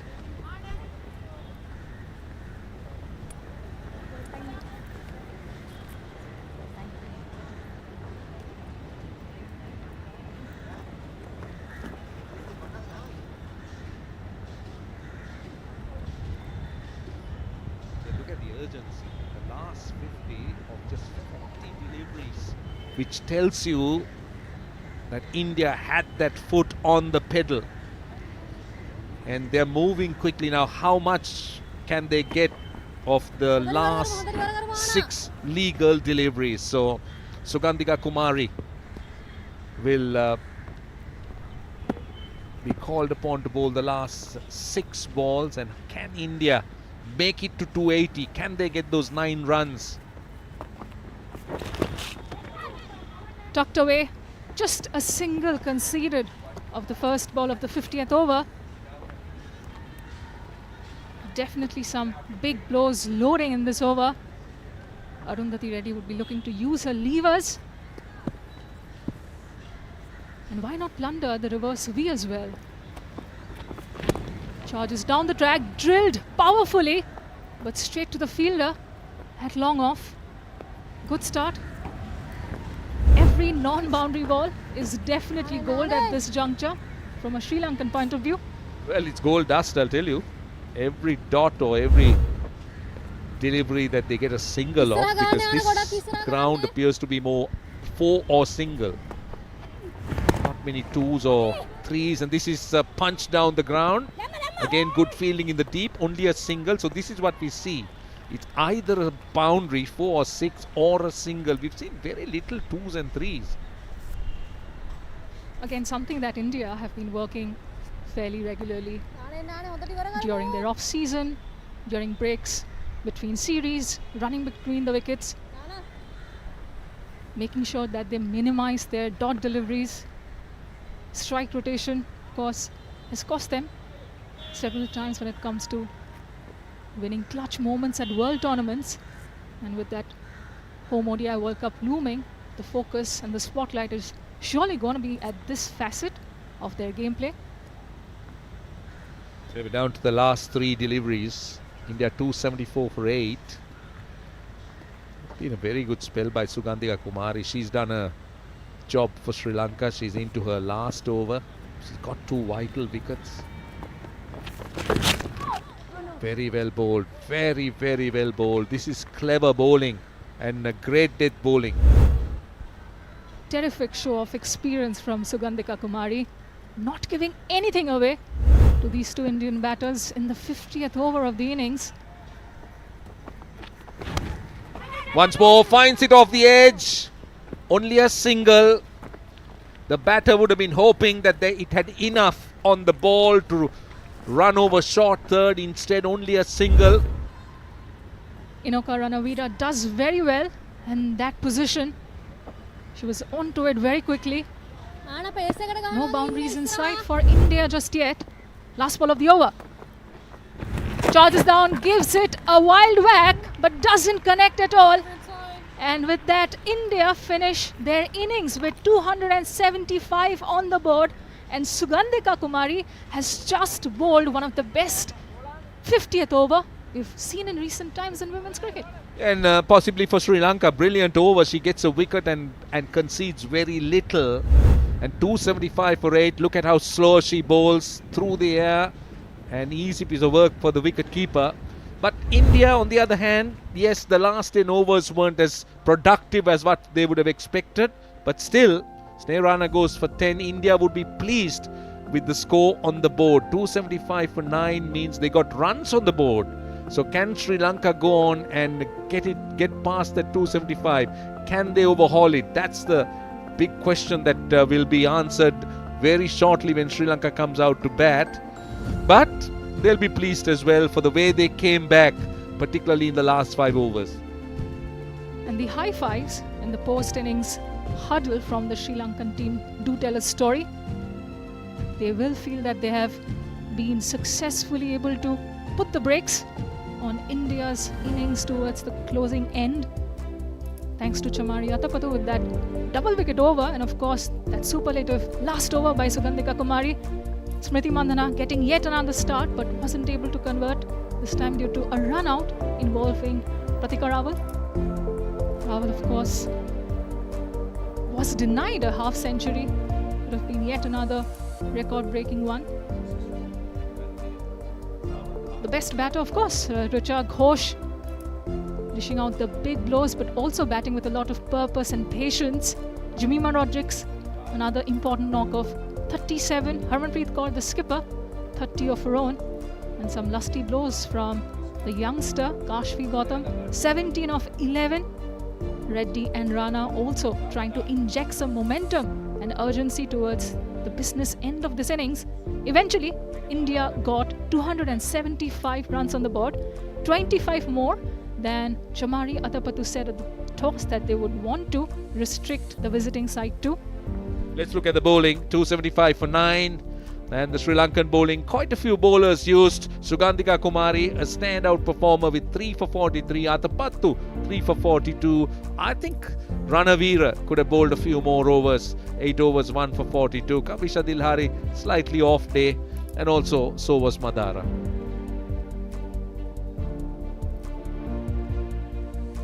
Right, 275 for 9 is what India got. So let's take a look at the highlights of that Indian innings. Rawal and Mandhana came out with a lot of purpose and intent on view. Mandhana looked absolutely silken on what is her 100th ODI. Of course, the offside play, so trademark and signature of this stylish left-hander.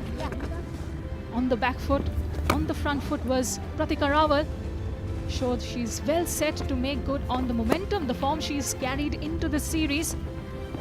And then came a slight interjection in the form of this run out of the blue, all thanks to poor bit of communication between the two. And of course, the left arm spinners of Sri Lanka, then ruling the roost.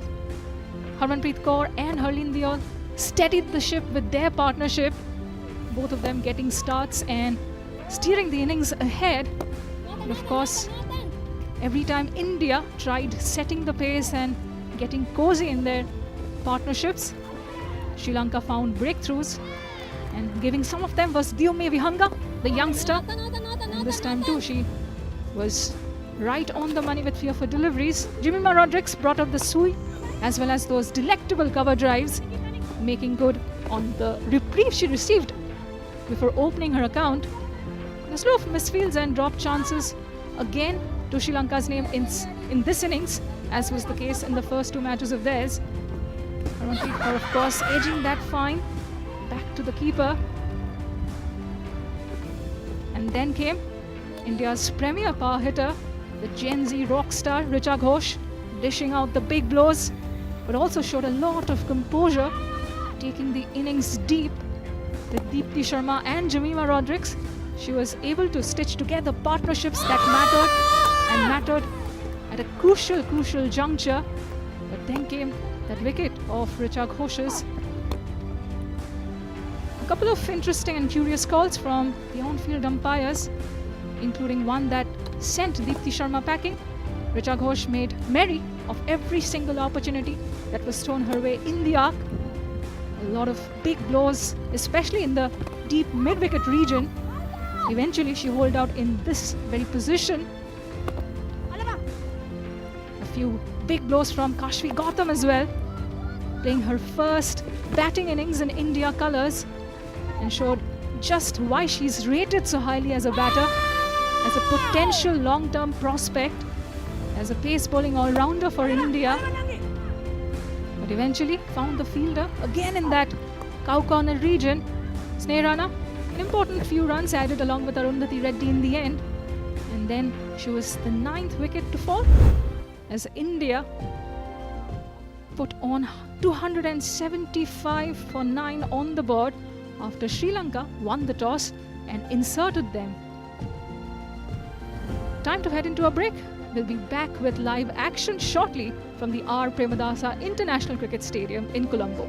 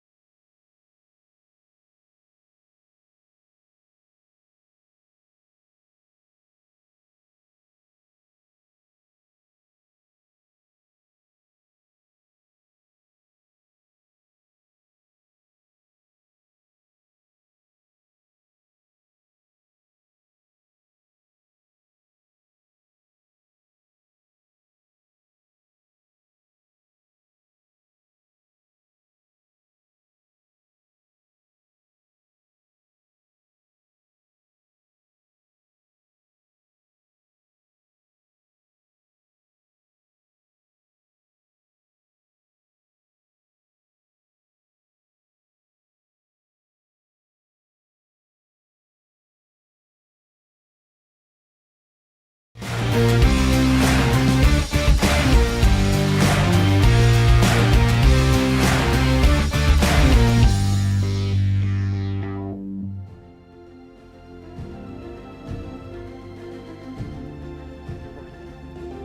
back to Ketarama.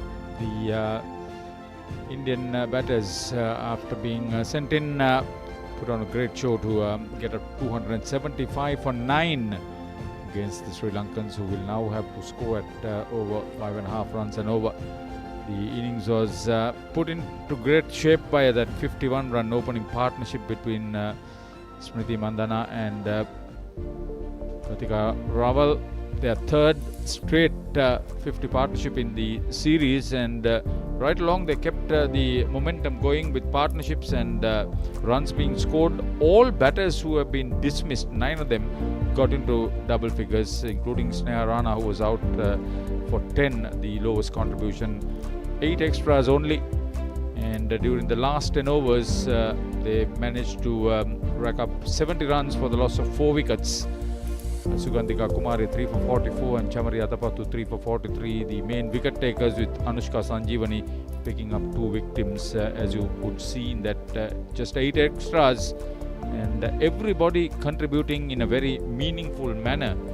And that last wicket partnership, the 9th wicket, added 17 runs, coming off very quickly. Not that Sri Lanka fielded very badly, but they could have been a lot sharper, isn't it, Gamini? Yeah, they missed a couple of chances, but 3 bowlers bowled the full quarter of overs. Kumari and Adapattu picking up 3 wickets apiece. And the other thing that we need to mention is that Sri Lankan bowlers were pretty disciplined. As far as the extras are concerned, just 4 wides or 8 all overall. Incidentally, Haritha, this is the second match on this surface, and the last time India played against South Africa, they got 276. So 1 shot this time around, and see, Malki Madara going over 7 and over for her 6 overs, the same number of overs for Kavisha Dilhari, also going at 7.5 runs and over.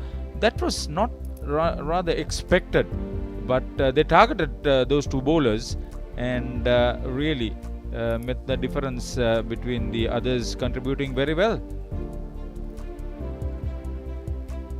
Atapattu and Kumari very economical under the circumstances, apart from picking up 3 wickets apiece.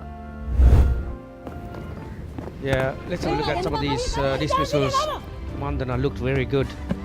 Her 100th match today. Raval, a failure at last, 35. This is Deol, just 3 for 101 then.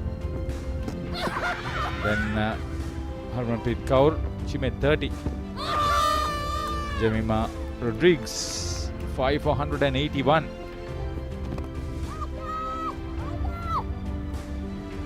This is also comfortable. Richa Ghosh, after making 58, top score.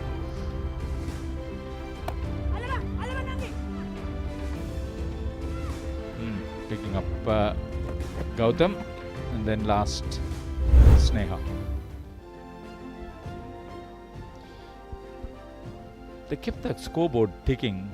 They ran well. The loose balls were dispatched to the boundary.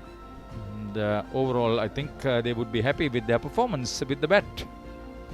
Yeah, the Sri Lankan openers are out there in the middle. Haritha, one noticeable thing is that Chamari Atapattu is not opening.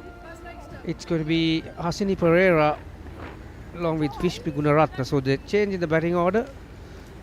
Sri Lankan batters showed a lot of promise and composure last time around against South Africa. They need to be approaching this run chase in a similar manner. Haritha, they need to go tit for tat the way that Indians did. 132 dot balls in that Indian innings. So Sri Lankans need to be mindful that they have to be efficient if you are going to chase a total in this nature. Over 5.5 runs per over, just a tick over, I must say. Just for the fact, Chamari Atapattu has failed with the bat in 2 outings, and these 2 had got amongst the runs in that last game. It could have been one of those reasons. Maybe Atapattu was on the field, she had bowled very well, just to take nothing away from her ability. Certainly Sri Lanka's trailblazer as far as the ladies cricket concerned. But, probably a gamble that would work in their favour.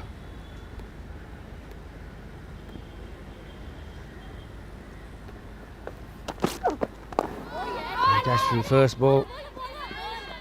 Her stock ball normally leaves the left-hander. This is her third game. Made her debut in this series, and this is Vishmi Gunaratne. Got 100 this year in the last 12 months, so 250s and 100. 22, she'll like to improve on that one. 22 games. Strike rate is good at over 70 for Vishmi. This is the experienced player, Hasani.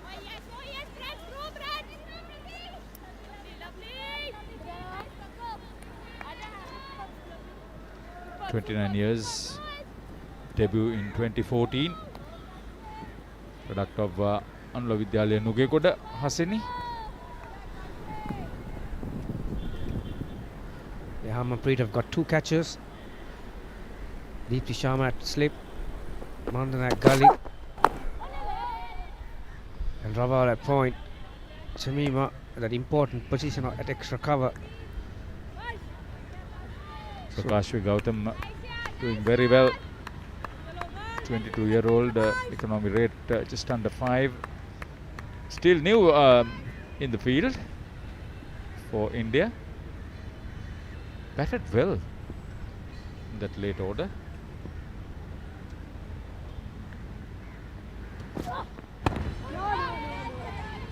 Nothing away. Good line and length. Great control.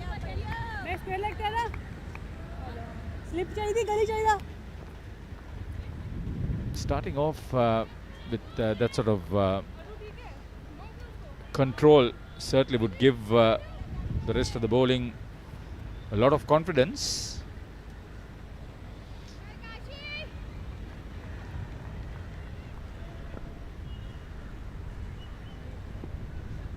At least 1.5 foot outside the crease. That's where she's standing, looking for that half volley. That's what she got, but just couldn't put it away. They have gone straight past the bowler because the ball is going away from her, but the bottom hand coming into the shot. Slightly across the line, Hasani Pereira.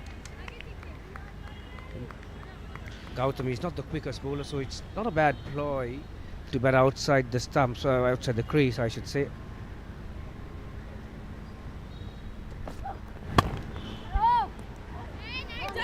This is what the Indians are good at. 2 fielders who can really do some damage is that Jemima and Raval fielding at point and extra cover respectively. Maiden to start.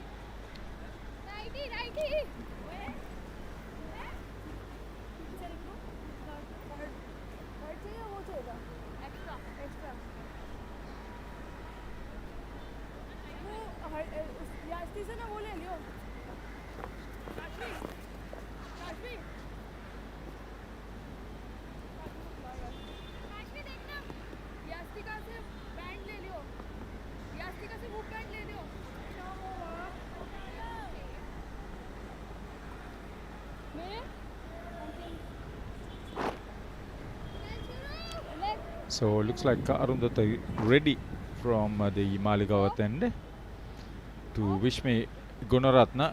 The 19-year-old made a debut in 2022. Product of Ratnavali Balika Kampaha. Is for Chilau ladies. Great prospect.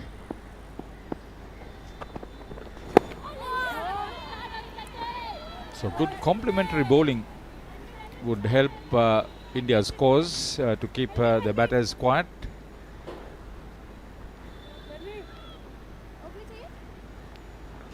Yeah, different feel for her. Ready? You got a long leg and a fielder at deep cover. She's obviously the slower bowler out of the two. Ready. Solitary slip. One at third inside the ring. Point extra cover mid off. Her stock ball also normally she likes to bring into the right-handers pads. Semi-open action. Vishmi Gunaratne is a very strong player on the offside. She's got good hands, loose hands on the offside. So Indians may have studied that. These two countries have played against each other over the last 10 years many times, Haritha, and you know, there are some very experienced players here. Arundhati Reddy, 7 matches, 10 wickets. Those are good numbers. Anyone who's averaging more than a wicket in white ball cricket is considered par or better. 4 for 26, best figures.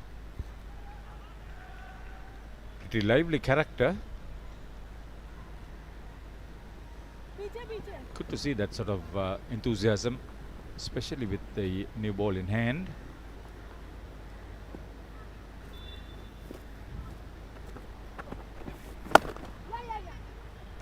Around the wicket to the left hander. Hasini gets off the mark with that single. I think the rotation strike and not getting that dot ball average high would be a key factor for a good opening partnership, which would keep the rest of the batting interested. Yeah, all these analyses, the you know, when you take the brain trust of these teams, the coaches, the computer analysts, they are one of the most important stats these days when it comes to white ball cricket is the dot balls, and they often talk about how to minimize it. Nicely punched straight to extra cover. You need a better hit to beat her in the infield, Jemima. Yeah, so dot balls, Haritha, you know, it's such an important stat these days, and you know, they say the dot ball percentage have to be around at least less than 40%. That shows the efficiency of the batting in the middle overs, and opportunity wide outside the off stump. Didn't bounce that much, but yeah, Vishmi Gunaratne, like I mentioned just a tick before, she's a very good player on the offside. A bit of wide as well. She made contact.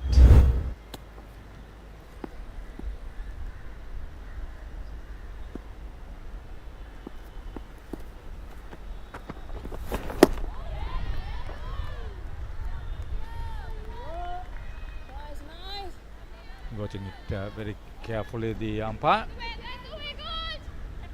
After 2 overs, 2 for no loss.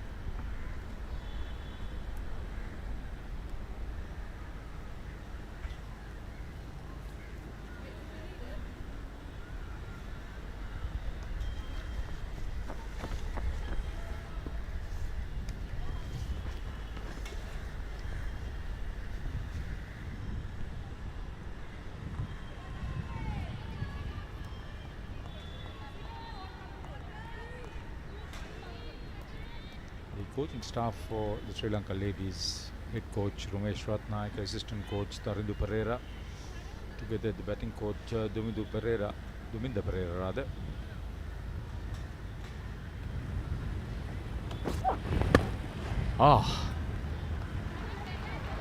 That's what you need. I'm just about to say that have a look and then go.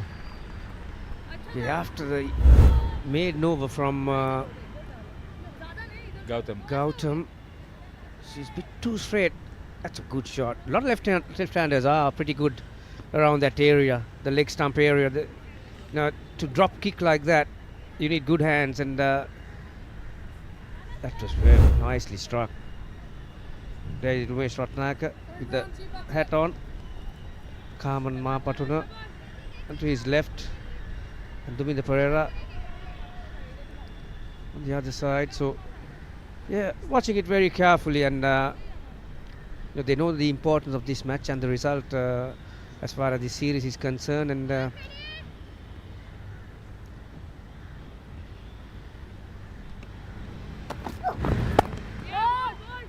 Just on the back foot straight to cover. Asini Pereira, despite being in the setup for over 10 years, yeah, that's the lot for India. The head coach is Amol Muzumdar, the assistant coach is Avishka Salve. He will look after that bowling aspect of the team.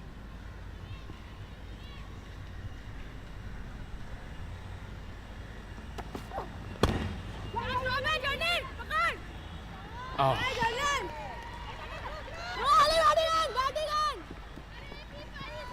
A bit of hesitation, coming back for 2.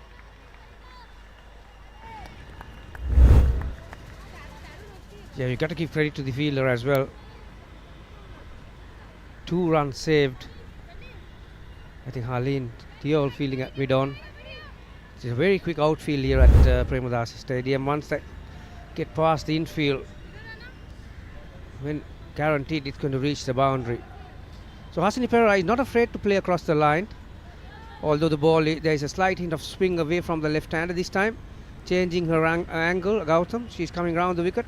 And there's a catcher on the onside. Kept under her bat. She's had 2 good starts in this series. She's not made a half century so far in her career in women's ODI cricket. Yeah, I think one of the decisions that Sri Lanka got it right this in this series is by promoting Pereira to open the batting. And she's a player who likes the ball to come on, likes pace on the deliveries. Once again, well-timed shot. Amanpreet has covered that area. She knows that Pereira is very good. Anything that pitched up around that leg stump. So she's standing herself there at short mid-wicket. Mid-wicket is pretty straight, and mid-on is also, there are 3 fielders. You can nearly put a blanket over them. They are that close to each other. But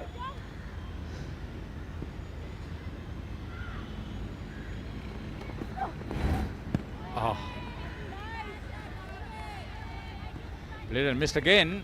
Not too far away from that wide line. End of 3. 8 without loss. Sri Lanka in reply. You can borrow them if you want.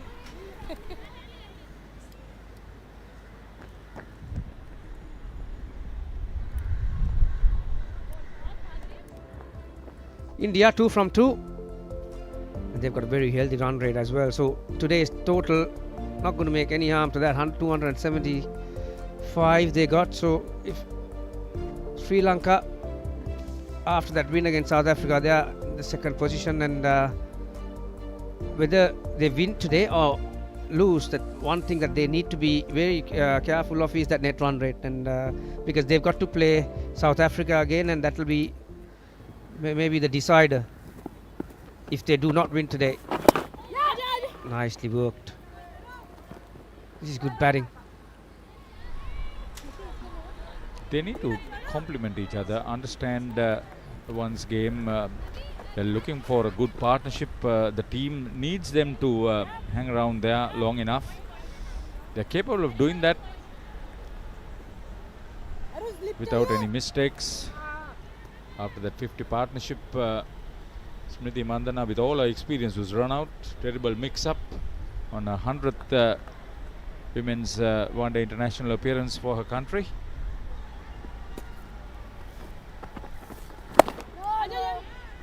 Slower delivery and well adjusted by Pereira. May have run her fingers over the seam. Ready. We saw Pereira batting so far outside the crease to Gautam. But because Reddy is not the quickest, now see how Ghosh is standing up to the stump. So that is preventing Pereira from leaving that crease. So she's inside the crease. So slow balls will be probably the preferred option.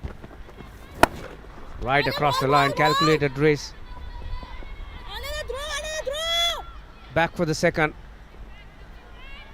Right around the ground, Haritha. It's 65-yard boundary, so you need to pack a punch if you want to clear it. And we've seen a few times how Usha Ghosh was.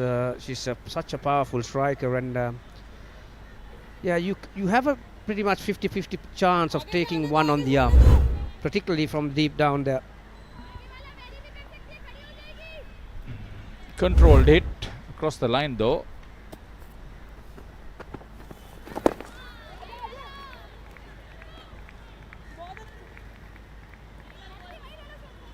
So if the combination works well and they are off to a rather confident start, it will be good to think about continuing with them.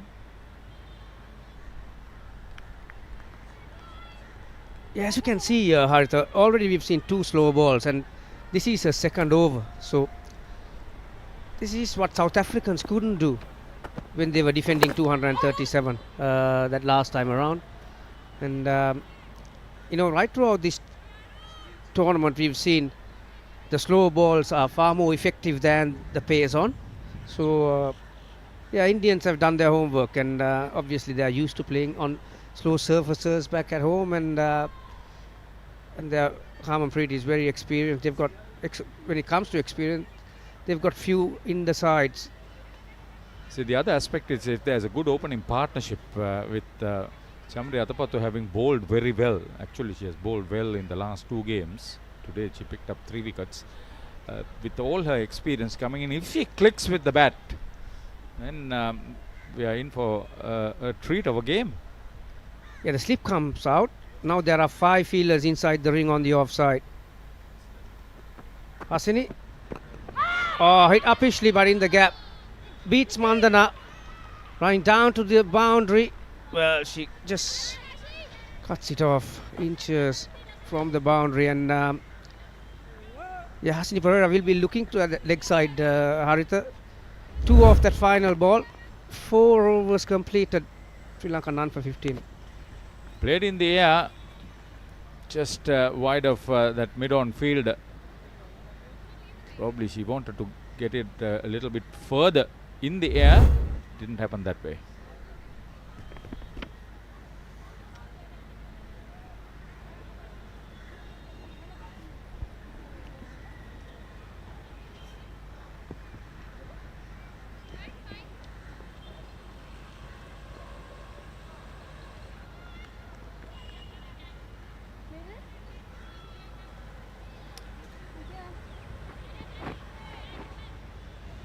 Gunaratne doesn't face a ball for some time now.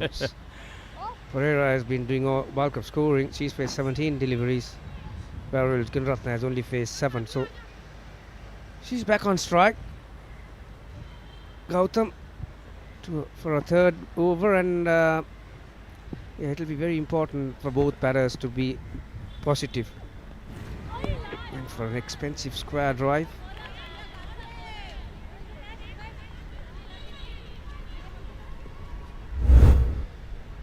These two don't have a history of having opened a lot for the country, so this would be a great opportunity for them to be involved and take the pressure off the captain. Pereira onto double figures once again. Beat the keeper. 4 runs, but leg buys. But Sri Lanka will take that. It doesn't matter how it comes. It runs and boundary early in the over. Bit of pressure on the bowler as well. Left hand, right hand combination. Gautam is getting it wrong. Just erring in line towards that leg stump. And the long leg is nearly in line with the umpires at square leg. So yeah, there are a lot of real estate in that area if you can help the ball towards fine leg. This is almost at backward square leg on the boundary.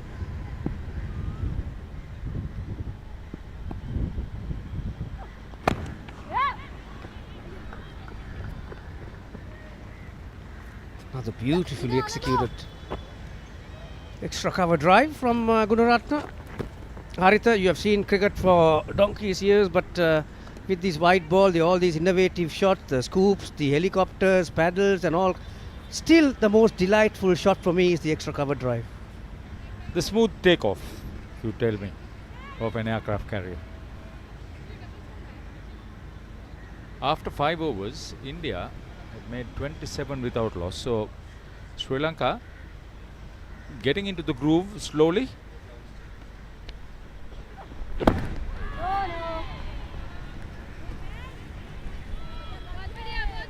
Yeah, Hasani Pereira, she could make such a big difference with approach, especially during the power play session. Missed that.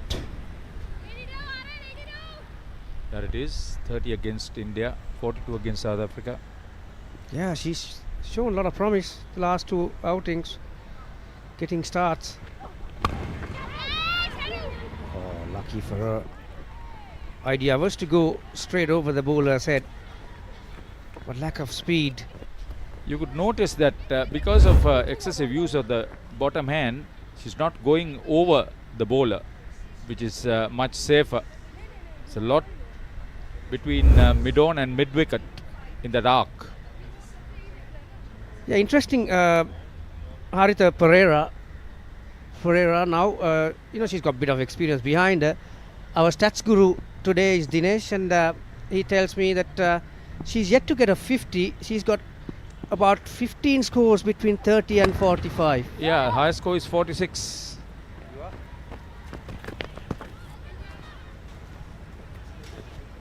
End of 5. 21 without loss in reply, Sri Lanka ladies.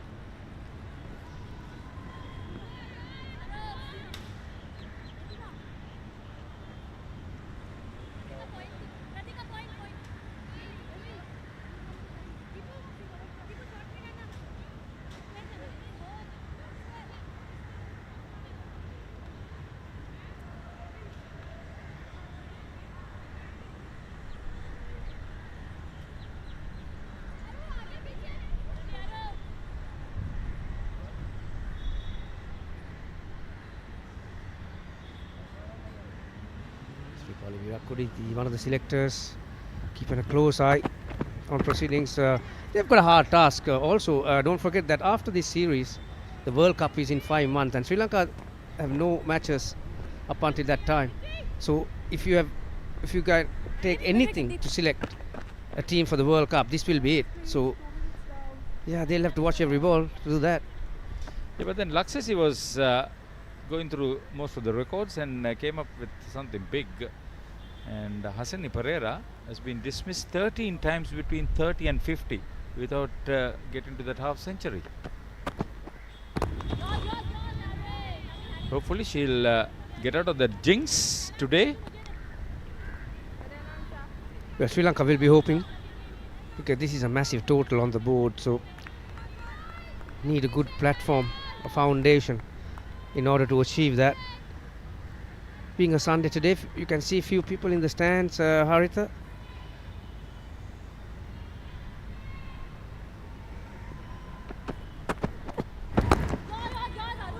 Normally on a Sunday afternoon, I would do things differently, but we've got a very good game of cricket.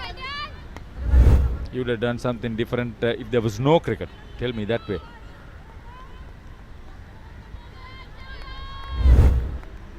Yeah, in this weather like this, a few refreshments. Watching sports. The Premier League is on today. World Snooker Championship is on, which I follow very closely, but my favorite player is out of it, and Ronnie O'Sullivan, he lost in the semis. So red ball or black ball? Yeah, snooker, 15 red balls and the black. But I would have had a different black this afternoon if I was not watching a cricket. I knew you were going to come into that. That's exactly why I asked.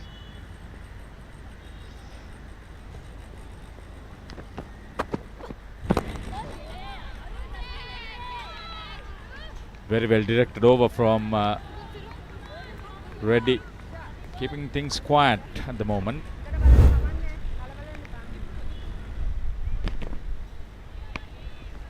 Vishmi, watchful. Yeah, you can't hit everything, you can't score everything. But see that current run rate, almost 2 runs difference compared with the required run rate. Lack of speed from Reddy. Missed time shot from Vishmi. Dot ball to finish the 6th. Sri Lanka 22 for no loss.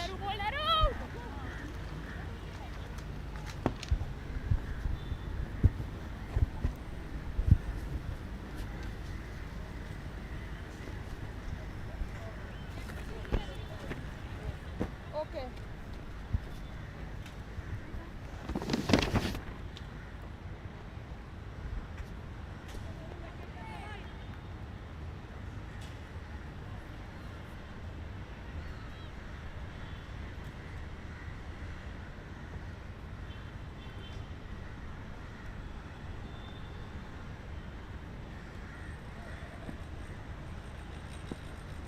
Kashvi Gautam to continue from the far end.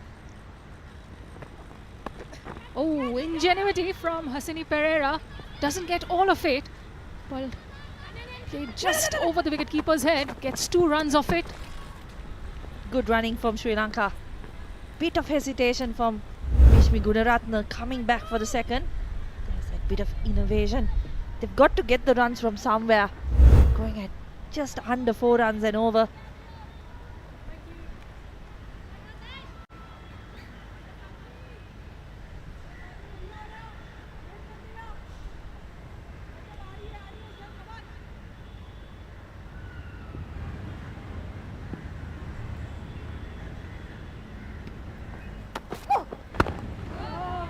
Defended with a straight bat this time. Still, I think this is a good ploy on the part of Chamari Atapattu to give Vishmi Gunaratne the promotion after her 20+ knock in that first game. Her first game of the series and Sri Lanka's second. Allows some time to Atapattu to get some rest. Of course, she had a terrific outing with the ball, taking a 3-wicket haul and an important one at that. Yeah, good opportunity for Vishmi coming back to the top of the order. We know that Hasini Pereira was promoted in this series and has had 2 good knocks so far. Chamari Atapattu just dropping herself down the order, giving the youngster another shot. She did look quite fluent in that innings against South Africa as well, so that must have had a part to play.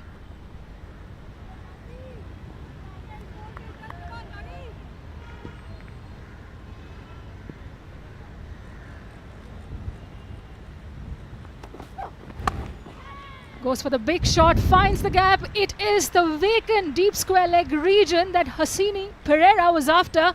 And she got it right on the money, that stroke. Excellent shot from the left-hander there. Yeah, she's brought her fluency from the previous 2 games here as well. Once again, finding the boundary. That's one good thing we've seen in her return to this side. She's managed to find boundaries in that power play.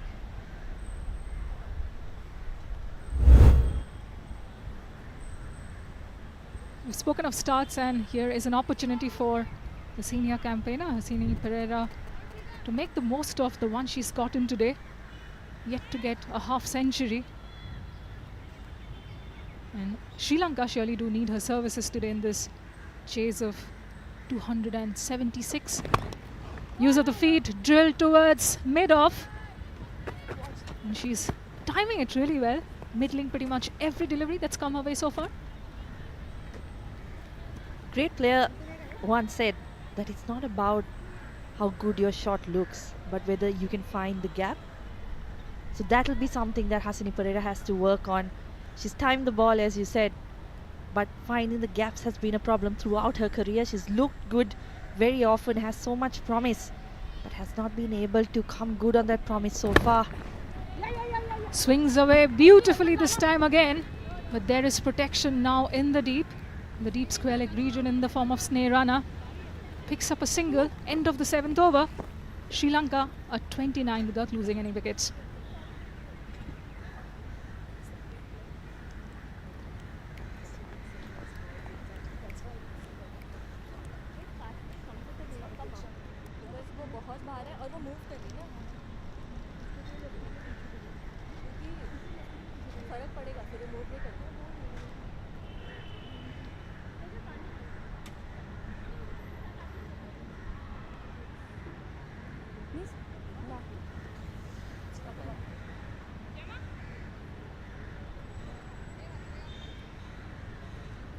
Sri Lanka need 247 more to get their second win on the board.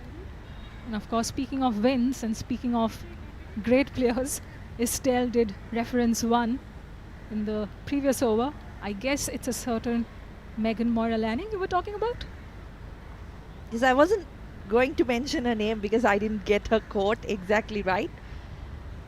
But yeah, it was about finding gaps, and if it's not something that finds the gap, it's a problem.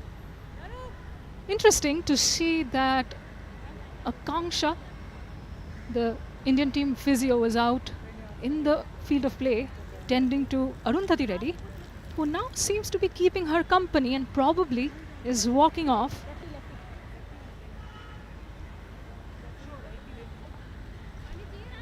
Clearly, Arundhati Reddy is going off the field now as India look to throw the ball for the 8th over. There she is. Spent at least a good 3 minutes on the field of play with Akanksha Satya there. The Indian team physio must have cramped up a little. It's not easy conditions out there to navigate here in Colombo. Been a little breezier than it's been in the past few days, the past 3 matches we've seen. But the humidity is on the high and asking questions of the fitness of the players, and it's quite muggy. Yes, Nairana will be brought into the attack. Bit of a blow for India if Arundhati Reddy does have to take an extended period off the field, because she's been so good with the new ball, particularly against Sri Lanka in that first game as well. Picked up a couple of early wickets, bowled really good lines and lengths. Goes for the paddle. Deepti Sharma puts in the chase. Can she keep it to just a single? Oh no, they are going for the second run. A direct hit it is. Excellent throw from Deepti Sharma. She's known for a rocket and accurate arm. Will this be the end of Hasini Pereira is the question. A needless second run from the looks of it, and it came as an afterthought. Will Sri Lanka have to pay the price for it? We saw a bit of hesitation a couple of overs ago. Hasini Pereira looked like she was going for 2 all the way, but was there a 2 there? Yeah, roll it. Yeah, freeze it there. Batsman is clearly short of the ground. Wickets are being put down fairly. I have a decision for the giant screen. My decision is out. And the third umpire confirms the decision is out. She was out by a mile. That afterthought of going for the second non-existent run has given India the breakthrough. Sri Lanka lose their first wicket in the form of the said batter Hasini Pereira. Yet again got the start, but loses her wicket to an injudicious run there. Sri Lanka 29 for the loss of their first wicket. Yeah, massive disappointment for Hasini Pereira. 22 of 27 deliveries, couple of boundaries early in her innings. Unfortunate on that occasion. She was the one calling for the 2, but there was no 2 there. That was cavalier and absolutely imprudent on the part of Hasini when you know that Sri Lanka need the services of yourself, and this is the third time she got a measure of the pitch, got a measure of the conditions, but simply squandered her start.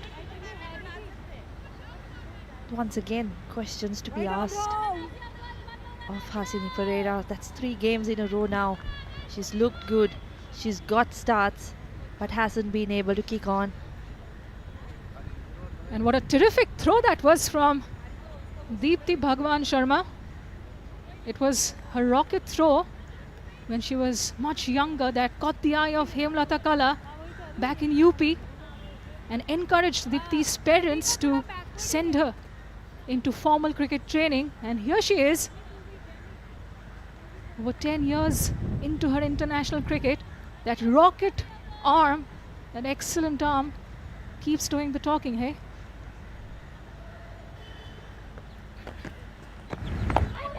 So Harshita Samaravikrama in at number 3.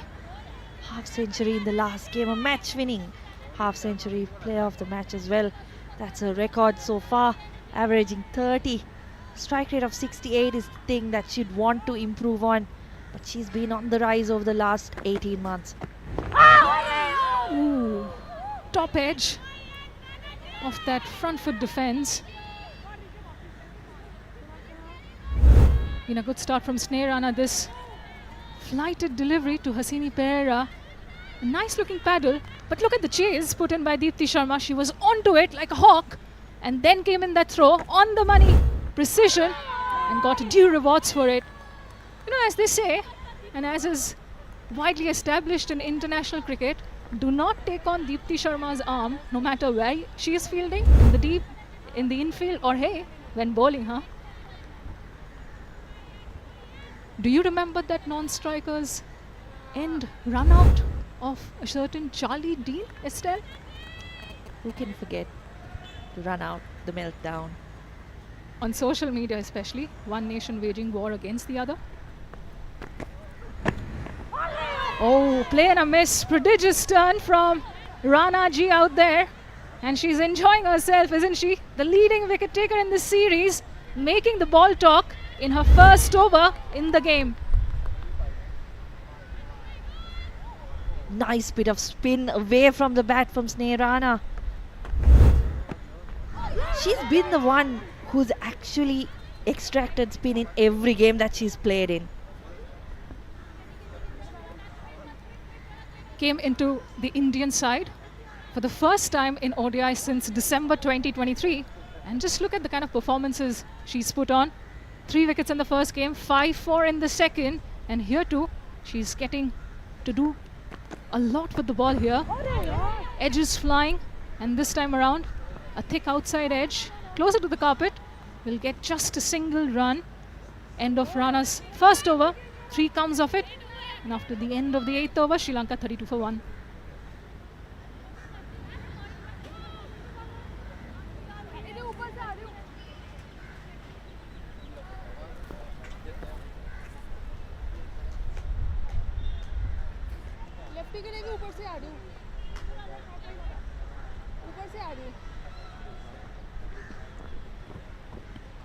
So Sri Lanka 32 for 1 after 8 overs. Vishmi Gunaratne 4 of 16. Harshita Samaravikrama 1 of 5. Chamariyata Pattu still not out at the crease.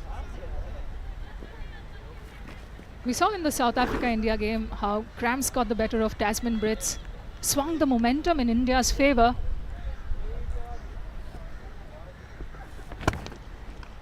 A nice looking cover drive intercepted by the field admit off, who's now on her haunches, hands on her head because she felt there was a run out opportunity that's gone a begging.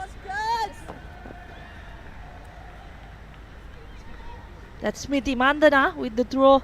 Harshita Samaravikrama, I felt like slowed down a little bit midway through that run. And she would do well to remember that she herself was run out in the first game. Didn't help Sri Lanka's scores at all. Nicely lunges forward does Vishmi Gunaratne. Caresses this along the carpet.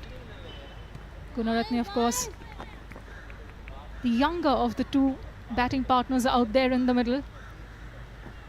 Come on, girls, come on! That will be what Gunaratne wants to keep doing. Just rotate the strike. She doesn't have to do too much. We saw how Samaravikrama and Kavisha managed that chase against South Africa. They need something of that in this innings as well. Tickled away and it races to the fine leg rope, beating Sneha in the short fine region. A welcome boundary of a wayward delivery from Kashvi Gautam. Comes off the bat of Harshita Samaravikrama.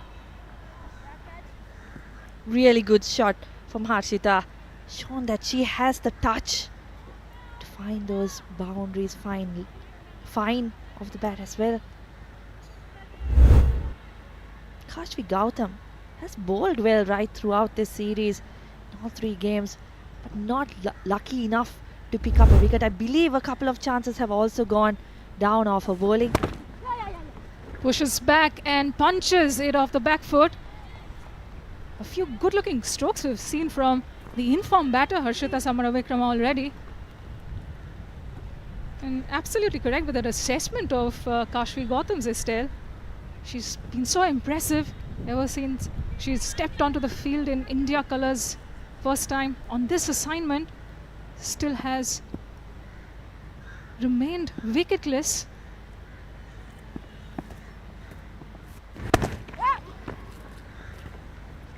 Could today be the day that she gets herself on the wickets column? Has looked to own her presence in the middle, and with the bat too we saw how good she can be. And we keep talking about pace bowling all-rounders in the subcontinent, right? India have had a few. Rumeli Dhar, Shikha Pandey, very much still an active cricketer, not lucky enough to be considered a regular in the selection mix. And in Kashfi Gautam, India seem to have found somebody for the long term. End of the 8th over, 9th in fact, Sri Lanka 40 for 1.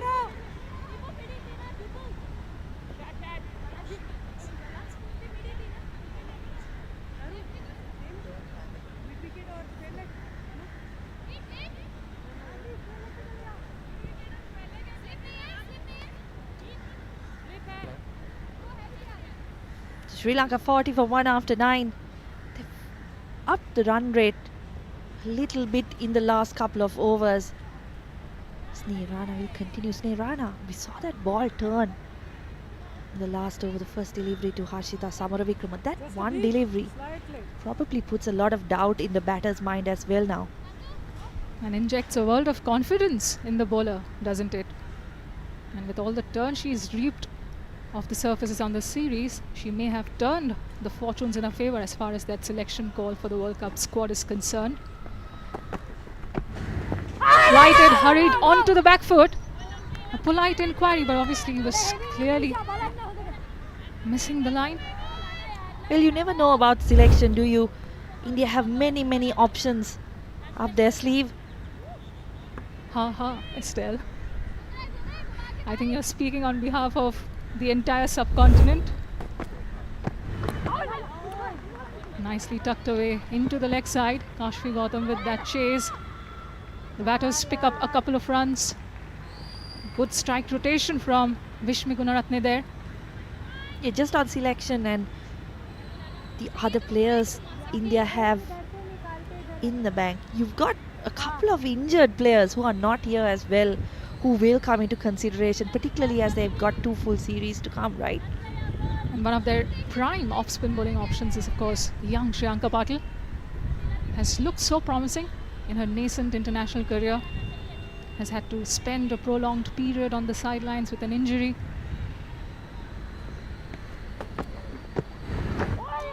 Tries to slap this one. Keeping Sneha Rana interested is Vishmi Gunaratne there. Look at that wide-ish delivery. Turns in just so slightly. She's having a bit of laugh to herself. She can afford to, can't she? And Vishmi Gunaratne again caught in 2 minds whether she wants to play that or not. And that comes down to how much that ball spun. Once again, sharp turn. And some iffy calling still happening in the middle between Samaravikrama and Gunaratne. Already cost them a wicket, as it did during India's innings. Smriti Mandhana losing her wicket owing to that mix-up with Pratika Rawal.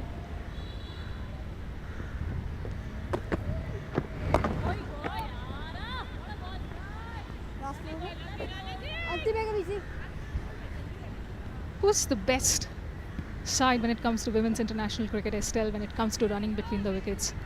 And why do I think you'll say Australia? I think you could have stopped with who's the best side in international cricket. We'll come back to that in the next over, end of the 10th. And as the power play concludes, Sri Lanka have put on 42 for the loss of a wicket.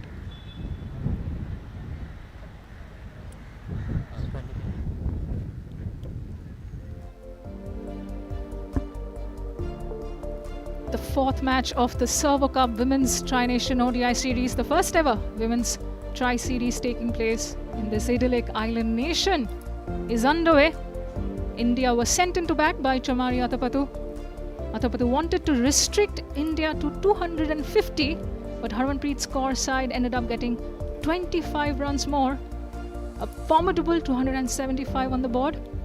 And Sri Lanka under a bit of pressure with that loss of their set batter, their opener Hasini Pereira, to a run out at that. Yeah, completely unnecessary dismissal from Sri Lanka's point of view. But India, you've got to say that was just pure brilliance from Deepti Sharma, chasing the ball down and then hitting the stumps directly. Direct hits always cause problems, don't they? Harmanpreet Kaur, the captain at first slip, to the left-handed Samara Vikrama.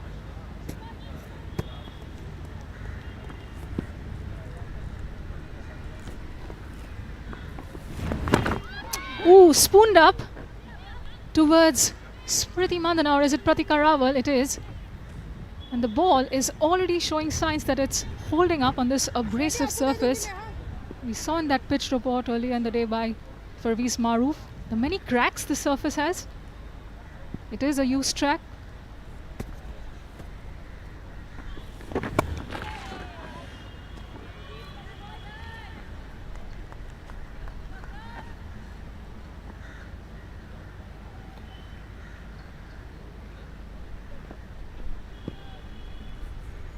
Deepti Sharma has also been good in this series. Hasn't really picked up the wickets that Rana has, but has bowled well right throughout, put the batters under pressure. Has played second fiddle in that bowling partnership, the off-spin partnership with Sneh Rana, who's reaped more purchase on these tracks compared to Deepti. Amanjot Kaur, the substitute fielder, out on the field of play.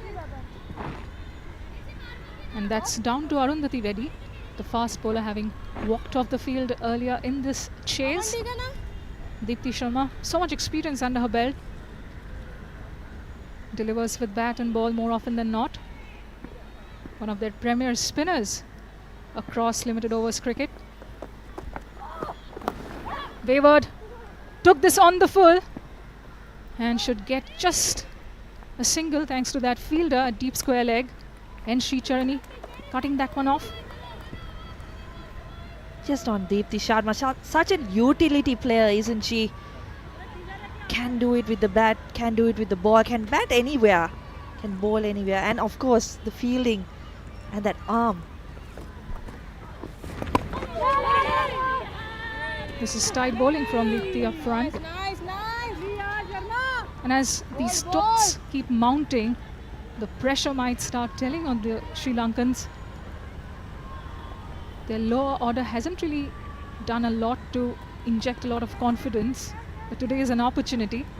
And of course, their captain, Chamari Atapattu, is still in the dressing room. We haven't seen her yet out in the middle. That is going to inspire some confidence.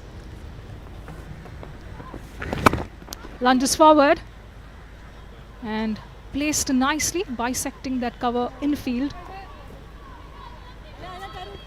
End of the 11th over, Sri Lanka 45 for 1.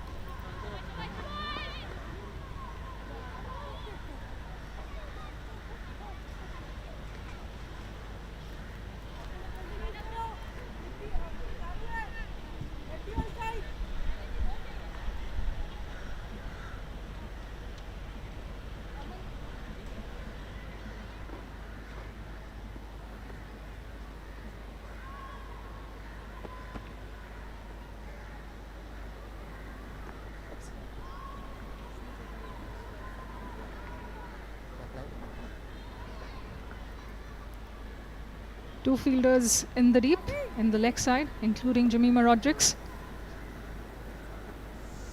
And that's down to how good Samara Vikrama is with that sweep shot. And we see Chamari Atapattu for the first time in the dugout, padded up. Flighted, rocks back, and a good stop there. Excellent work from Pratika Rawal. Put in the dive just in time to intercept what looked like an imminent boundary. Yeah, good fielding from Rawal, and that's what we've seen from India right through this series. In that inner circle, they've been brilliant. They've saved a lot of runs. Just on Atapattu, it looks like, or it will be, the third different combination Sri Lanka will have at number 4. Slaps this one towards backward point. No runs conceded. Another Patu, of course, said at the toss that she doesn't like tinkering with her starting 11 too much. But here it seems to be more of a necessity than a choice. Noddled straight to the fielder again. Deepti Sharma, do not run off her fielding, please, Sri Lanka, just yet. And we're talking about options, right? Yastika Bhatia, a key top order batter, left-hander. Oh, excellent bowling from Sneh Rana this. Constantly asking questions of the left-hand, right-hand combination. And she's navigated this tandem so well, right? Hasn't given any room away and hasn't bowled a loose delivery. Yeah, and that's been her right throughout this series. So tight with her lines and lengths, not giving anything away. We've said it a number of times. The surprise that she has not played ODI cricket in such a long period. A bit of footwork from Sneh Rana. Won't be happy with her own effort there.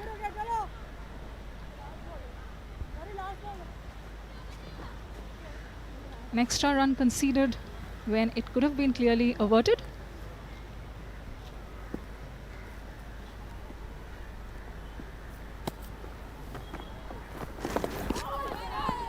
Doesn't connect the sweep, but the LBW is very much in play. Pushed her back. And the height she's getting off the surface is also interesting.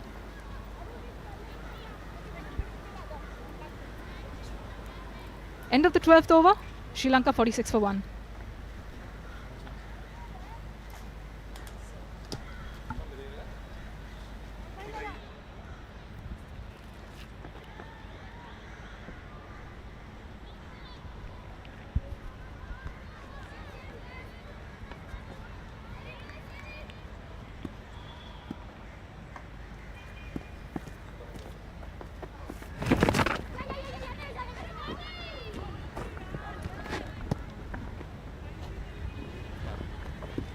.47 for 1. This is over number 13 in progress.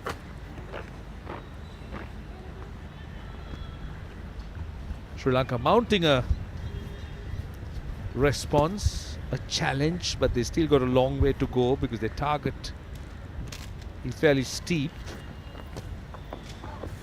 2 off spinners and Sri Lanka's 2 young guns, Vishmi Gunratne and Harshita Samaravikrama, just showcasing their talent at the moment.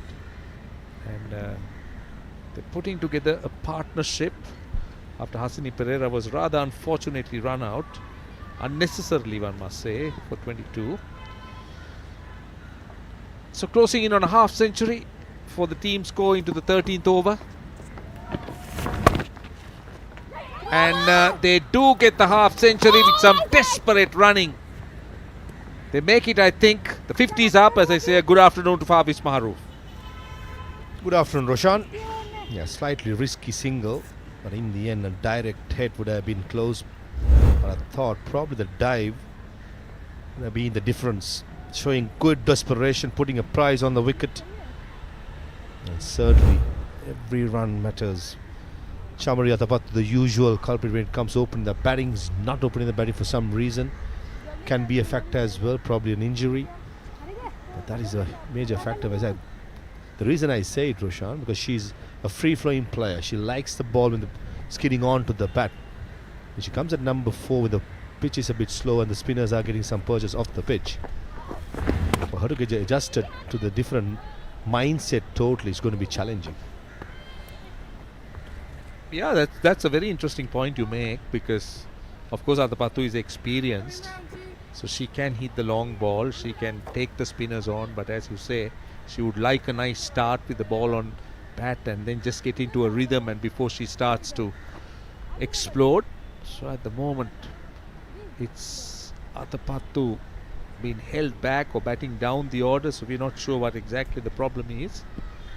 Now it's a packed offside field. Mid-wicket, mid-on, and the rest on the offside. That's not the line to bowl with that field.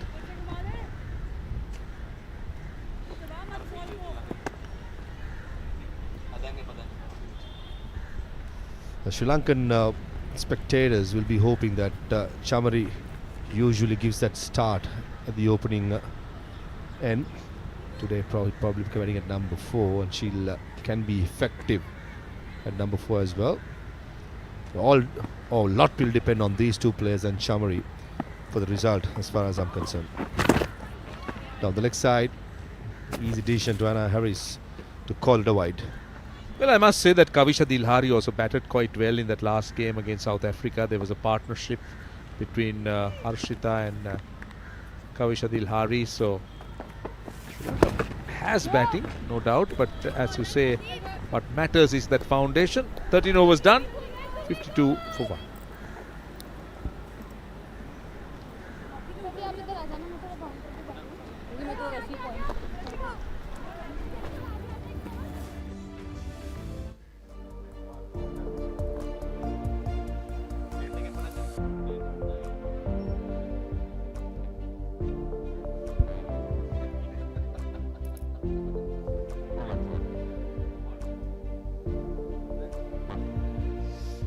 Right, this is how the tournament has progressed.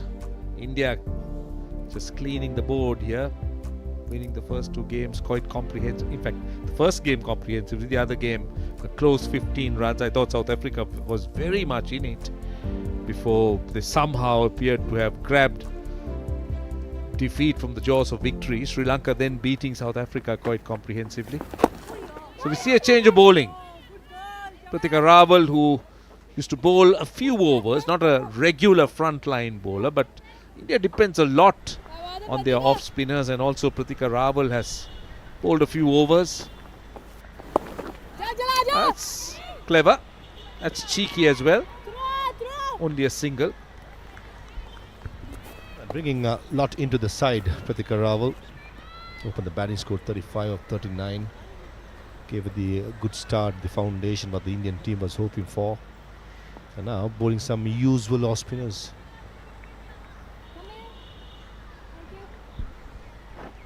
She's quite handy as a bowler, I must say. We've seen her bowl some cheap overs. Gets a bit of purchase of the track. Has a nice drive as the point of release. That's a wide.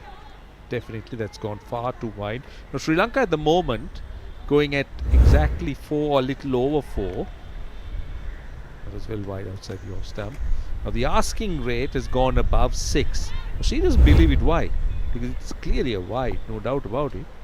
She must be disappointed that she bowled a wide, but it was clearly outside that marking. I like what I see with Harshita. She's very wristy, isn't she? She works the ball almost off her stumps, working behind square leg, working through mid-wicket. And this is a bit about Pratika Rawal. Economy is high. Hasn't bowled much. Slip in now with Harshita on strike.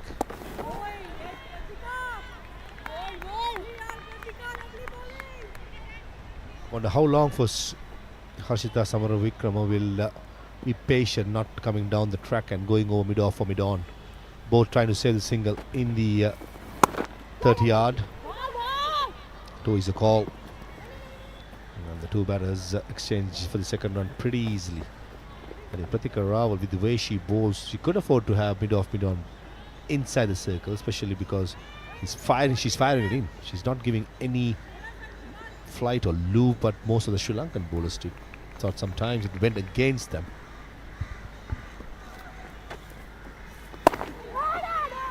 Very well bowled, that last delivery. 5 runs off that over, 57 for 1.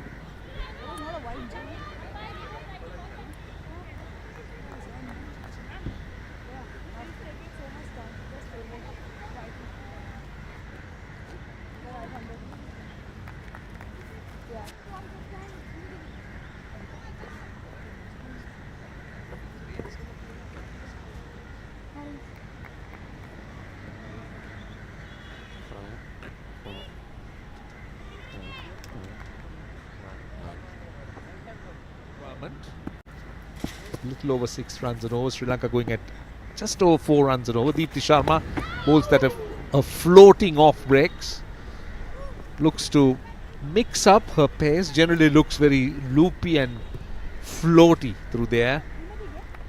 The three off spinners who has been on display still, Sneha, Deepti and Pratika, has something in common. And all three of them have beautiful actions. Very repeatable. Just bowl into their field. Interesting field setting at cover point. Don't see that sort of a field position much in international cricket. It's almost like Harshita Samaravikram has been nicely studied by the Indian side. That occasion is uppish. But in the gap, and a valiant attempt by the sweeper cover field. I'm sure the third umpire will be asked to check with that effort. 100% mark for the effort. I think that was safe. Very well done. Excellent work. Got rid of the ball quickly. That's the commitment of the Indian fielders. We had a few fumbles, catches missed when Sri Lanka fielded, but India so far has looked very sharp on the field.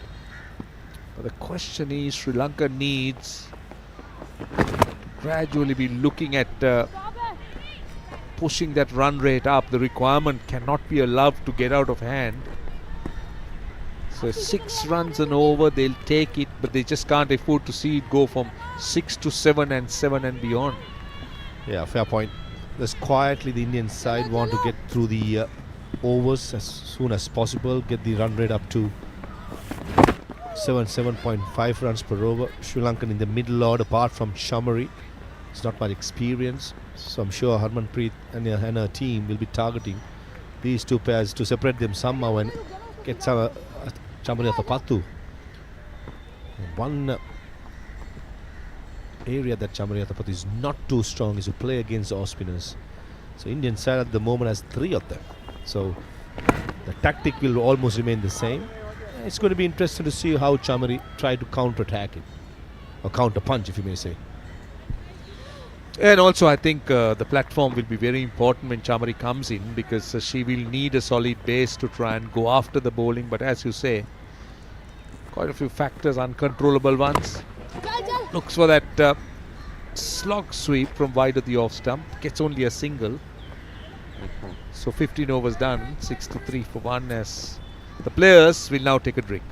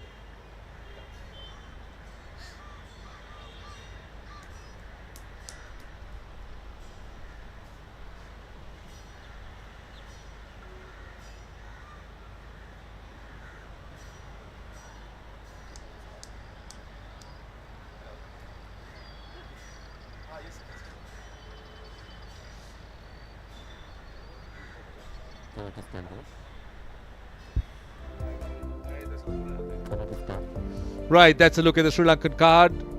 Hasini Pereira has been very good in this series so far, but the unfortunate thing is she's been getting starts and never really kicked on.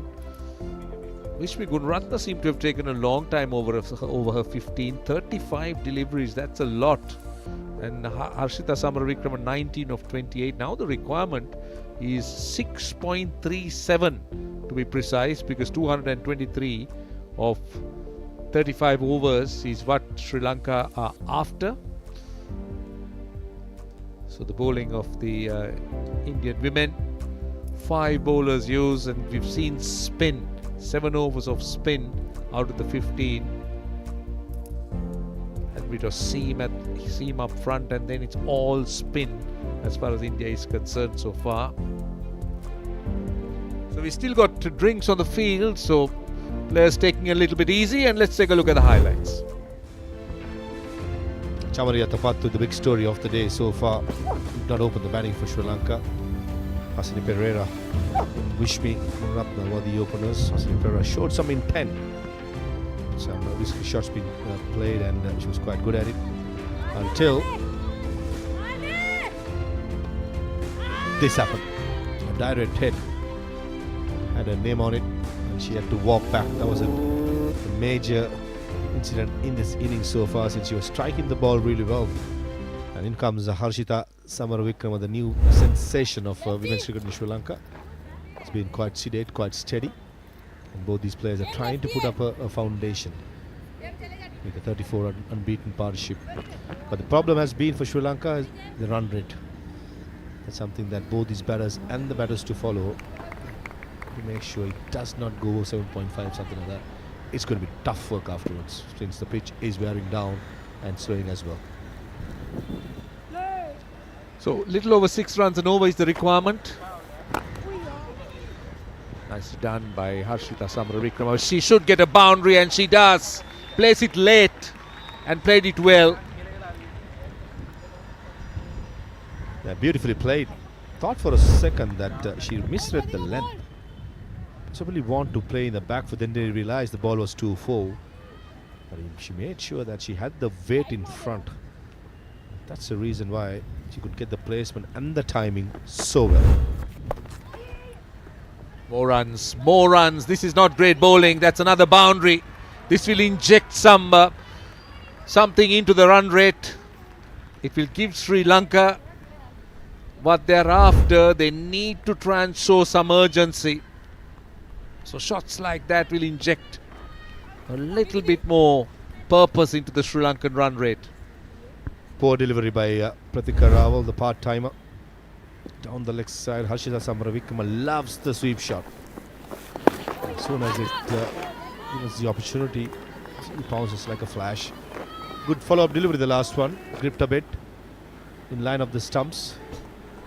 Yeah, that's the point. It gripped a little bit. Is that something that Sri Lanka will have to cope with going forward? Because they opted to bowl first. Sri Lankan spinners didn't find much.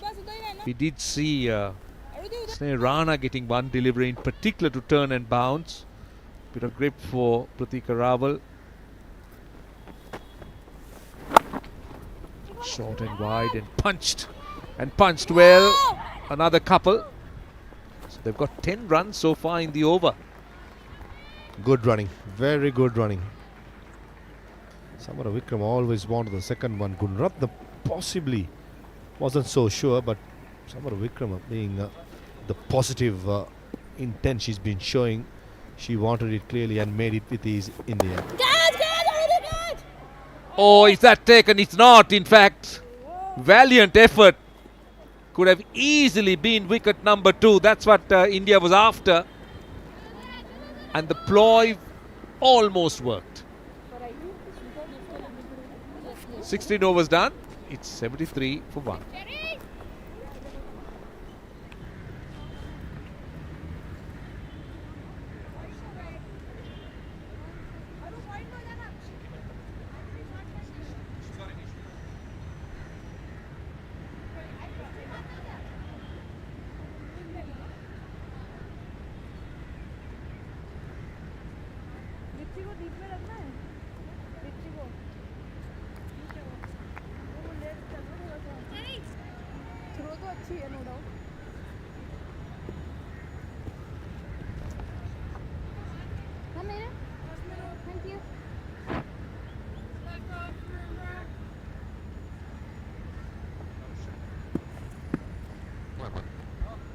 73 for 1. So we're going to see some left arm spin.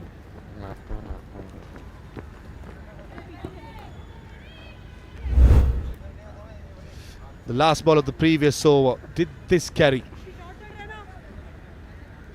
Ooh, close chance, close chance. Probably she got the fingers underneath the on the dive, possibly hitting the elbow, just popped out. But a valiant attempt and a big, probably a big miss as well. Harshita Samaravikrama has been batting well in the last half an hour or so. especially the last over. She upped the ante with a couple of boundaries. Charni, the left arm spinner. Well, Harshita Samaravikrama showing some urgency, 29 of 35. But how much of a concern is Vishmi Gunaratne, 16 of 36? That strike rate. Sri Lanka will want her to move on from here, because otherwise that will cause a certain amount of pressure even on a partner who's been looking to be a little bit more aggressive, showing a bit more intent. But Vishmi Gunaratne hasn't really started to flow as yet. Now the left arm spinner bowling with a slip. Charni.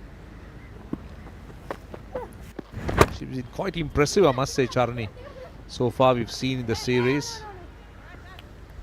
Yeah, Vishmi Gunaratne has no fluency at all in this innings. She's been struggling for timing, placement.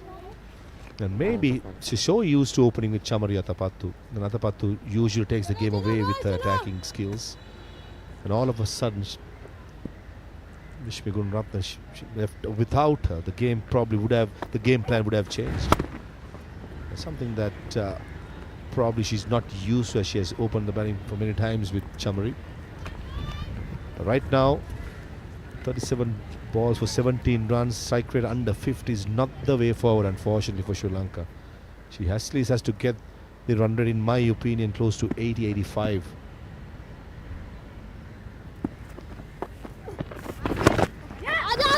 Well bowled.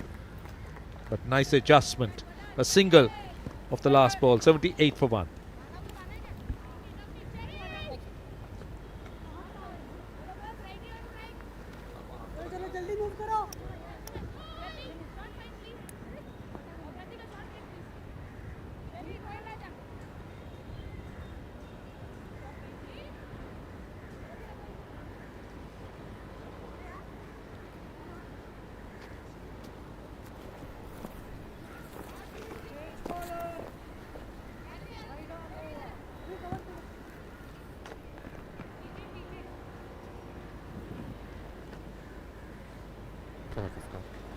$78 for 1.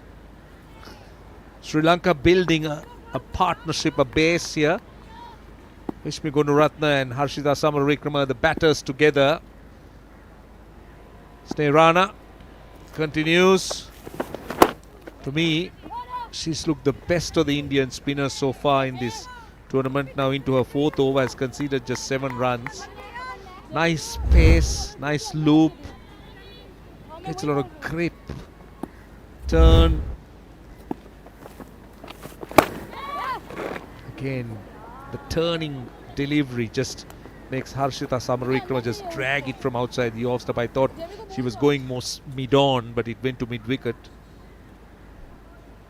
But that's a Vishmi Gunaratne, I beg your pardon. The squalic fielder for Harshita has moved finer. Last over, it's exactly where she found a boundary. Nicely bowled. The ball gets a dip as well at the last second. Definitely one of the top off spinners going around the world. Snehrana, very repeatable action. Gives a lot of reps for her deliveries. And the ideal pace for a surface like at the R. Premadasa, which is not so skidding on for the batters. The interesting thing is, coming into this tournament, she hadn't played for India for 11 months. She was struggling to find a place in this side. But since being given the opportunity, she hasn't really looked back. 5 wickets in that last game against South Africa was impressive. Against Sri Lanka with 3 wickets.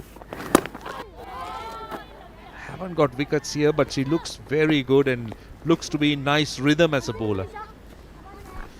Yeah, lovely story of grabbing the opportunity with both hands, I would say. Players like India, even the men's team, they're spoiled for choices when it comes to players. So many good players coming through the system. Shot. Thought for a second he went over the extra cow fielder. But it's not. It just went for a single to sweep a cover. Ends the 18th over. 81 for 1.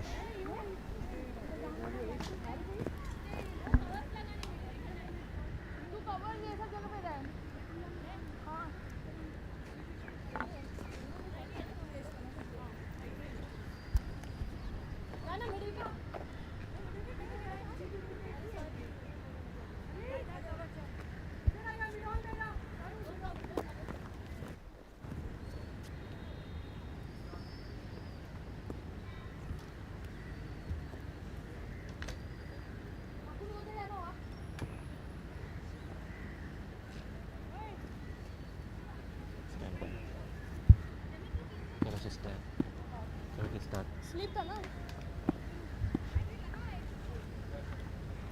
81 for 1. Start of the 19th over, and it's going to be Charani. Another single for Vishmi Gunaratne. The required rate is creeping up. As we say, good afternoon to Estelle. ST, Sri Lanka got a task ahead. Yeah, and they need to get a move on, don't they? They've put on a partnership. They've got the start that they needed, despite that wicket of Hasini Pereira. But now it's time to pick up the pace. Bold, Janice. Here's some of the highlights from this batting partnership. Most of it from Harshita Samavikram ST. Incidentally, Vishmi Gunaratne has faced 43 deliveries, 19 singles and a 2, yet to score a boundary, and 23 dot balls. I think she'll have to change into another gear here, because you don't need this run rate to creep up above 7.5 really. And although they've got Gunaratne still in the shed, some Atapattu yet to come, but even her, it'll be a mountain to climb if it's above 7-8 runs per over. So you got to be very efficient at this stage of the innings, and particularly when you chase a total of 276. Yeah, Vishmi Gunaratne batting at number 3 in the previous game. Just as we talk about no boundaries and the number of dot balls she's faced, she gets a boundary behind point. Just guides it. Yeah, both these batters prefer that area, square of the wicket around point. Third, have scored a lot of runs. Harshita, very strong square of the wicket as well. Just giving herself a little bit of room by moving her front leg towards the onside to allow her hands to get access on the offside. So now Smriti Mandhana has dropped down to the ring. This is good batting. Worked against the turn for another single. Yeah, just on Vishmi Gunaratne, she did bat at number 3 in the previous game, and I thought was able to move the singles much easier. That's the end of the 19th over. Sri Lanka 88 for 1.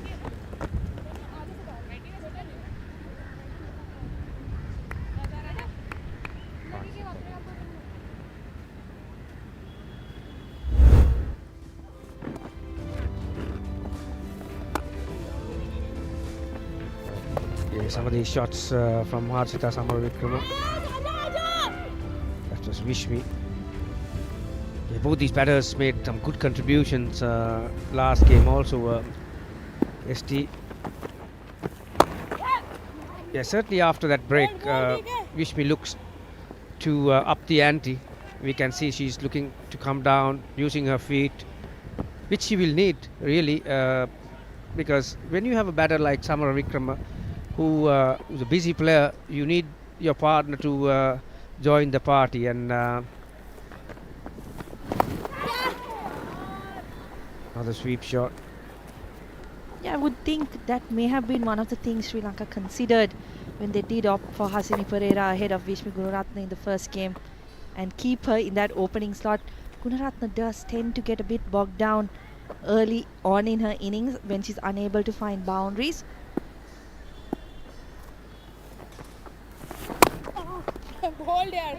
She very well bowled. May have looked an ordinary shot, but the reason was that was a quicker delivery, and Gunaratne didn't pick that off the hand. She was looking to go on the back foot to hit it towards that cow corner.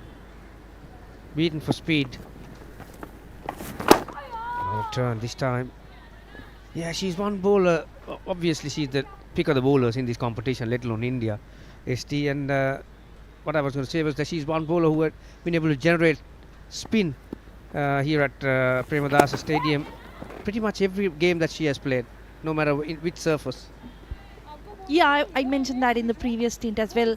The fact that she has regularly been able to get some spin, whereas other teams and other bowlers maybe have struggled a bit. Arundhati, ready on screen, has come back onto the field. So that's a massive deal for India because they didn't want to lose that quick bowler. So she's back on the field.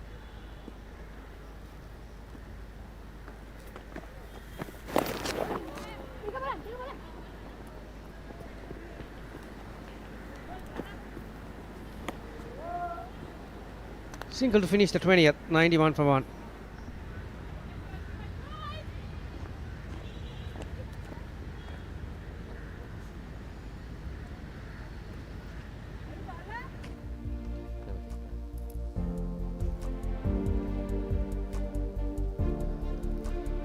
Partnership 62 runs off 77 deliveries. Gunaratna 24 contribution, 24. Harshita obviously came at number 3.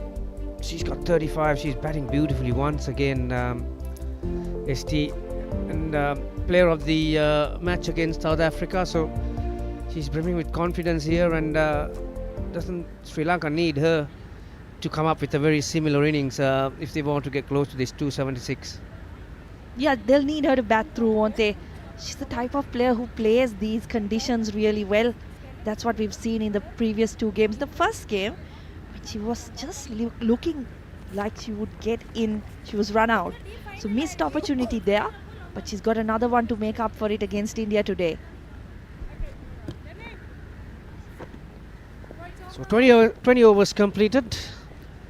ST, these days 20 is a golden number for me, because my beloved Reds, the Liverpool Reds, got the 20th title and equal Maharoof's United on 20. Yeah, so yeah, happy days. A massive moment for a lot of Liverpool fans in Sri Lanka, wasn't it? They clinched that title.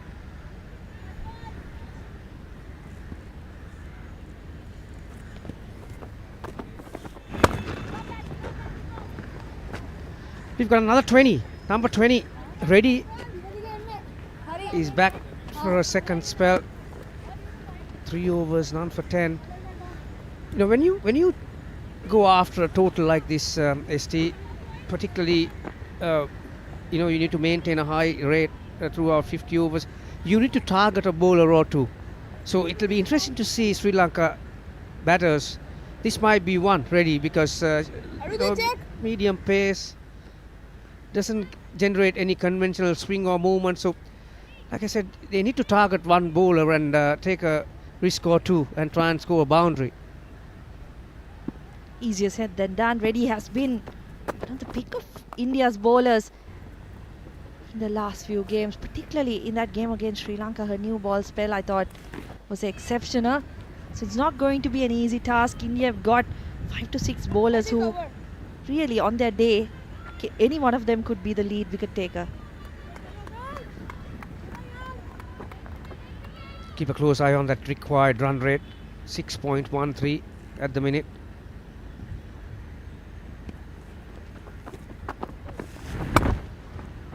Slower delivery.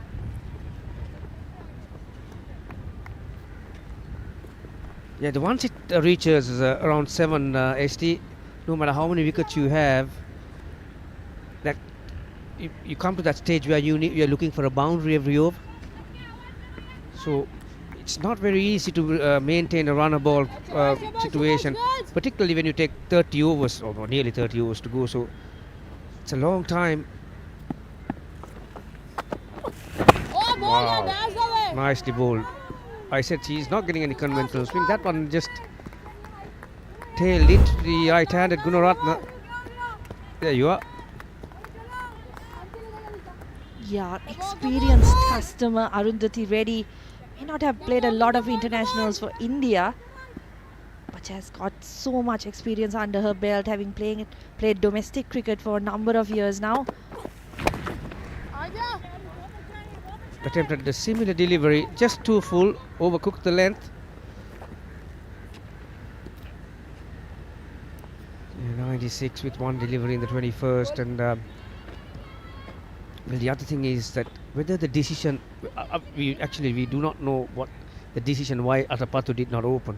May have been a tactical move to me, because she didn't look injured when she left off the field after the 50 overs. So that's nicely worked.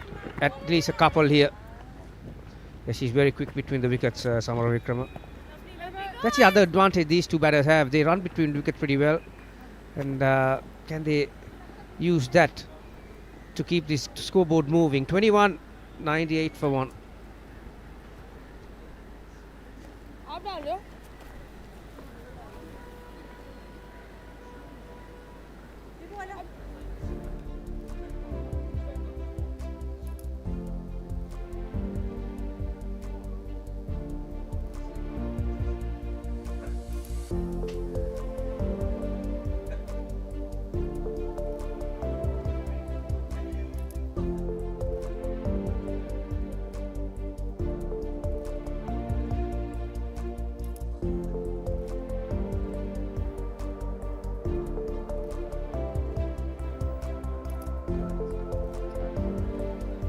That's the points table so far in the tournament. India, 2 wins in 2 games and 2 comfortable wins, but 4 points on the board. Sri Lanka with that important win against South Africa a couple of days ago. So Proteas, the only ones not to get on the board, so they've got a couple of crucial games to come. If India win here, they're into the final. Sri Lanka win, that still leaves the door open for either one of the other teams. Yeah, the other important column in the points table is the net run rate. Currently India plus 1.25. Both Sri Lanka and South Africa sitting on minus.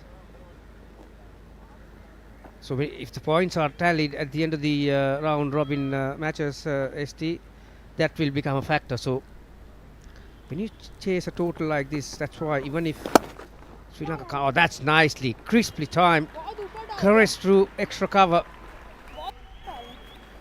She's just showing that not only square of the wicket, she's got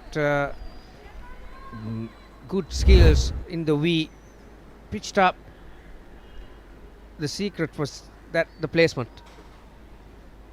Excellent shot from Harshita Samaravikrama. Just meets the ball so well. Sends it through the gap to the boundary. She's been batting so fluently in this innings as well. She just needs that little bit of strike rotation from the other end from Vishmi Gunaratne, just to keep that scoreboard ticking. Well, change in the field. Mid wicket has gone to short square leg inside the ring. I don't know if that's a good ploy because Samaravikrama is normally a very good sweeper. And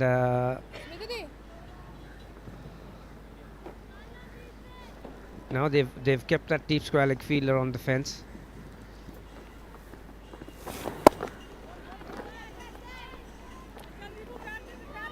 Yeah, the cat and mouse game here. Deepti Sharma he's got a lot of knowledge and experience in the game, and she's bowling against a quality player who is in form these days.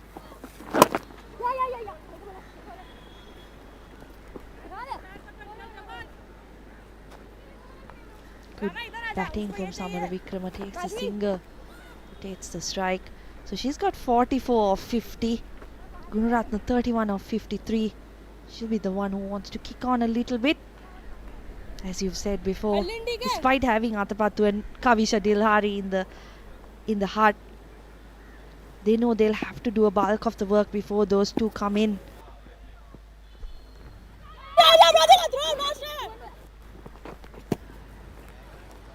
Outside edge will get her a single. So this is a very productive over. As you can see, run rate had come down, required rate that is 6.07.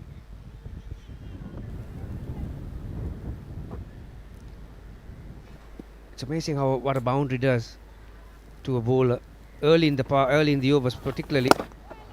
Nice.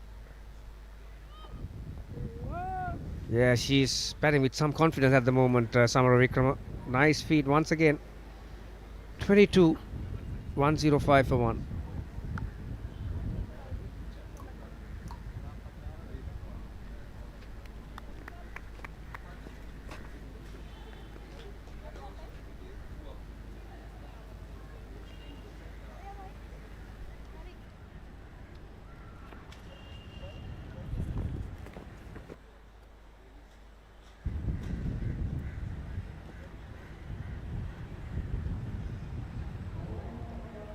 .44 and 32 respectively for Samaravikrama and Gujarat. Interestingly, ST, just after that over, Harmanpreet and Smriti Mandana and Raval had a little chat. I guess although Raval is pretty new into this team, the word is that she's got a lot of knowledge and she's a good thinker. So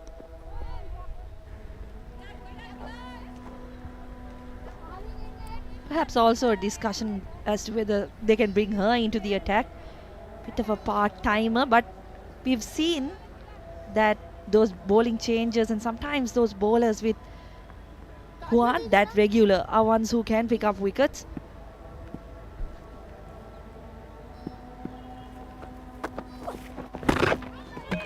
that's well kept. Very well kept. Never easy those ones. Floating down the leg side. Now if you're watching at home, any young wicket keeper, now have a look at these feet and the gloves of Risha Ghosh. This is nicely done. There you are. And the secret was, it was a bit too far for her to break the stumps, and quite easily these days the wicket keepers practice collecting the ball with both hands and taking the bail off with one hand. That was the only thing that was lacking in that piece of play. Yeah, brilliant bit of keeping from Risha Ghosh. Vishmi Gunaratne just losing her balance a bit, that back left leg lifting, but she's fortunately able to get back into her crease. Samara Vikrama now back on strike.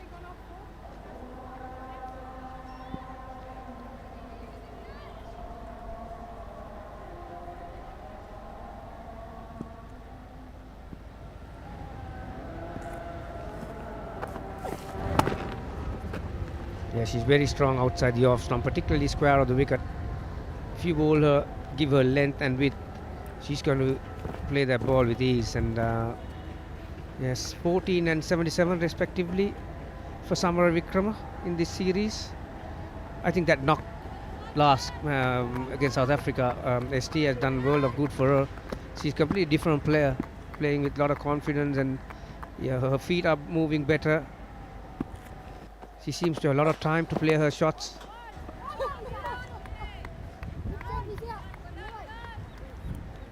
Good fielding from Smriti Mandana. Short extra. Yeah, that kind of knock, particularly in a chase, and as we discussed before, coming in a game where Chamari Atapattu didn't get runs, would give any player a lot of confidence. Just the way she went about things, how easily she was able to kick on from getting a good start. I think she would carry that through this entire tournament. If you go up in the air towards Jemima Rodriguez, just walk back. Amanjot is on the field. Oh, well, that's another magnificent catch. Catchers win matches. Well, this is a good example. Deliberately looking to go inside out over extra cover, but spliced it really. It was up in the air, but she had to do the hard work. Well, that's a terrific grab. And the other thing that you do, when you take a catch like that, it's very important how you slide your hands through it. Otherwise, if it hits the ground, it can easily pop out the ball. That was very, very good technique. Yeah, great take from Amanjot. We've spoken about how good India's fielding has been right throughout this competition, particularly the catching. And I wouldn't fault you for mistaking that to be Jemima, because she's been brilliant. She's moved so well on the field. But Amanjot, the substitute fielder in for India, taking a really good grab to dismiss Vishmi Gunaratne. So Gunaratne will be disappointed. She got a good start, but you have to wonder whether it was slightly a bit too slow. Chamari Atapattu in finally at number 4 for Sri Lanka. Next down, please.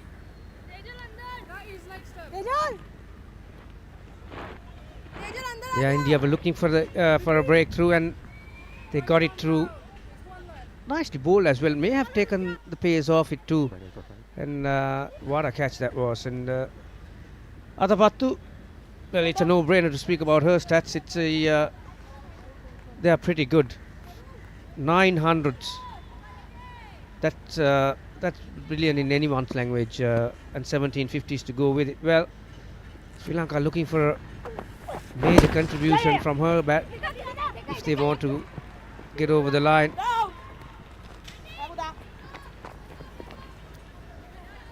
Successful over for Reddy. 23 done, 109 for 2.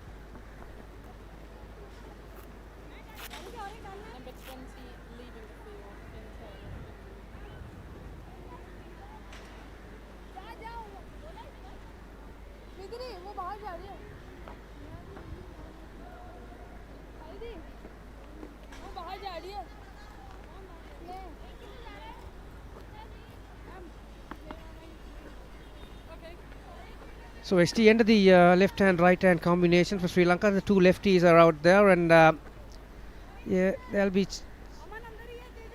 some changes in the bowling department as well. Sharma, right arm off spinner from the press box end.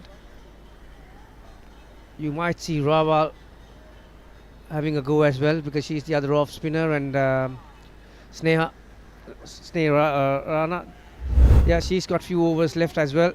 So this was, yeah, that was a slower delivery. And take a look at this beautifully timed dive. This is Jamima. For a moment I thought that was Jamima, because that was a very similar catch to Jamima's in that first game, ST. And in that area as well, extra cover. Yeah, as I said, she's been brilliant right throughout the competition. I think good call from Harmanpreet also to bring on the off spinner, bring on Deepti Sharma. Sharma has had success against Atapattu in the past, and is such an experienced campaigner for India, as well as, you know, she's played a couple of franchise leagues globally as well. Well,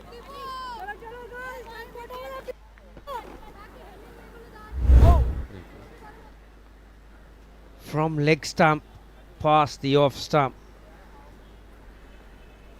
Sharma asking some questions from the Sri Lankan skipper. Quicker delivery this time.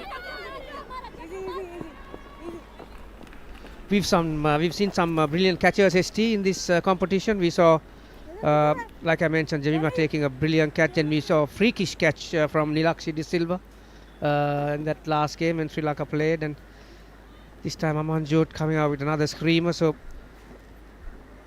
along with some easy chances going down, we've seen some brilliance as well. Yeah, it's been up and down for all three teams. I think few opportunities going a begging across the board, and as you rightly said, a couple of brilliant takes taken as well.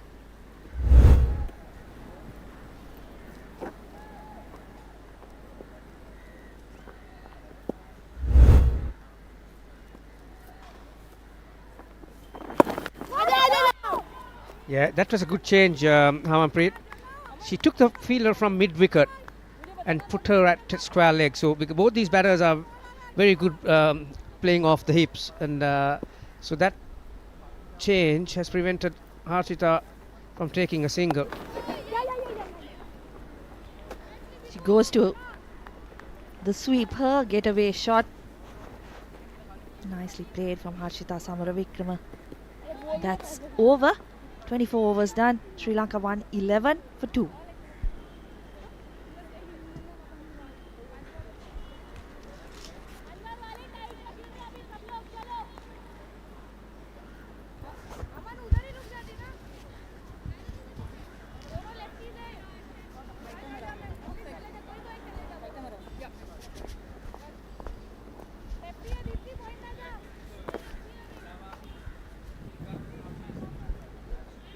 Still right arm round.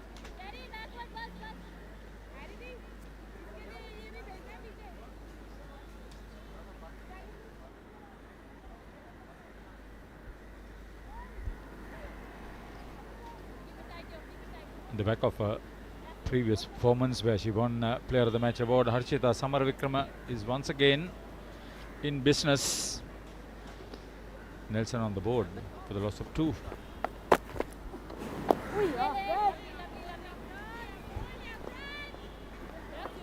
Two left-handers in the middle. Out comes the off-spinner once again. Rawal, touch expensive over the first couple of overs.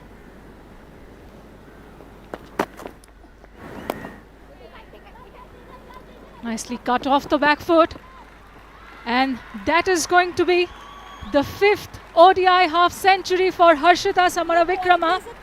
A knock full of calm and class, steady hands, sharp minds, and she's held the innings together with quiet authority.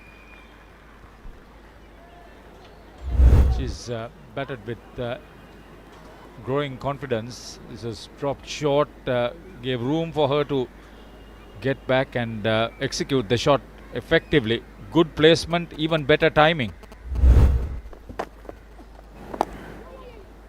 Gets tall on this one, punched uppishly to deep point. Second consecutive half century for the 26-year-old Samaravikrama. So much composure in that knock has come at a crucial time. And that partnership, of course, with Vishme Gunaratne laying a key foundation to this chase before the arrival of captain Chamari Atapattu in the middle.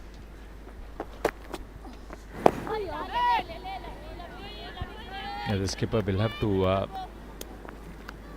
really play with growing confidence in a run chase that is over 6 and over as the asking rate.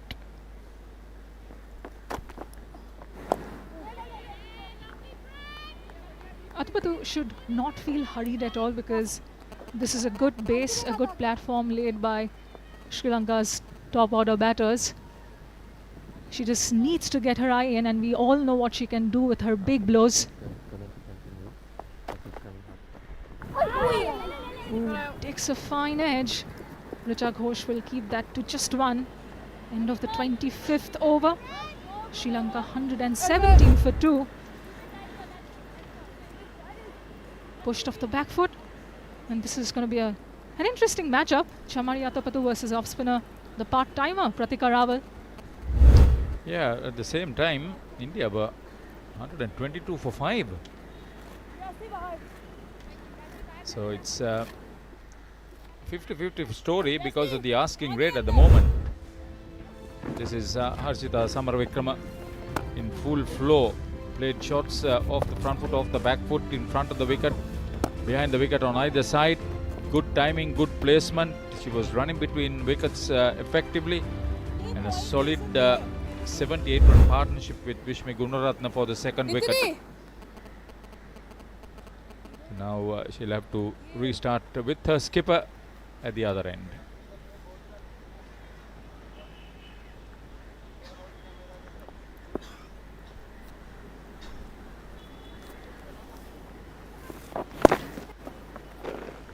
Shuffles across and noddles it towards Pratika Rawal at short mid-wicket. The Indian spinners, so varied options available for Kaur, and how well they will cope with, especially I think Samaravikrama more than Atapattu for the next 5 overs, I would believe.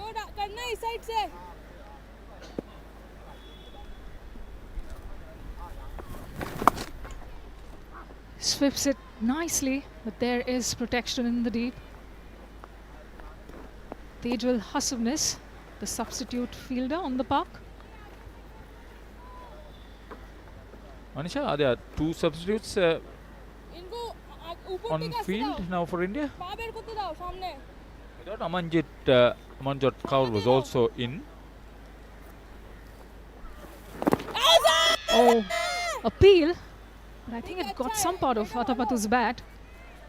Not a bad question to ask though. Nicely flighted, but pitching outside leg.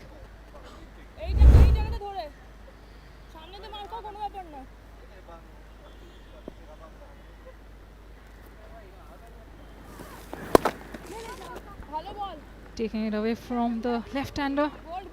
Disciplined start to this innings from Chamari Atapattu. She can accelerate herself very well, so that's not a problem.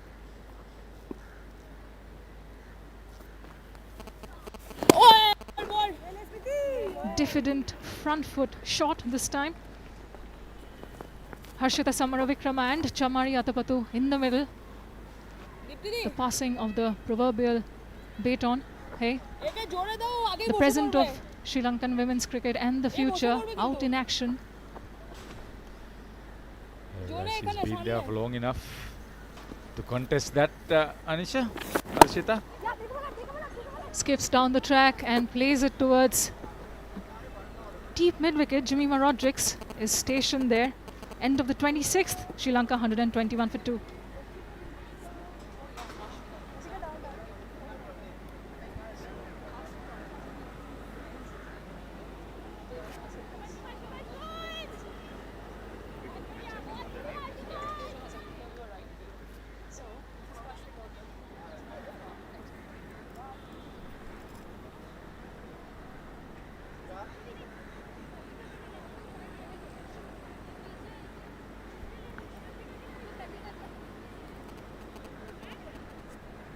Yeah, Thapattu, taking her time settling in will provide Samara Vikrama with all the encouragement and the advice to build these innings together. They're experienced enough, they're capable enough. Loud cries of a catch and taken. Oh no. Harshita Samara Vikrama cannot believe what she's done. It was there to be hit, but she didn't get the elevation and chipped it straight to Arundhati Reddy, who just walked into the field. There is the wicket, the third wicket for Pratika Rawal in India colours. Good take and much to the respite of India. Well, she had gone for quite a few, but this wicket will bring back Pratika Rawal to the equation. Huge.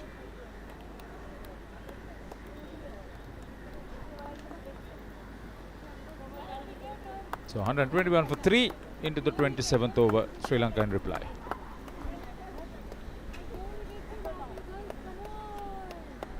Good alertness on the part of Arundhati Reddy, Harita, because she had just walked into the field. Tejal Hasabnis was substituting for her, and she walked into the infield where Harmanpreet Kaur asked her to be positioned, and she was up to the task. And how, right? Such regulation catches can often be shelled, as we've seen over the course of this Tri-Nation series featuring Sri Lanka, India and South Africa. But Arundhati doesn't make any mistakes. Important breakthrough, the set batter, the half-centurion, back in the hut now. Out comes Kavisha Dilhari, the youngster, 24-year-old, and of course scored a much-needed 50 of her own. And the terrific partnership that she stitched alongside Samara Vikrama helped Sri Lanka get the better of South Africa. An excellent win by 5 wickets on Friday. Dilhari from Demapati Rajaratgama. The 24-year-old. That's a good catch. Chest level. Can easily drop those. Travelling reasonably quickly at her. The part-timer does the trick, doesn't she? Pratika Rawal brought in early when Arundhati Reddy was off the field after her first spell. Harmanpreet persisted with Rawal, and it's brought in due rewards for India.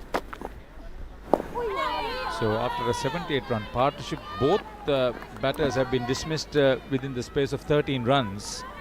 Sri Lanka now feeling the heat. See the required run rate over 6.5 runs and over at the moment. Athapathu's had enough. She tickles this with enough power to ensure this goes all the way to the fine leg ropes. The captain brings up her first boundary of the innings after a sedate start. That wayward delivery from Rawal, deservedly punished. Yeah, that would ease a lot of anxiety for the skipper too. Not that she's not used to this sort of pressure situations, but any time to get amongst the runs is good. The country is waiting to see her perform to her full potential with the bat in hand. Defended diligently to end the 27th over. Sri Lanka 126 for 3.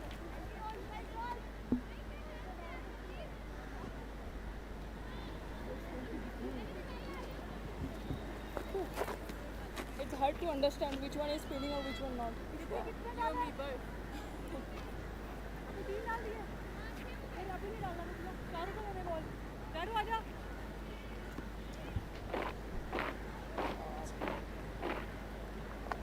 Madam वो था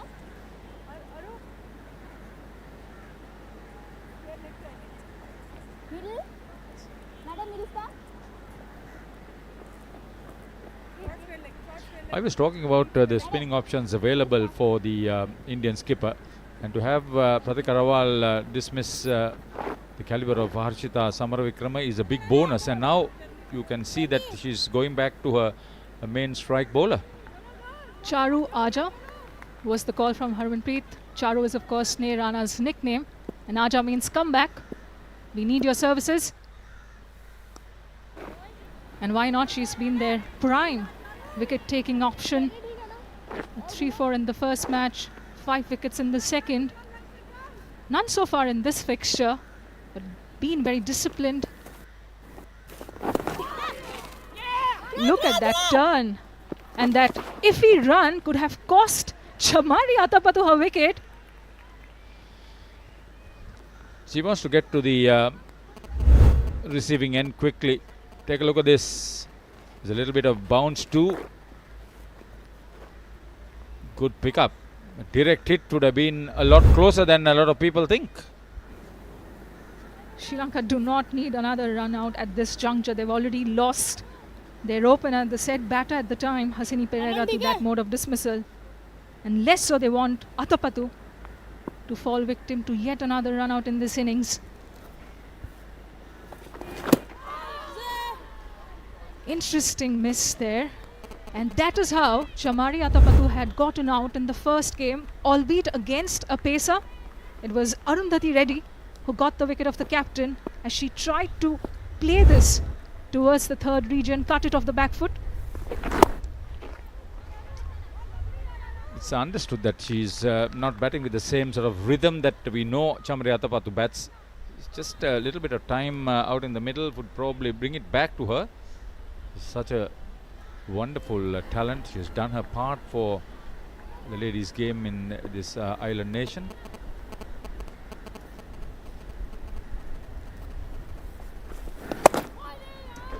Another punch off the back foot. Good work on the edge of the periphery. Just a slight misfield towards the close of that effort. Now, this was not confident running between wickets, not perfect calling. And, no damage done because of the misfield.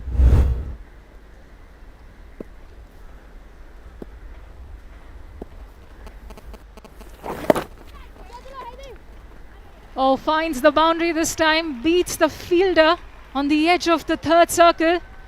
Not much power there, but it was the placement and the thick edge it took off the bat of Kavisha Dilhari that made it find that direction. Well placed from Kavisha Dilhari there. Yeah, beautifully done. Ever since she made a debut in 2018, she's been one of the leading all-rounders in the ladies' game in this country, and she's ever improving. Not so in the bowling today, though. This is well played. Right on top of it. Two of Sri Lanka's prominent power hitters out in the middle now. Can they inject that fluency in their scoring rate? Is the moot concern. 2 quick wickets after Sri Lanka raced past that 100-run mark in this chase of 276. Rahul to continue from the far end. See, now there is a possibility that she'll be confident enough, and the skipper would be confident enough to give her a longer ball. And Atapattu is going to be absolutely key, as you rightly mentioned, Haritha. She's the heartbeat of this team, a breaker of ceilings, a bearer of hope, such a pioneer of the game in this country. The girl from Kurunegala was turned into a giant of the sport. Only the second Sri Lanka to ever top the ICC ODI batting rankings after guess who? her idol Sana Jayasuriya, first Sri Lankan woman to get to that distinction. She's been playing all around the world, and initially from Gokarala Central in Wayamba Kurunagala. She was also from Ibagamu Central, where one of her pioneers was one of Sri Lanka's leading athletes, Sriyani Kulavansa. She was a 100 hurdler who had won Commonwealth medals.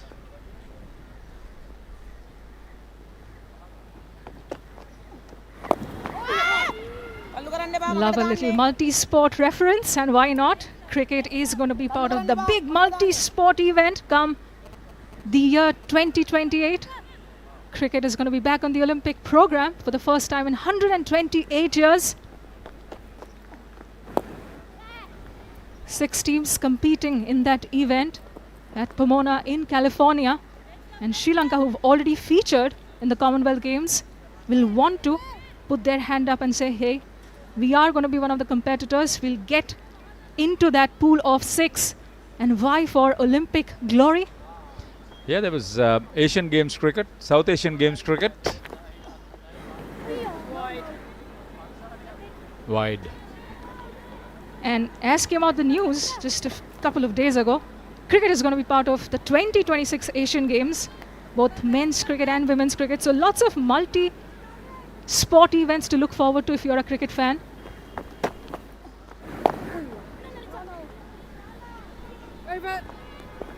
End of the 29th over, Sri Lanka 134 for 3.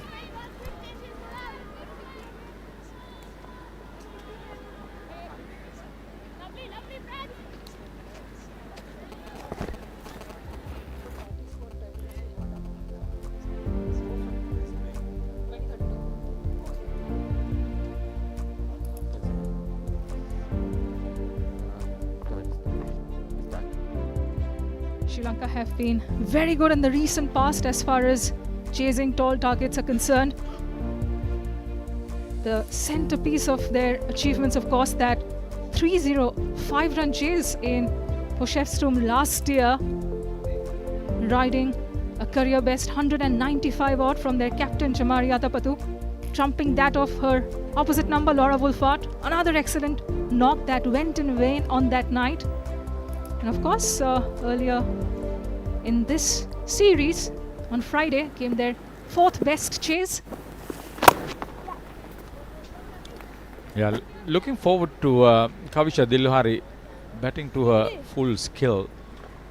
She's a trailblazer from down south, where a lot of young talent is coming forward for the ladies' game in the country. Selectors are having an eye on all that.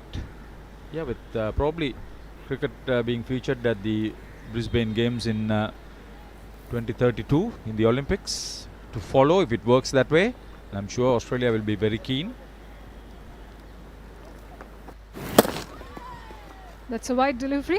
So you mean to say Australia are interested in the sport called cricket? I'll tell you why. When the Commonwealth Games cricket was played in Malaysia in 1998, that was the first time the Commonwealth Games came to Asia. Australia were led by none other than Steve Waugh. Thick edge. Nobody at third man. Never mind all that. 4 to Chamari Atapattu. A slip would have perhaps been interested had they been in position, but not this time around. Too fast and too quick for Richa Ghosh to intercept. And off it went to the third region for a welcome boundary for the Sri Lankan captain, who hasn't found her fluency early in this innings.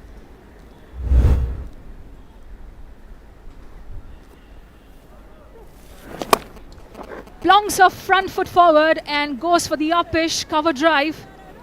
Arundhati Reddy is the protection in that region, but that is show of aggression and intent.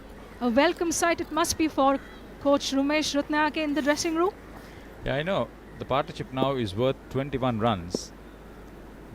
That's a start for this pair. Oh, brilliant. Frame that and put that as a portrait in N. Sri Charani's drawing room, please. Take a look at this tall, quicker Oh, spun too much. And her release point is interesting because, of course, she's a tall left-arm spinner from Karapa, Andhra Pradesh. Has been a proven performer on the domestic circuit. Got her debut in international cricket in the first game. Rocks away, again finds the fielder. The point fielder Pratika Rawal does a fine job. End of the 38th over, Sri Lanka 142 for 3.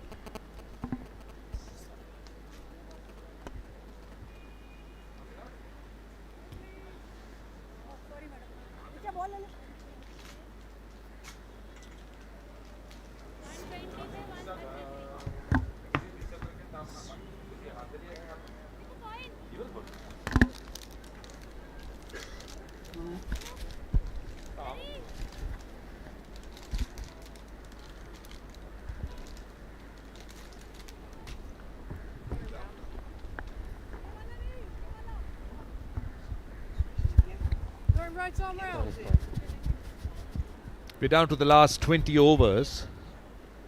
Sri Lanka, they need 134 more runs. 134 runs with 7 wickets standing, so that is very gettable in the modern game. 120 balls and 134 runs, that's not frightening. Not impossible either, and she goes short and wide. Chamaria Thapattu extends her arm and hits it over point for 4. And she'll enjoy a bit of pace on the ball. And the Indian skipper introducing the seam bowler, ready, and straight away, look at Thapattu go. Boundary to start the over. Yeah, that was a slap. Plenty of width, short, bread and butter for Chamaria Thapattu. Got her the license to free her arms. And what a shot. No, had no intention to keep it on the ground. And certainly enjoying a bit of pace. This is going to be very critical, the next 10 overs, because where would Sri Lanka be going into the last 10? Because they're looking at 276. We're talking about another, 129 more runs. 276 is the target. So extremely important that the next 10 overs up to the 40th over, Sri Lanka, we're talking from a Sri Lankan point of view, that they bat sensibly and they got wickets in hand. India, on the other hand, will be looking to create pressure. Kavisha Dilhari is a very good ally to have because she's very busy. She just knocks the ball into gaps and looks for runs almost every time. Well, important partnership for Sri Lanka. Both these players have been super touch, proven customers. I reckon one of these players got to bat through and remain not out or close to being at the finish end. If they do that, one of these, I think it's still gettable. The way Chamaria Thapattu has been going, as well as Kavisha, play the ball very freely and enjoying a bit of pace. All to play for. Certainly the pitch has behaved well. 275 runs in the first innings at the moment. Almost 115, 30.4 overs, 100, almost 5 runs per over. It has behaved really well.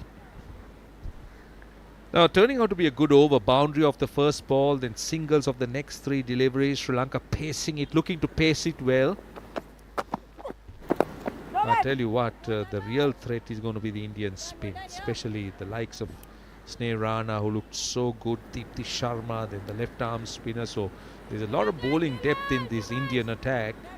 So Sri Lanka has a lot of hard work ahead of them. It's not going to be easy. This is an experienced Indian lineup, and Sri Lanka will have to bat exceptionally well from here. Last ball of the over. It's a dot to end the over. 31 overs done, 149 for 3, and it's time for some drinks.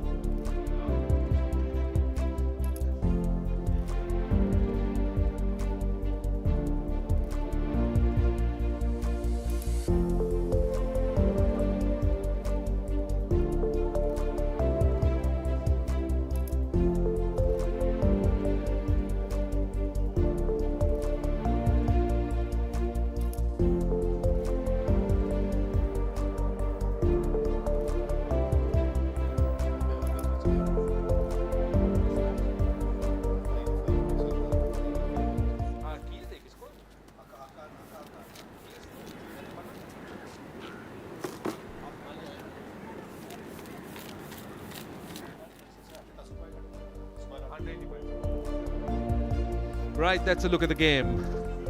Look at their target, 127 of 19 overs. So that's precisely 114 balls, 127 runs. The gap is just 13 at the moment between runs required and balls available. Sri Lanka will take heart from the fact that they got their captain in Chamari Atapattu, who's made 21 of 27. Kavisha Dilhari just warming up. Kritika Rawal and Reddy, the wicket takers, but the real threat's going to be Deepti Sharma and Sneh Rana. They'll be the ones that Sri Lanka will have to watch out.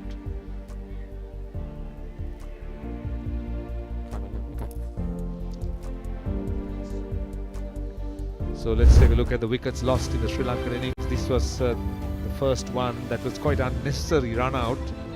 Hasini Pereira was looking good and then took on the arm of Deepti Sharma, who is very, very strong indeed. And she did the right thing by making sure that she grounded her bat, but she was well short. And that was the difficult one for the third umpire. And then this was Vishmi Gunratna. I thought she was tied down a lot. And then Harshita, who looked good. Her second consecutive half century. Those are the 3 wickets that Sri Lanka has lost. They still got a lot of hard work. Chamari Atapattu 21 of 27, just starting to warm up a bit, so to speak, with the bat in hand. Kavisha Dilhari looking for runs, 8 of 13. What would India's plan be? The left arm spinner coming on. This is an interesting choice, and that could be because there's also a right hander at the other end.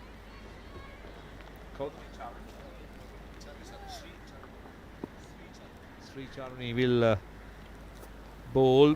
Chamari Atapattu should look to take her on, but that time was very lucky. Now she's got a deep mid wicket, long on and a deep square leg.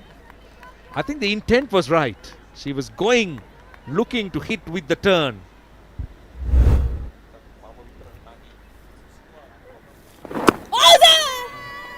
Definitely the intent was right, but the timing for me was not the greatest. Soon after a water break, how many times we've seen lack of concentration. Lucky for Chamari, there was an inside edge in that particular delivery. And Charani coming round the wicket means that she'll take LBW as well as caught behind, as well as some catching position in the offside open. Poor running. There has to be a couple of runs, and Chamari Atapattu, for some reason, probably not comfortable going for the second run. Well, it was begging for a second run, and ideally Chamari Atapattu should be facing the left arm spinner, not the right hander. Charani will enjoy bowling to the right hander. Kavisha Dilhari manages to get the sweep out of the way and a single, but running has left a little bit to be desired. The 150, the Sri Lankan 150 is up. In fact, 151 for 3 into the 32nd over, but they need at least to maintain that 5-6 runs and over from here. 2 runs on the first 2 deliveries. This is good bowling. This is really good bowling. Fired it in that time. Yeah, very good angle created by Charani. Most importantly, after the first delivery, the length has not been fully, slightly shorter, skidding on. Odd delivery turns, the other doesn't. Asking a lot of questions from Chamari as well as Dilhari. Shot again. Finds the sweeper cover fielder. 3 runs from that over. 152 for 3.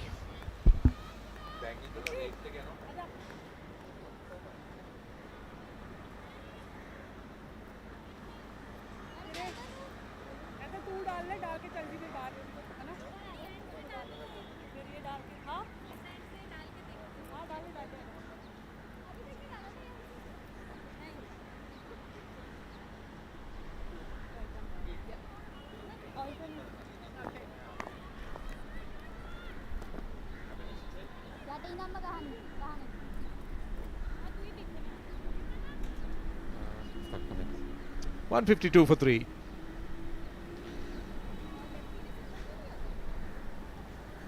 Sneh Rana, this is going to be the test. This is going to be the test as far as the Sri Lankan batters are concerned. She's looked the best bowler. She's bowled 6 overs for 19 runs, and she's looked threatening. Chamari Athapattu, the batter on strike, round the wicket. Asking for a catch and given. Chamari Athapattu doesn't believe it. And she's been dismissed. And Sneha Rana, we told you how dangerous she could be. And she strikes with the very first delivery. I told you, Chamari Athapattu, when she came to bat, one weak point she has is playing against off spinners. This occasion, soft, flirting with danger outside the off stump, and a neat catch behind.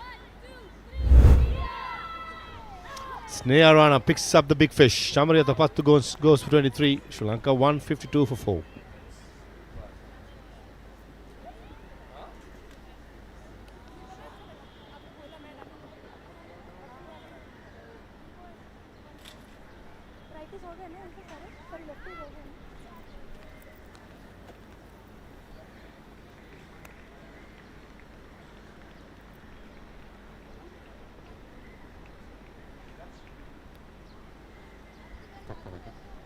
Well, Nilakshi De Silva, Sri Lanka has depth in their batting. Don't forget that. They can certainly bat deep. But what they need is a partnership. That partnership was threatening Chamari Athapattu and Kavisha Dilhari. And we always felt that the Indian spinners were going to be a challenge, and particularly Sneha Rana. She's been truly magnificent, and I think she's given a very strong message to the Indian selectors.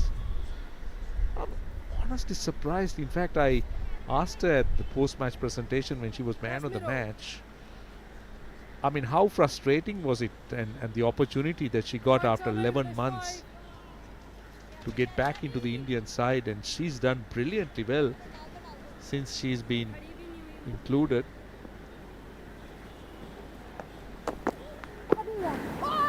Now that's clever. That's very clever, I'll tell you. Nilakshi gets off the mark with 2. Didn't have enough pace to deal with, but still you could see that innovativeness as a batter. She just opened the face and found that gap at short third. Yeah, off the mark in style, Nilakshi. 823 runs, average of almost 27 with a couple of half centuries. Don't Sri Lankans will love a third half century from Nilakshi today on a winning course. Forcing shot off the back foot. With off-spinners bowling, with 2 right-handers at the wicket, Sri Lanka will look to try and work them around, but with the ball spinning back into them rather than spinning away from the left-hander.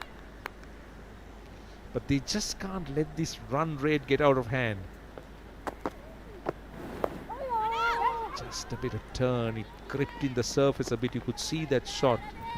She had to make the adjustment. Kavisha Dilhari. Slowly but surely the run rate creeps up. 6.91 the required rate. Dilhari 9 of 14. She has looked dangerous. And losing Chamari Athapattu would have definitely dealt her confidence as well. Now she has to be the senior pro in the middle. If you look at Rana, look at the way she's looping the ball, look at the dip she's getting. She's getting some turn off the track. Last ball of the over. Looks to go over the top, and she's got hold of it. It's gone all the way for 6. It's a good way to finish the over. This is a bold shot by Nilakshi De Silva. 162 for 4.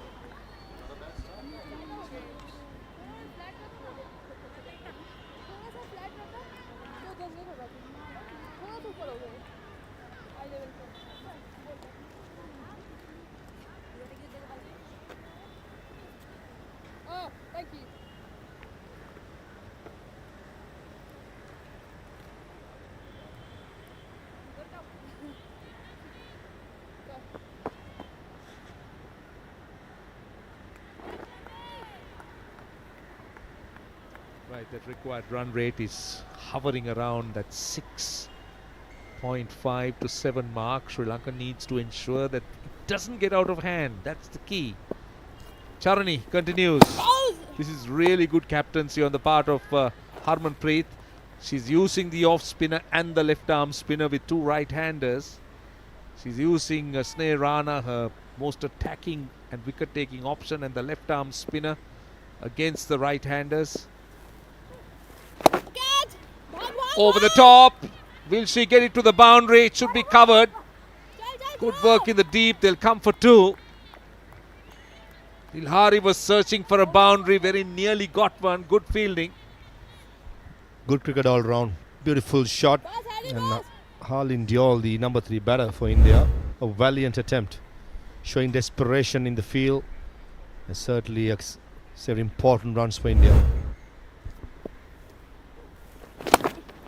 Crossed up again. Nicely done. Just opening the face of the bat. There is an urgency in the running now, which was lacking some time ago. They're looking for that extra run even on that occasion. No second run, but you could see the urgency. This would augur well for Sri Lanka, because those quick singles, those half runs, the short runs, converting ones into twos, they can all add to the pressure. 111 of 99 balls. That gap is still not very frightening. Need to always keep an eye on runs versus balls coming into the last stages of an innings.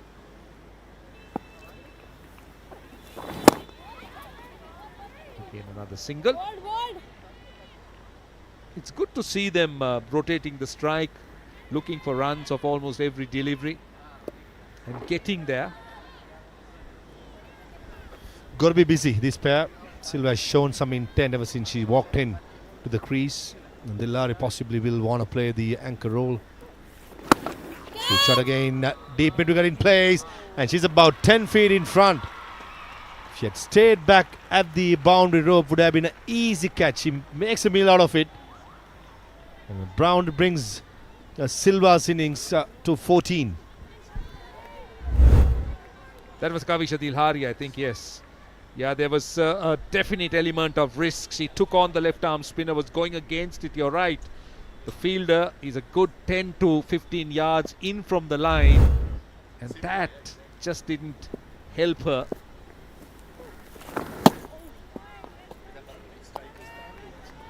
So 34 overs done, 170 for 4.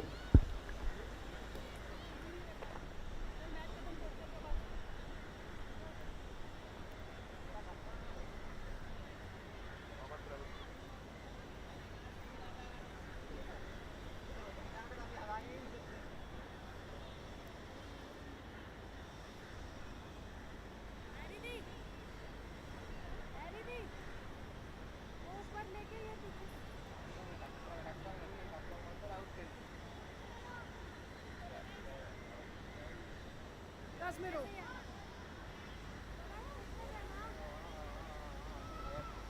106 of 96 balls. That's what is required from Sri Lanka. India, on the other hand, needs 6 wickets. They got 16 overs left. The off spinner, Sneh Rana, easily, I repeat, India's best spinner in this Tri-Nation series so far. Right-hander on strike. I love the guile. Beautiful loop, lovely guile. Deceiving the batter in the flight. Lakshya De Silva very nearly hitting it back. Really lovely flight from this off spinner. Short delivery, swung away on the leg side. Lakshya De Silva just looking to be proactive, looking to go down the pitch. The first delivery, this time quickly onto the back foot. Clear message sent out to Nilakshi by the management, I'm saying. That to be aggressive. And that will make Dilhari's job quite simple. Just do that. Take the single, get Nilakshi De Silva at the strikers and let her be the aggressor. Yeah, that's the role for sure. But Sri Lanka will also have to walk that thin line because they can't afford to lose wickets. Now there is a long on, deep mid wicket, deep square leg. This time forcing off the back foot, doesn't get past extra cover. The last over, when it was tossed up, Nilakshi went down the wicket and went over mid wicket. So Sneh Rana will be conscious of that. Now she's changing her line. That's interesting. She's moved her mid wicket across to extra cover, So she'll look to bowl wide of the off stump, but nobody behind that line on the offside. Clever cricket, very clever cricket, dropping and running. Good intent. Yeah, indeed. And Sneha Rana as well, equal to the task. Not only about, you spoke about beautiful action, it's all about being a game awareness. As you correctly said, no one behind square in the offside saving the boundaries. She cannot give any width. It's been quite accurate, bowling that length and line. 2 is the call. And a misfield. Slide across. The commitment was shown, but I don't think she missed. She read the bounce or the pace. Ends the over. 177 for 4.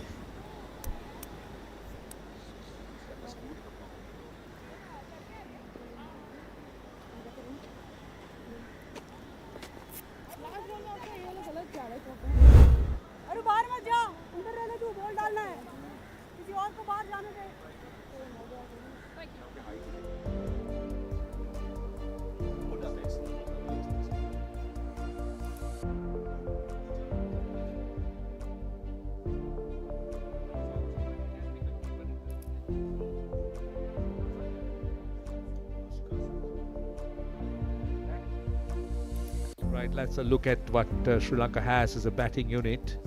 So Anushka Sanjeevani, the wicket keeper, is in next.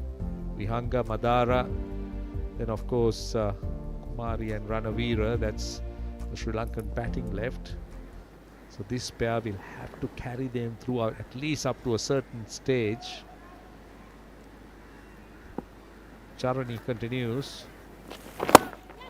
Nice use of the feet, lovely use of the feet. Love the intent shown by Nilakshi De Silva. She gets a boundary of the very first delivery of the over. Good shot. Inside out by Nilakshi De Silva. As you correctly said, as soon as she got the flight, invitation was given, accepted with both arms, and a lovely shot. He waited the field, that extra cover. Most importantly, boundary early on in the over. Yeah, she got the elevation. That was the most important thing from her point of view. Right, they want a single and they get a single. Boundary and a single. This is what Sri Lanka plans. They'll not want to play dot balls. Now, that requirement, 94 of 88, the gap was about 12 at one stage. It's been reduced to 6. That's what boundaries and runs make. And runs do to your target. Bihari on strike. Very effective with the slog sweep. She's not been afraid to aim to play shots like that. Remember the last over, she very nearly was caught in the deep, but she's still taking on the left arm spinner. Yeah, very different tactics used by the batters. Silla likes to go through the offside. Dillar on the other end wants to cover the stumps and go through the leg side. So Charani, the left arm spinner, yeah, she'll have to be on top of her game with two players contrasting very different in their style, in their attacking mindset. Yeah, she's gone for some runs here. Now that required rate is under 6.5, so that's something that Sri Lanka will be pleased about. 93 of 86.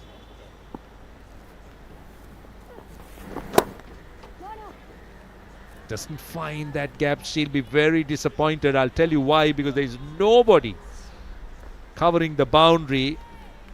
So you get the gap. That was four.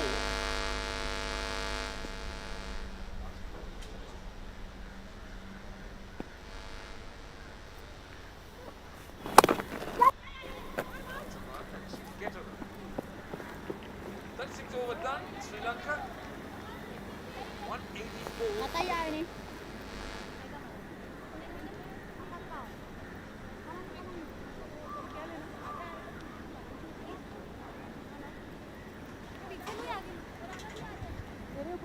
Check one. Check one.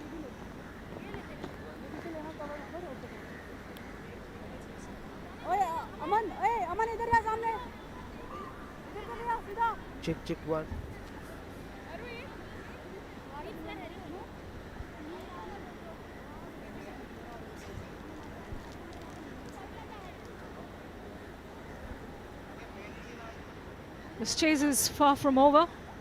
Sri Lanka will fancy their chances of gunning this 276 run pursuit as long as Kavisha Dalhari and Nilakshi De Silva, both of them set in the middle now, hold firm and take this innings deep. I'm Monisha Ghosh. Joining me is Estelle Vasudevan. Oh, invention again from Nilakshi De Silva, beats N. Sri Charani and will get another boundary. She's dealing in fours is Nilakshi De Silva here. Got into position early to just help it along the way. Wasn't a bad ball, mind you. There was an appeal from Arundhati Reddy. But Anna Harris, the umpire, was unmoved. Very good start to the over, the 37th over from a Sri Lankan point of view. This is setting up to be a nail-biter potentially, isn't it, Estelle? Yeah, it's been a good run by this pair, hasn't it, since Chamari Atapattu's dismissal. Another big shot, and once again, has it gone all the way for 6? Good shot from Nilakshi De Silva. Full toss and swung away with disdain. Nilakshi De Silva is playing an absolute blinder here. Came out of nowhere in the scheme of things really, but comes with a reputation of being a good pinch hitter for Sri Lanka. And it did perhaps plonk onto that rope. Looks like it bounced just inside the rope, so might not be a 6, but a good lusty hit nonetheless. Straight on the rope, it's a boundary 6. Boundary 6. So it's straight on the rope, so called a 6 by Anna Harris. The fielder once again just wandering a little bit in front of the ropes, and that allows the Sri Lankans to go over her head. A tickle away into the leg side and another run. Once a second run does Kavisha Dalhari, sent back by her senior partner. They do not need a miscommunication at this juncture to Sri Lanka. Things are going very smoothly for them. The runs are coming along nicely. Yeah, 81 of 81 for Sri Lanka now. The equation. They've really pushed that run rate up in the last couple of overs. Hit uppishly and beats the point fielder. She will only be a mere spectator, Deepthi Sharma. And that is the third boundary in the over for Nilakshi De Silva. Excellent striking. In fact, it was the youngster Kavisha Dalhari who's put on her dancing shoes and joined in on the act. Yeah, great shot from Kavisha Dalhari. Just finds the gap barely. Deepthi Sharma will perhaps be a bit disappointed that she wasn't able to get more of her hands onto that. Wavered and tucked away. This too is heading for the 5-leg rope. There's no stopping that one. Just caresses along the grass. Has enough juice to give Sri Lanka their 4th boundary of the over. Arundhati Reddy unfortunately is leaking runs. Could prove to be a game-changing over this. Yeah, Reddy went off the field early in the day. Seemed to be suffering from a bit of cramp. Has come back and bowled well. But this over has gone for plenty.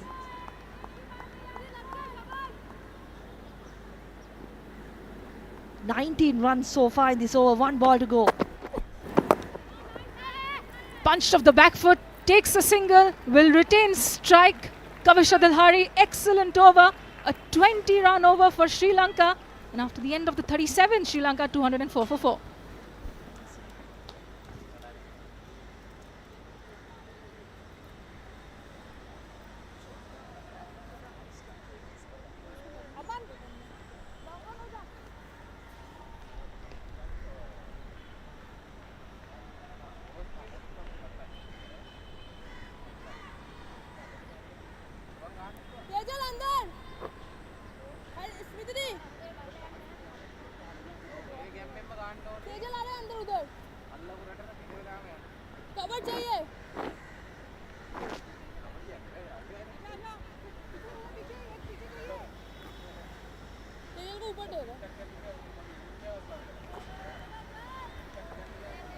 This pair of Nilakshi De Silva and Kavisha Dilhari has clearly shifted the gears of this chase.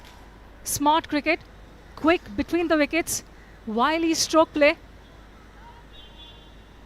We have a chase on our hands, don't we? Yeah, it's just the way that Nilakshi De Silva, I think, has come out there, played her shot. She's given Dilhari the freedom to do so as well. Goes for the big hoik into the leg side, doesn't get all of it. There is Sneh Rana in the deep, picks up a single.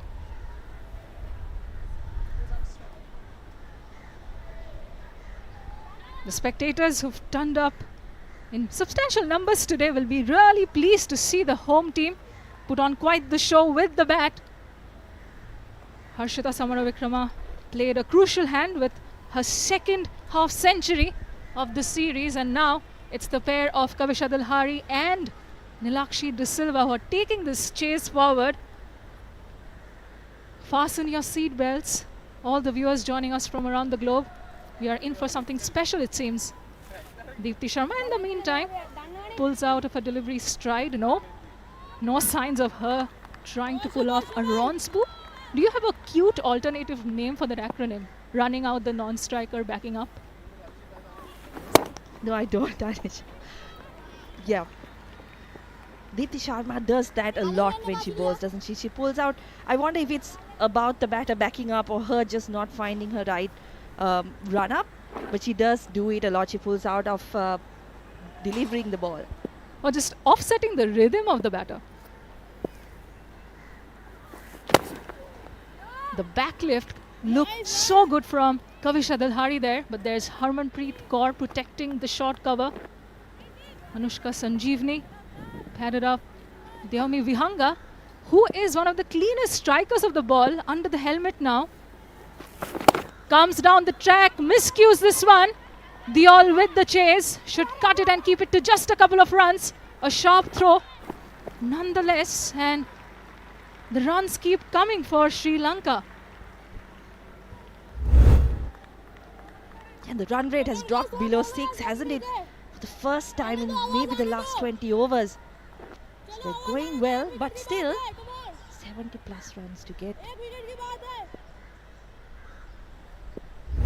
Sorry, just under 70 runs to get. 68 of 74.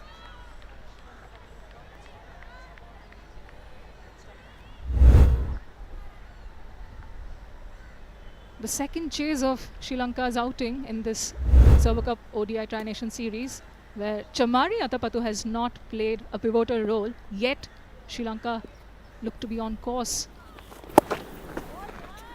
And speaks so much about the new talent that has come through for Sri Lanka through the domestic structure. End of the 38, Sri Lanka 208 for 4.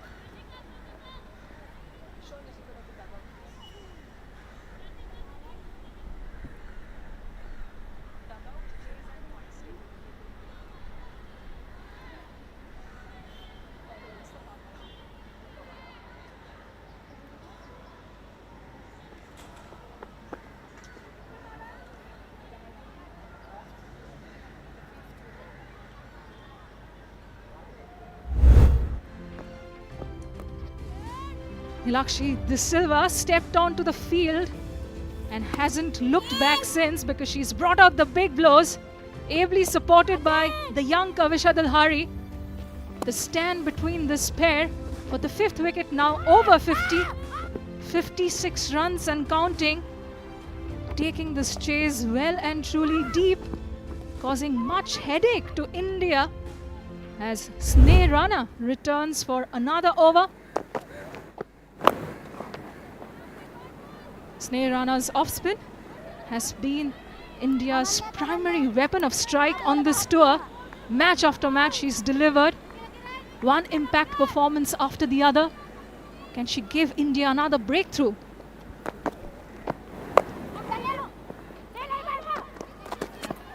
Another mix-up. Sri Lanka end up with a single anyway off the overthrow. That's a little sloppy from India, really. And there has been a bit of a collision. Rana is on the field and pretty much on her fours right now. She's not looking particularly well. A bit of a collision there with the non-striker. Treatment has been summoned onto the field, and there will be a bit of an intermission in this chase. Hopefully things are not too much of a concern right now.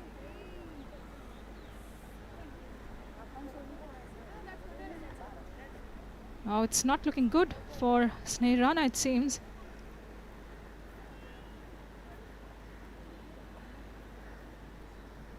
Just as she tried apprehending the ball, as the throw came in from the leg side, clearly wincing in pain. She was rightly backing up and grasped her right hand first. Oh my God, those spikes on the hand, on the palm of Sri Lanka's dominant arm is going to hurt big time. Yeah, just Kavisha Dilhari stepping on her hand. That must hurt. Hopefully no dislocation.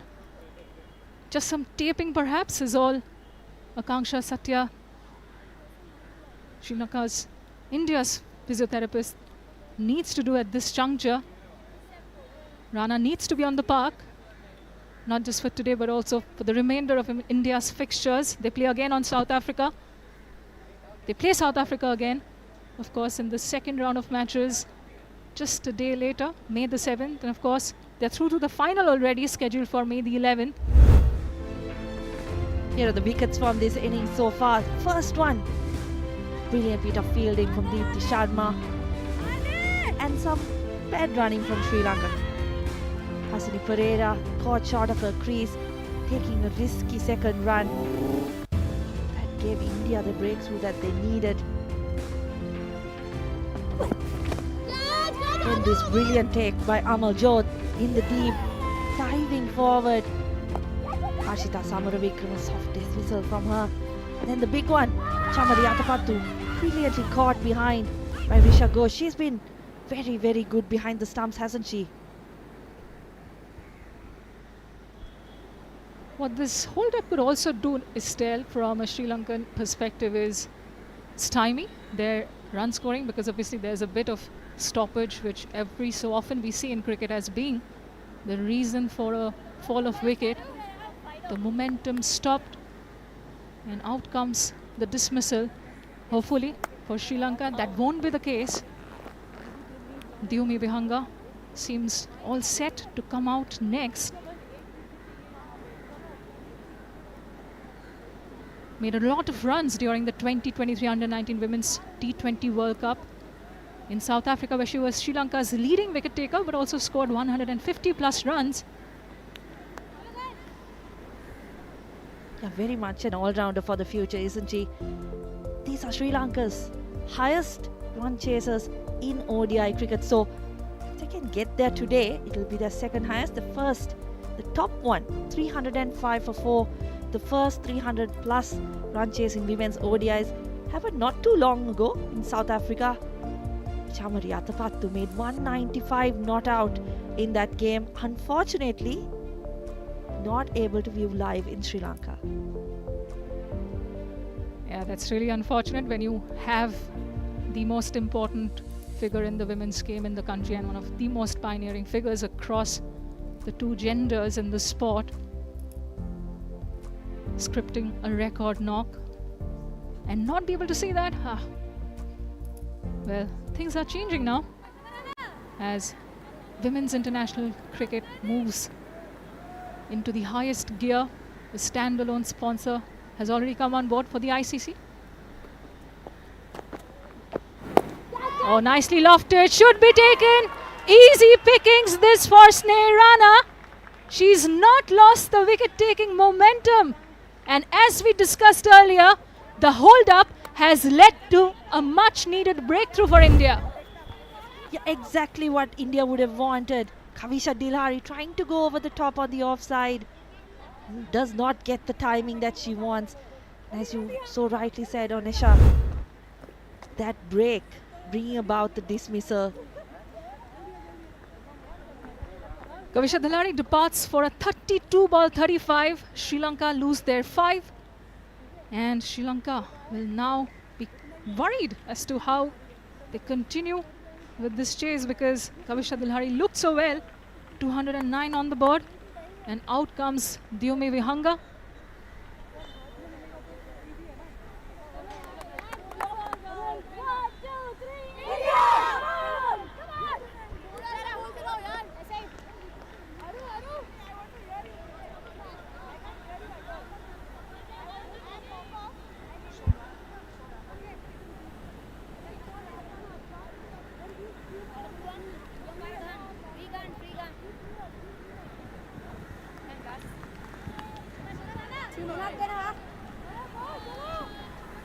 Come hail or rain, injury or no injury, Sneh Rana will deliver what has been asked of her by Harmanpreet Kaur, by the Indian management and the selectors. Take wickets and cement your place, hey? And she's proven to the task to an absolute T.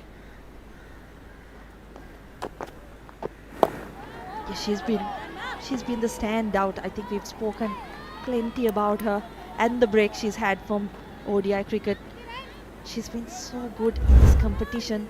You wonder whose place she can take in this side once everybody is fit. That's the dismissal once again, just after the break. Diomi Vihanga is off the mark with a single into the leg side as Pratika Rawal hairs in from deep mid-wicket.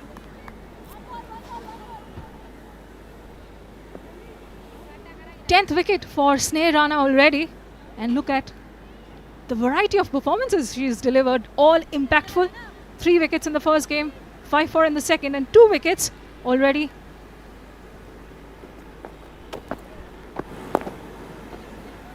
And it comes at such a vital time for India, just as Sri Lanka were raising their heads in this chase, brought down the required run rate to 5.5.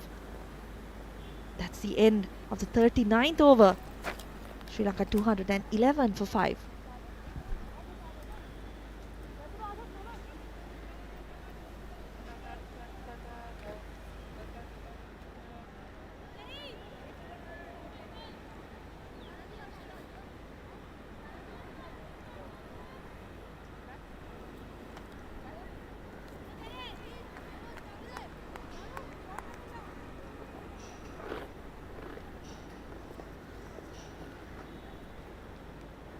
The equation now, the hosts need 65 of the last 11 overs.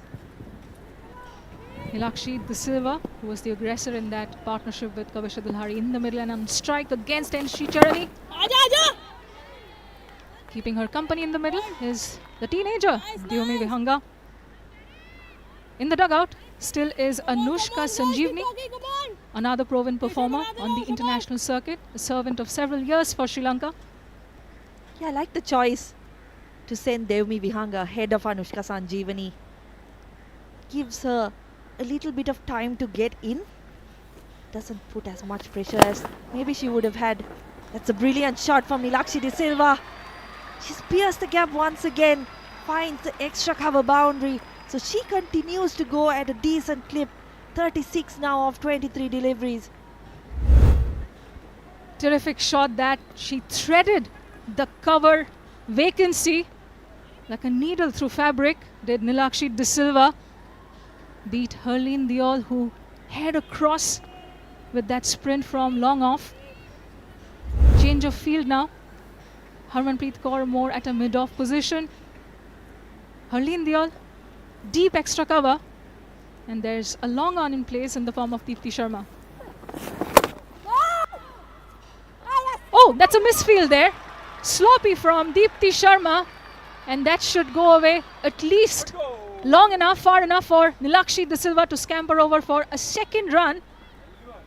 India should not be giving away such kind of easy freebies. Little bit of nerves coming in for the Indians. They've been put under the pump now.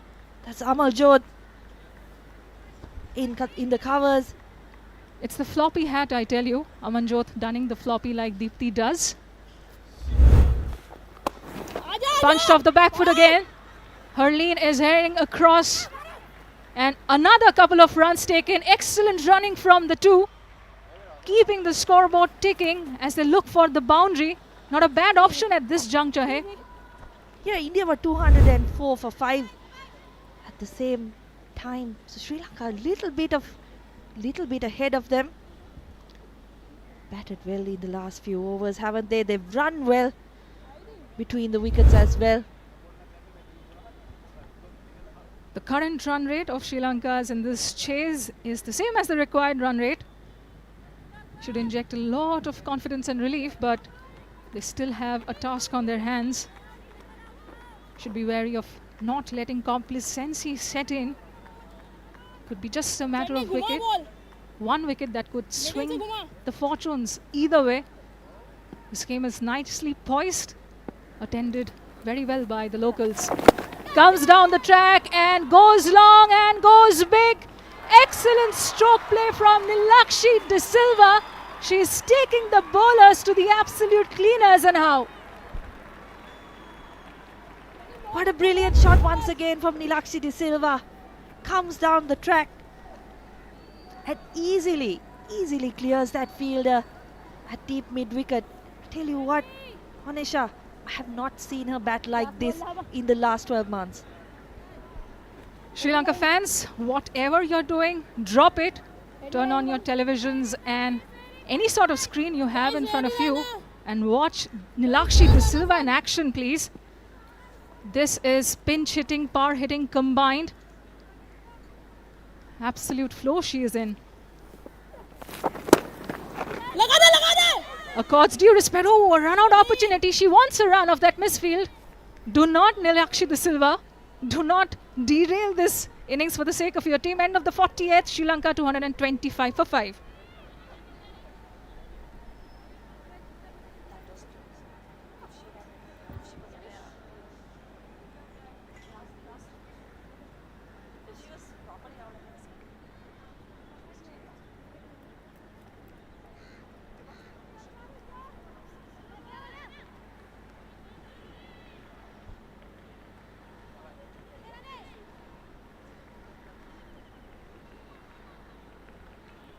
Sneha in with her last over. Vyumi Vihanga comes down the track. There is a fielder there. And Amanjot Kaur takes her second catch of the match. The substitute fielder doesn't make any mistakes. Vihanga's stay is short and she's not able to take flight in this chase. Here goes for the big shot. Just her third delivery in international cricket, but I think that was the reason she was sent in ahead of Anushka Sanjeevani. Just get a couple of hits in, bring the equation down. But it's that woman again, Sneha, who strikes for India, keeps them coming back into this game. Vihanga goes back in the huck for just a solitary run. Sri Lanka slumped to 225 for the loss of their 6th wicket. And what a performance this is turning out to be from Sneha. 3 wickets at the very least or nothing. Go big or go home is her war cry, it seems, on this tour. She's come out with a purpose. And look what she's delivered. 3rd successive bowling innings with at least 3 wickets to her kitty. Still has 5 more deliveries. I wonder if that's something that Sri Lanka should have thought about. Sneha, obviously the strike bowler for India in this tournament, has been so good, so accurate. Maybe you play out this over. You've got the equation under 6 runs and over. You're on a high. You've got the other team backpedaling. Why not take 6 deliveries to come in? That's middle.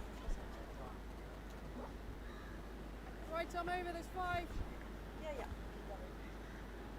Anushka Sanjeevani in the middle now, joining forces with Nilakshi De Silva. Gets off the mark straight away with at least 1 single run to her name, and it will be just that.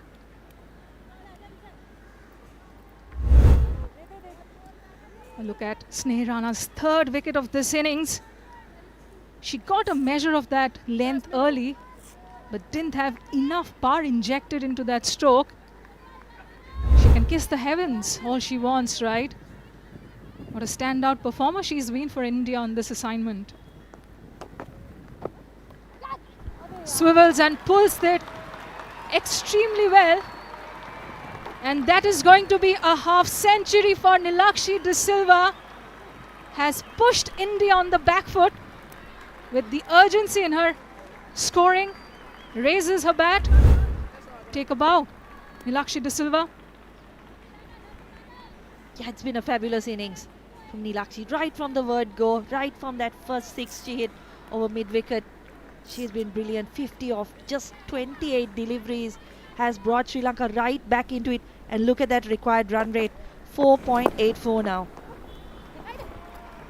A quick nudge into the leg side and she set off so early for that single. Excellent game awareness. Get a boundary, get off strike.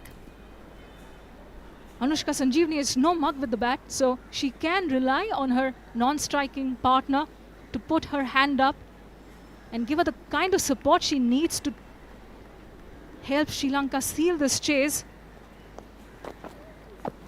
Oh, there is cry for a catch behind the stumps. Richa Ghosh was up in appeal early, as was Sneh Rana. Harmanpreet Kaur head in from the infield as well. It turned sharply. Perhaps the call was for an under edge. Didn't seem like it got any connection, did that? Yeah, the fielders seemed really confident. Risha Ghosh still shaking her head. But we didn't really hear anything, so if there was connection, it was probably a very light edge. Rana bowls out with a bit of a bang, not with a whimper. A fine display of off spin. Her third 3-wicket haul or more on the trot. End of the 41st, Sri Lanka at 231 for 6.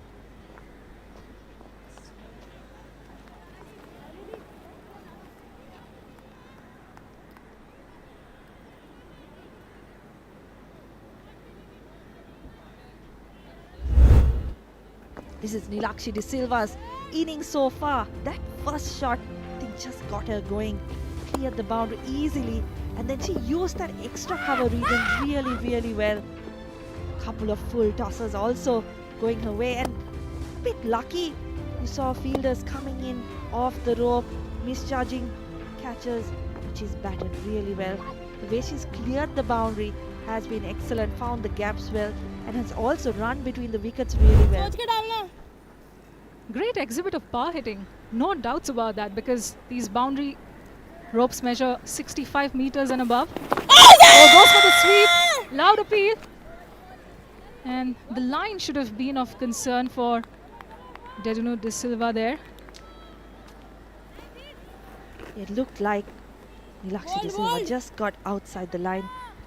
30 balls, 51 runs, 4 fours and 3 sixes, striking at 170. Comes down the track, finds the sweep off the middle of the bat, and she continues to make merry in this chase. There's no stopping Nilakshi De Silva in this game, is it? Once again, the brilliance of it is that she's finding the gaps. She's hitting it between the fielders, giving Sri Lanka a real chance here to chase this total of 276 down. And that's prompted Captain Harmanpreet Kaur to fortify the deep square leg and the long on arc. An additional fielder placed there.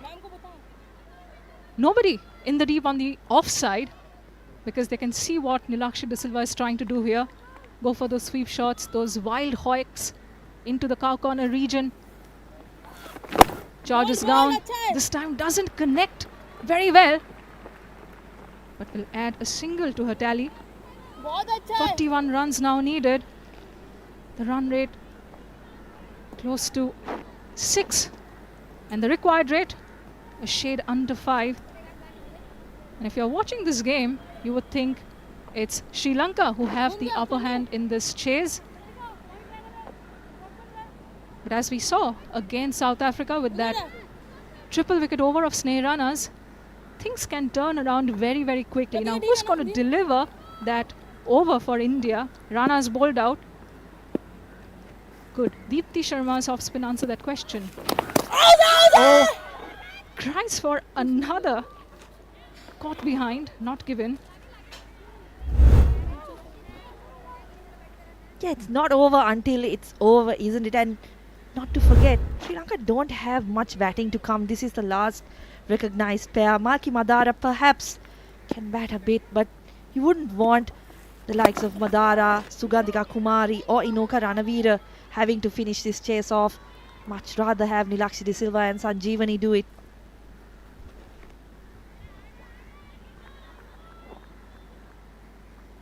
Lakshya De Silva is absolutely the key here.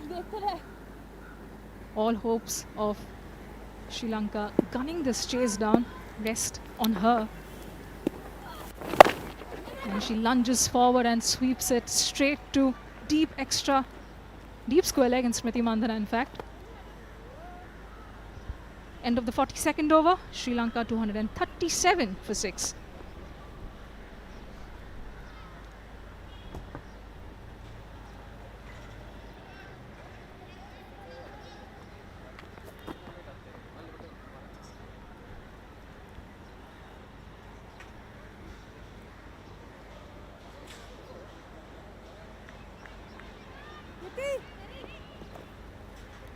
Left arm round, coming through.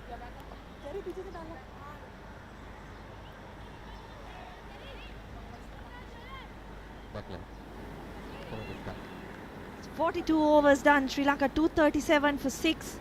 Nilakshi De Silva 56 of 32. Anushka Sanjeevani 2 of 6. So Sri Charani into the attack has been expensive so far this innings. An edge of that sweep shot, a miscued one, doesn't balloon up, much to her own respite. Oh, there was sharp turn, in fact, got no connection whatsoever. Terrific guile from N. Sri Charani. Was among the wickets in the first 2 matches. Not so much yet in this game.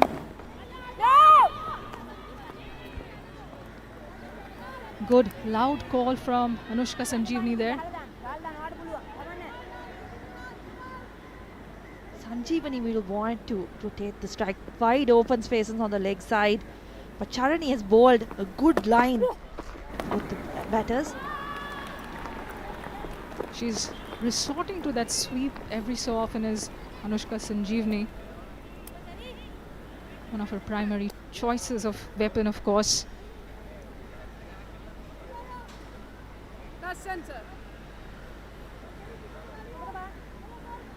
Slightly more straighter, long on for Nilakshi De Silva.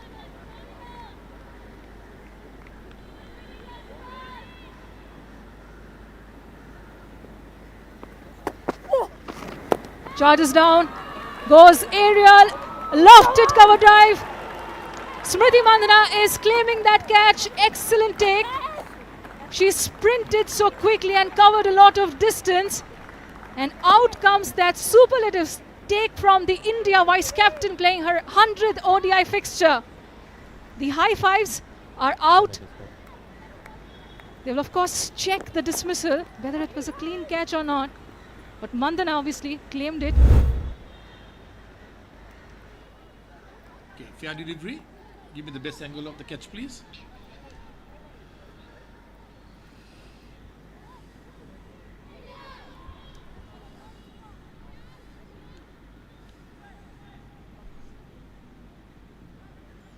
Okay, the catch has been fairly taken. The fingers are under the ball. I have a decision for the giant screen. My decision is out. My decision is out. Yeah, brilliant take by Smriti Mandhana. And the big wicket of Nilakshi De Silva. She looks distraught as she walks off the pitch. 56 of 33. She's given Sri Lanka such a massive chance, but has the chance been thrown away now? India needed a piece of brilliance to send back Nilakshi De Silva, and it came from India vice captain Smriti Mandhana. She's put in so much effort over the last few seasons to better her fielding, and it's clearly showing in the way she's covering the outfield. Has taken a few blinders in the recent past during the home series against Ireland and West Indies, and here it was a tough chance, by the way, because she had to cover a lot of ground, Estelle.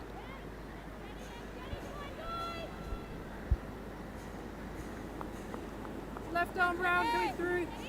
Yes, India's fielding, catching in particular, has been so good, and they've created chances like that in this game. This is already the second really good catch that they've taken. Sugantika Kumari finds the gap of her first delivery of this innings and finds the boundary. So runs continue for Sri Lanka. Well, the onslaught doesn't seem to be stopping for India, because Sugandhika Kumari flayed that and bisected that point gap with a plumb and got off the mark with a 4. Easy peasy for the Sri Lanka left-hander. The lower order batter is of course out there following the dismissal of Nilakshi De Silva.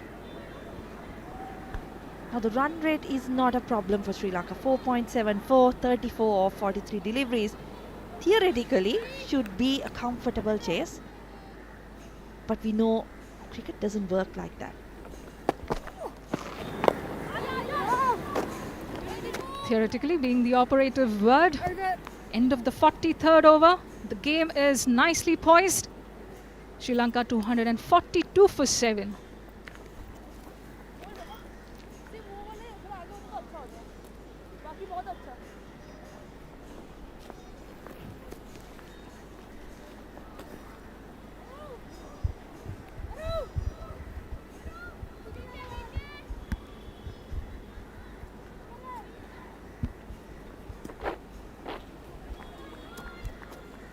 Check करना.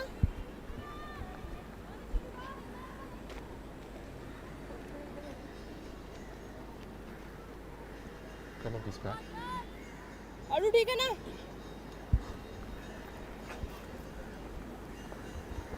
"34 runs from 42 balls, 3 wickets in hand."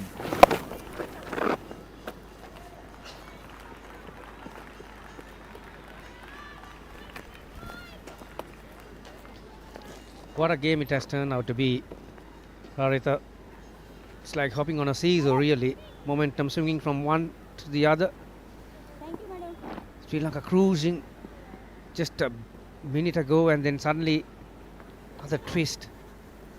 See, 2 new batters in here. There, Jahanjeevani just 4 of 10, Kumari 4 of 2. Suddenly, it's anyone's game. Yeah, it's in one's game.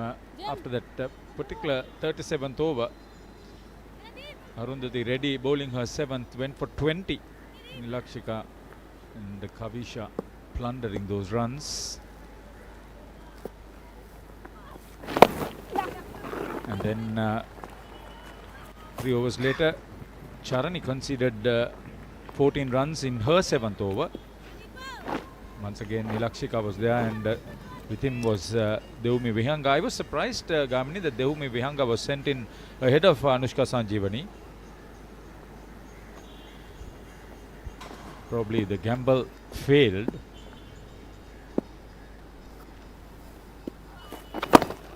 Quicker delivery from Sharma. Yeah, both these batters not known for their batting heroics, but they don't have to do a lot because of that onslaught from Nilakshi, Silva and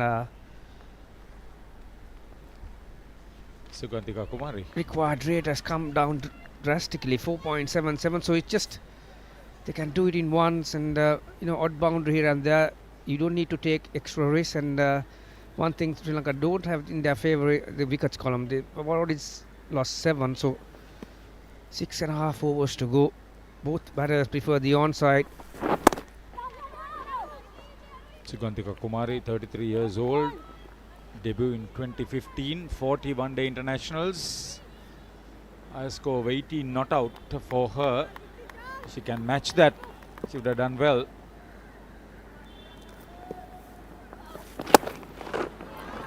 That's a good strike. Quicker delivery. Flat batter, really. Over the bowler said, well, the boundary that they needed.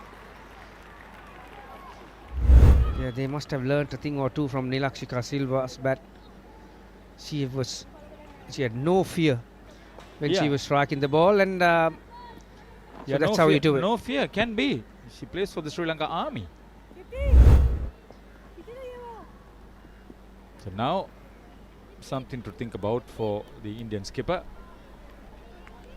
The 250 in the Indian innings came in the 46th over for the loss of 6 wickets. Brilliantly bowled. Slower, loopier, and bit of turn.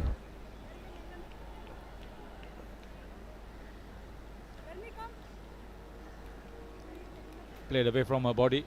Not much footwork. Beaten for spin.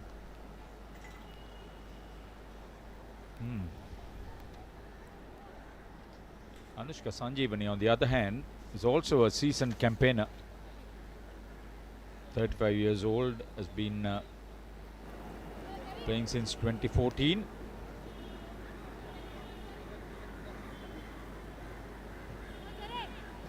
Plays for the Sri Lanka Air Force, product of Sri Sumangala Girls School, Hikkadwa.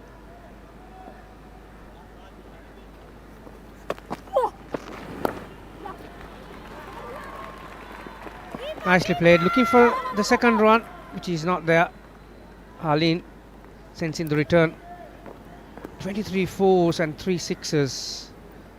So Sri Lanka has gone tit for tat as far as the boundary count is concerned compared to India. So now this kind of, if they do get over the line from here on end, Haritha, that will give them a lot of confidence to play against good teams and believe in themselves. And a lot of talk about at the start of the series how important Chamari Athapattu his contributions with the bat in hand, and that's gone up in the air.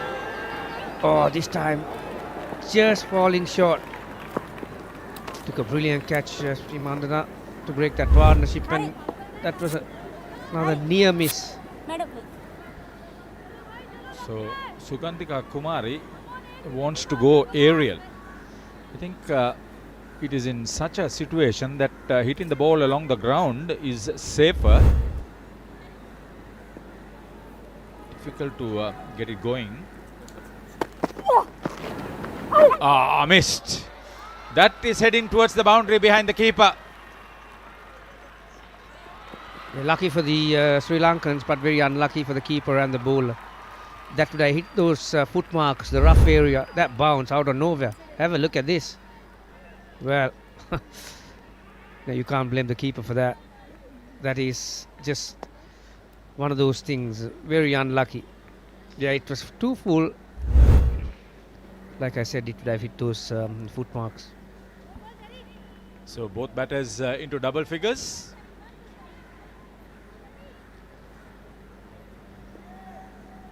Brilliant stuff.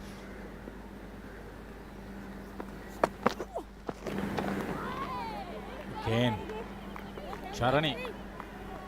I'm quite surprised that Harmanpreet got 1, 2, 3 fielders on the offside inside the ring. Maybe a good idea to have a slip. Especially when you see a couple of them turning like that. Oh, that was a bit too short. Sri Lanka can do away with those ones, and that's all they have to do. That's another very good over. A 4. Although it was biased, it doesn't matter, and they are getting ever so close now. 20 of 31, Haritha.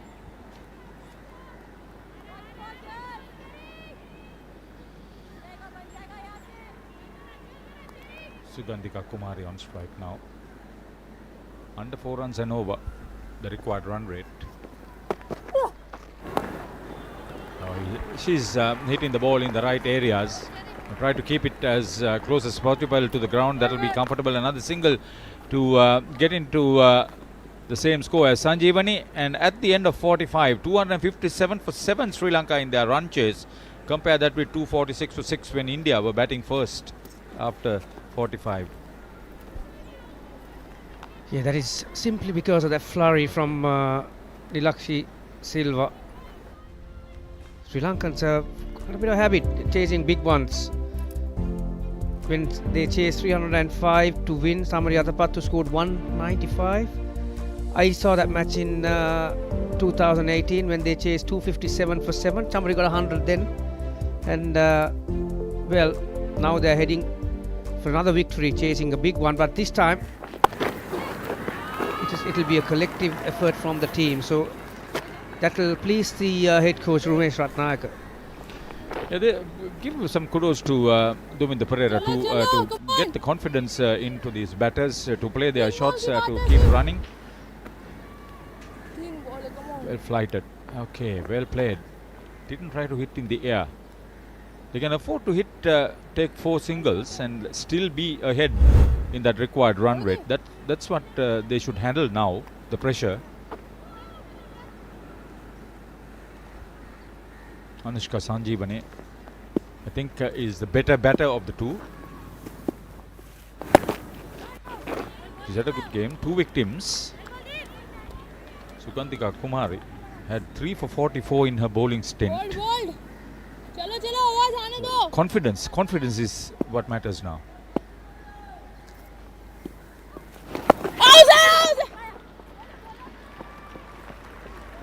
Not convincingly by any means, but she'll take that. Sanjeevani to the bat.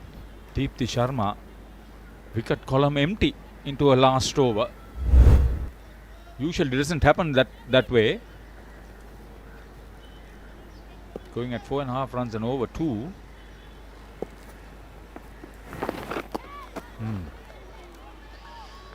Now why do you want to go aerial when you have the protection on the onside boundary? Yeah, that's a preferred shot. Kumari, we have seen out of the 12 runs, there was one flat barrel shot over the bowler, but mainly it has been sweep shots. There's another one. This time another bottom edge to fine leg. See, 2 dot balls and now struggling to get that 4 runs and over.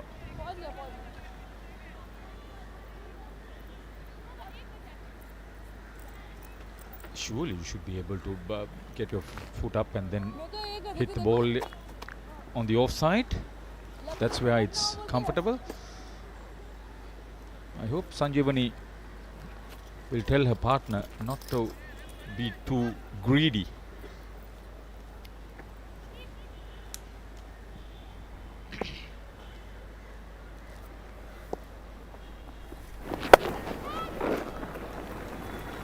That's safe enough. She'll creep a strike at the start of the next over. 46 completed, and Sri Lanka chasing 260 for 7.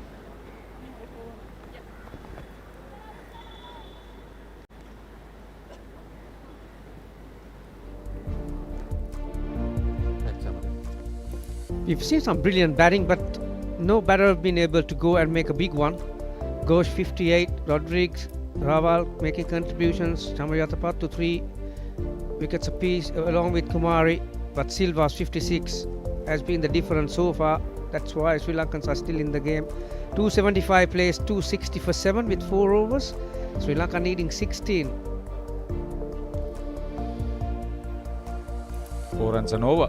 Last 4 overs, 3 wickets in hand.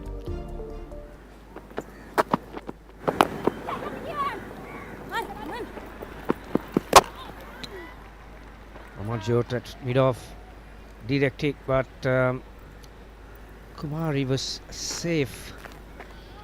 Substitute has held on to 2 catches.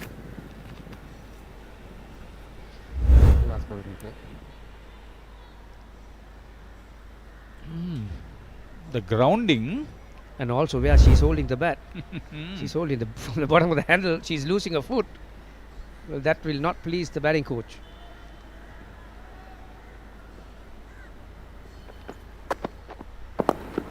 That's better. That's why I said that she's the better batter, Anushka Sanjeevani.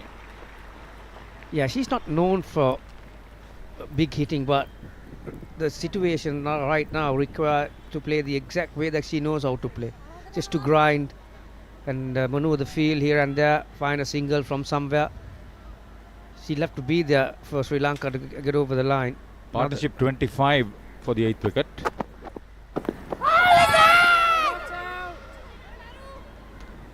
Probably pitched outside leg stump.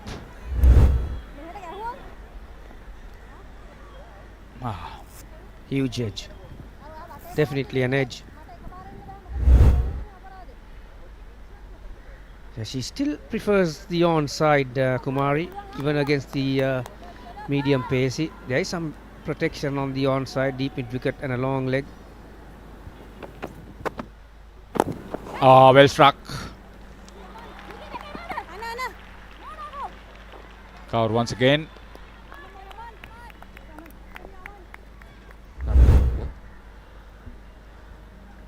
Yeah, this was travelling. Amar Jod at mid-off definitely stopped at least another run. That was heading towards the boundary. Brilliant bit of fielding.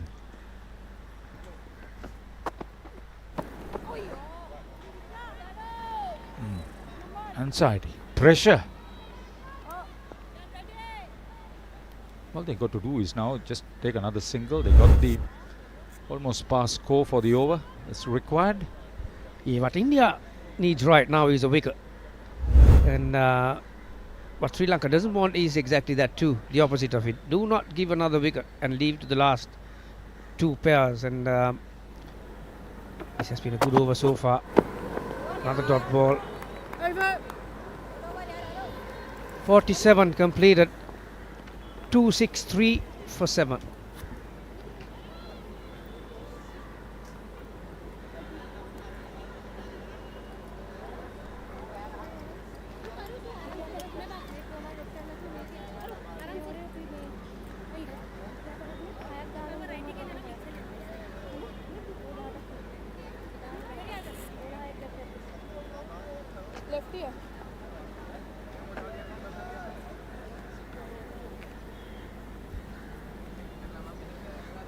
Fair crowd watching the cricket, and they've been treated to some very exciting action out in the middle. Yeah, apart from the first game, Haritha, in this servo tournament, Tri Nations, we've seen some very close games. Still prefers that slog sweep. Yeah, South Africa, India went down to the wire. Here Sri Lanka chasing a big total. I don't think the odds were with them when they started the innings. But once again it proved that some of these players have come up a level against some good opposition, good bowling attacks. So in this over, I think if they don't make the 4 runs, the last 2 overs they're going to struggle. India will have a whiff. Yeah, the other thing that you don't want to do is to leave it to the last over.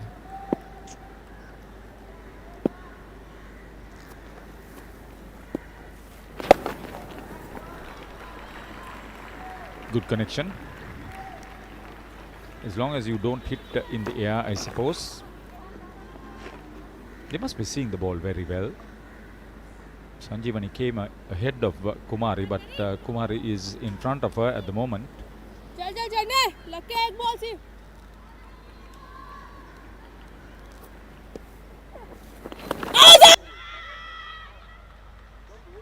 They're running for everything. The appeal more in hope than with conviction. Yeah, that will be interesting where that ball pitched. Oh, missing leg stump. That had more turn than I thought. Yeah, Chamari Atapattu, decent game. Probably with the ball, 3 wickets and then 23. You expect her to do a better job than that with the bat.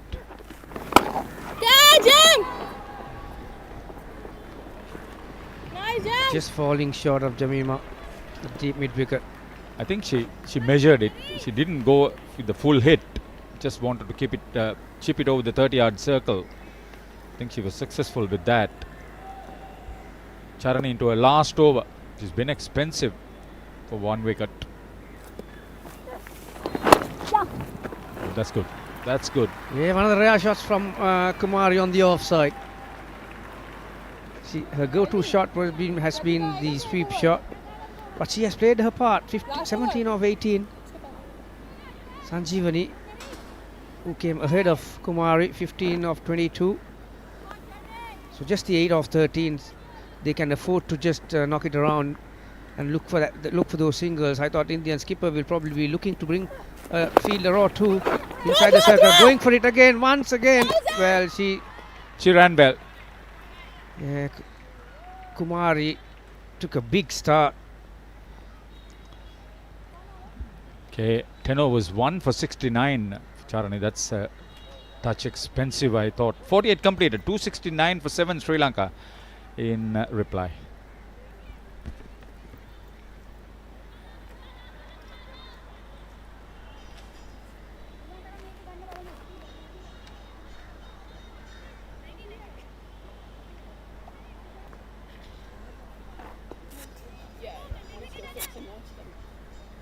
Servo Cup Women's Tri-Nations ODI Series 2025. Well, Sri Lankans are inching closer to record their second victory. And, well, the South Africans, if they're watching, they'll be hoping that India can come out with a miracle and stay unbeaten.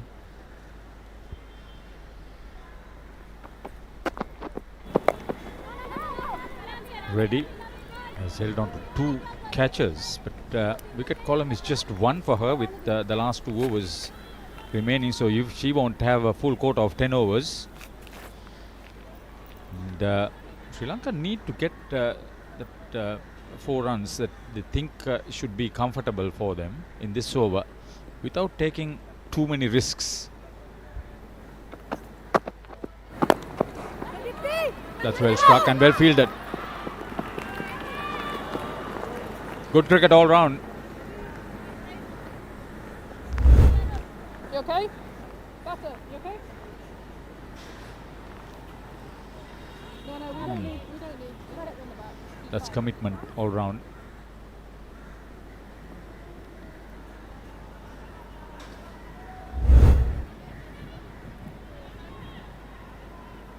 Everybody needs to do their part very well. India unaccustomed pressure here. This should be only a situation where you could manage properly. Oh, is it a Sugandhika Kumari show? Yeah, well struck. Just travelling, but Rodriguez, who's feeling a deep mid wicket again, kept it down to 1. Certainly India have been better than the Sri Lankans when it comes to fielding department.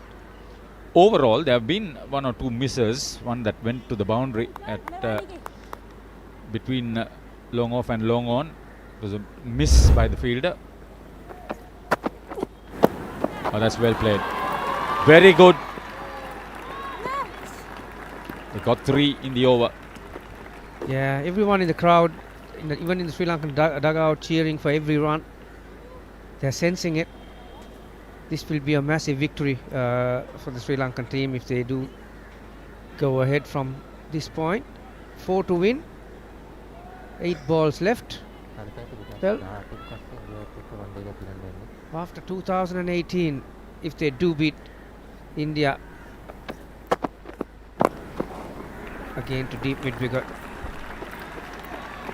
Yeah, it hasn't been really good to the eye, but it has been very effective, this partnership.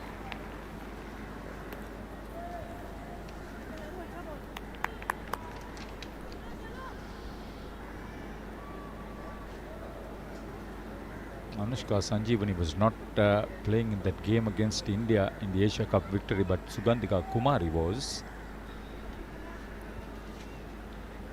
This could only be their 3rd overall Women's One Day International win for Sri Lanka. If they make it, they're well on course to do it.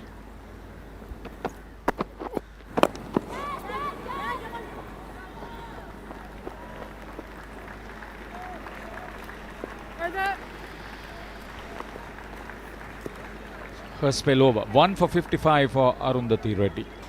49 completed. 274 for 7. Sri Lanka chasing.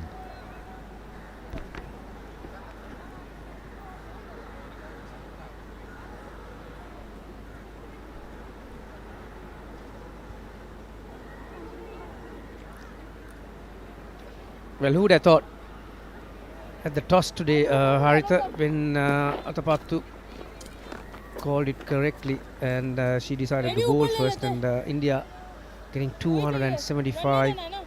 When Sri Lankan batters came into the middle, the odds were against it, and for them to chase down this total. And who would have thought that this will go to the last over, and we are in the last over. Sri Lanka need 2 runs to win. Yeah, they had partnerships, particularly that 78-run second wicket stand between Vishmi and Harshita. Then that was followed by another good partnership for the 5th wicket. There it is. They didn't waste too much time. Well played, Sri Lanka. A boundary. The first ball of the last over to get over the hurdle, and a solid partnership at that. Aren't they elated? That's a brilliant result. Sri Lanka beating India only for the 3rd time, and well, when you beat a strong opposition like India, and particularly against chasing a very good total, and yeah, this will really set them up for the rest of the competition. And once again, we are seeing a Sri Lankan victory with collective batting effort. And see that 8th wicket partnership, 41 runs between these two batters, explains a lot of good progress that the Sri Lanka ladies have made over the years. 218 to now, that's a long time. Yeah, plenty of nerves when the 7th wicket fell, and there's still work to be done at that stage. But like you said, you really didn't feel it. But 41 runs, and see, Gamini, the other aspect was they were always in front of the Duckworth-Lewis Pascoe. Not that there was any threat that it would come into play. It's just that they were being ahead of what was actually required. And that is an overall good situation in the final analysis. Yeah, both these countries play against other often, and they play with good spirit. Some of the players are part of the WPL as well from Sri Lanka, so they know each other pretty much. And, yeah, it's a great game of cricket. Brilliant entertainment for the people who turned up to watch this. South Africa will be very disappointed. Now they're up against it, aren't they? They need to beat India as well as Sri Lanka to give them any hope. And even if they do that, then it will come down to that last column where the net run rate will come into play. So for Sri Lanka cricket, this is what they wanted. A three-nation tournament of this nature. I'm sure some other people who would be interested in the women's game, they should come in their numbers to see this, because this is 3 good teams and some very good cricket at Ketarama. 3 more matches to go, including the final. Yeah, it will be a disappointing day for Smriti Mandhana, 100th game, and she was looking good before she got run out, and all those little things mattered at the end of the day. And even with some good fielding, India just couldn't turn this result in their favour, and this was the run chase, and very similar to the Indian batting card too. There are a lot of contributions, but starts for pretty much every batter up the top. 22, 33, 53 for Samara Wickrama. Once again, she played a really good innings. Atapattu came in at number 4 today, 23. But the innings that changed the game was Silva, 56 of 33, and the partnership to finish the game, Sanjeevani 23, Kumari. Well, that will give them some confidence to do things in the future with the bat in hand. See, there were good stories up front. Hasini Pereira was quick for her 22, the 30-run partnership. Then Vishmi Gunaratne and Harshita Samara Wickrama added 70 runs in that second wicket stand. Samara Wickrama, although she just perished with a soft dismissal, the 53 runs of just 61 balls, complemented for the rather slow contribution from Vishnu Gunaratne, 33 of 58. And in that partnership, you saw that the Sri Lanka top order was keen and confident enough to keep the game within their reach. Well, when it comes to the bowling department, yeah, Gautam 5 overs, 23, ready. She had to bowl at vital times when those partnerships were taking place. Rana, once again, she was brilliant. India could have wished another 2 or 3 overs from her. Unfortunately, she could only bowl 10, and Sharma did her part, bowled the full quarter of overs, but wicketless. Charani, yeah, copped a bit of stick. 10 overs, 69, and Raval 5 overs, 1 for 32. See, Gautam not been able to bowl her quota of overs. 5 overs, 1 maiden, and then she limped off.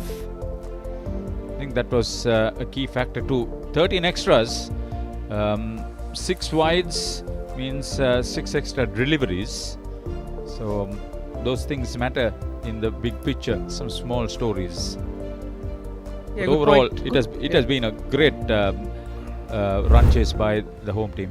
Yeah, good point you made, Haritha. Gautam. India often used her in the middle overs and at the end because she's got pace variation, leg cutters, and her, yeah, she left the field like you said, and that would have been a factor as well. These are some of the batting highlights. This was the first wicket. Direct hit from Sharma. Hasini did the best, but too slow. Brilliant bit of fielding. Yeah, direct hit. And then this partnership, they played the bowling very well, effectively. Harshita in particular used all her experience and covered up for Vishnu Gunaratne, who started slow but then subsequently played some glorious shots on both sides of the wicket. This was brilliant catch. Amarjot fielding at deep extra cover. Samara Vikrama continued to do Samara Vikrama things, and for the first time, back-to-back half centuries for her. That's something she has not done before. Atapattu came in at number 4. Dilhari was in partnership with her. She's just getting into her groove. Some big hitting before this happened.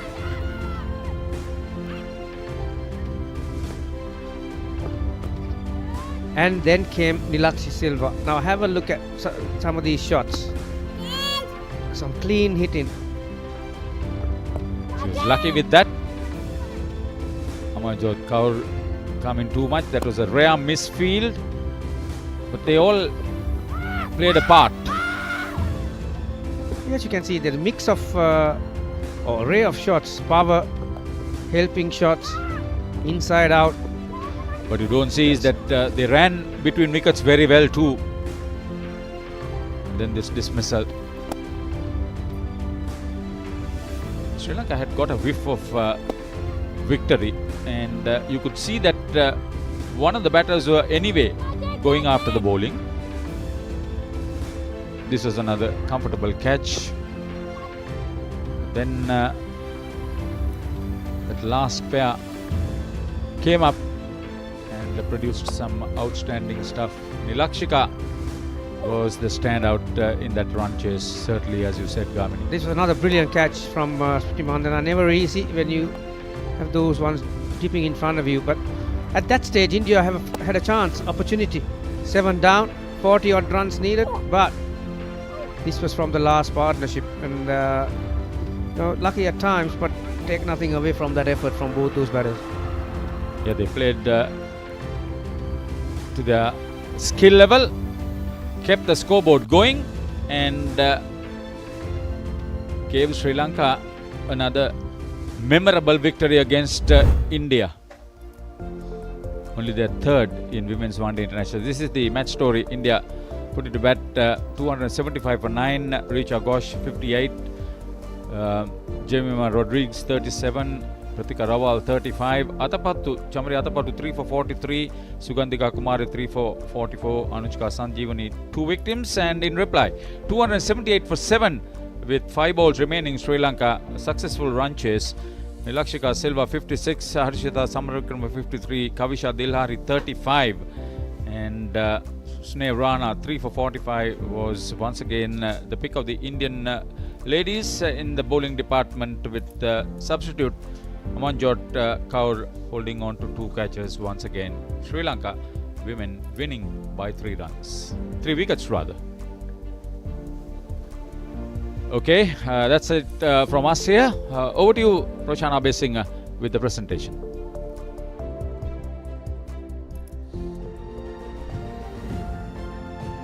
Ladies and gentlemen, we have just seen yet another magnificent effort by Sri Lanka, winning by 3 wickets with just 5 balls to spare, and also chasing down a truly tough target. I think India fought really hard, but congratulations to Sri Lanka for the way they batted. As I say, a warm welcome to each one of you joining us for this post-match presentation of the Servo Women's ODI Tri-Nation Series. Let me start off by thanking our sponsors. Lanka IOC is the official title sponsor and the exclusive ground branding partner. We got Dialogue Papare, the official production partner and broadcaster in Sri Lanka, and we also got Fan Code, the official broadcaster for territory of India. Those are our sponsors, and a big thank you to them. And I also wish to introduce our presentation party. We got Mr. Samantha Dorangwela, Executive Committee member and Chairman of the Umpires Committee of Sri Lanka Cricket. Mr. Avinash Singhal, Senior Vice President Finance, Lanka IOC, is our other guest. A warm welcome to you, gentlemen. Let me start off by inviting Harmanpreet Kaur as the losing captain to have a few words with us. Harmanpreet, I know you guys had a good score on the board. Where do you think it actually went wrong for you? Well, first of all, I think Sri Lankan team batted really well, no doubt. They didn't give us many chances, but whenever we got the opportunity, we missed 2 catches, and I think we were 1 bowler short also today because Kashvi was not there in the game. So I think a few things didn't went according to us, but still, I feel we fought till the last over, and that's something, we always talk about, that no matter whatever the situation, we have to keep fighting. We've seen 2 games where you have done very well, 270 plus. Tell me about your thoughts about the last 10 overs efforts, because even here you were 205 in 40 overs, and were you happy with what you got in the end?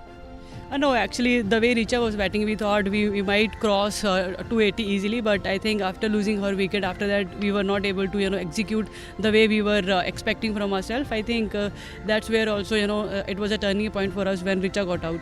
And also that big knock from the top order, how much are you in need of it? Yeah, I think they've been doing a great job for us, and only thing is today also in the first 10 over we were not able to get breakthroughs. I think batting wise we are still okay. I know we have to still do some really good batting in patches, but I think bowling is something where is always we talk about that we have to keep getting breakthroughs, and today in between we bowled really well. There was opportunities, but unfortunately we were not able to take those opportunities. Bad luck today. All the best. Thank you. Harmanpreet Kaur, the Indian captain. Unfortunately, the losing captain, and now it is time for the player of the match. She will receive prize money of US 500 to be awarded by Mr. Avinash Singhal, the Senior Vice President of Finance, Lanka IOC, and a trophy by Mr. Samantha Durangwela, the Executive Committee member and Chairman of the Umpires Committee of SLC, and for outstanding knock of a half century of just 33 balls with 5 fours and 3 sixes, it's Nilakshi De Silva.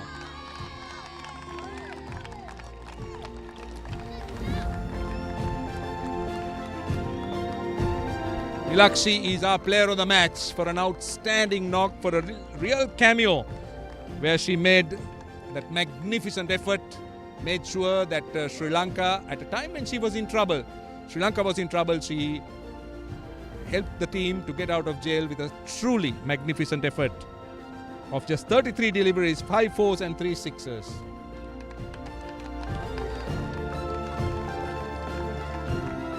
And Nilakshi, can we have a word with you?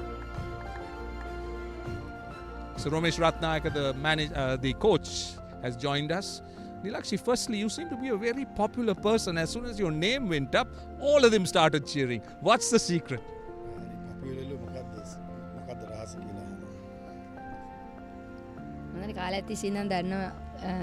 කට්ටිය ඇවිල්ලා තියෙන අපේ team එකේ කියන්නේ ඒ team එකේ කට්ටිය සහ 19 ළමයි ඔක්කොම ඇවිල්ලා තියෙන අපිට සහාය වෙන්න.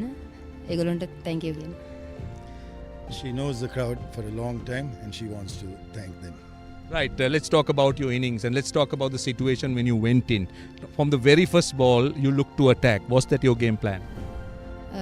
අපිට ප්ලෑන් එකක් තිබ්බා ටීම් ප්ලෑන් එක. ඒකට අපි ෆියර්ලස් ක්‍රිකට් ගහුවා කියලා මං හිතනවා. අපි කොච්චර විකට් වැටුණත් අපි අපිව බැක් කරා කියලා මං හිතනවා. We had a plan and we backed ourselves and played fearless cricket, and whichever situation there was, they wanted to sort of continue with that. Yeah, the Indian spinners were always a challenge. The faster bowlers were coming on quite nicely. So you seem to be enjoying both spinners, left arm and right arm.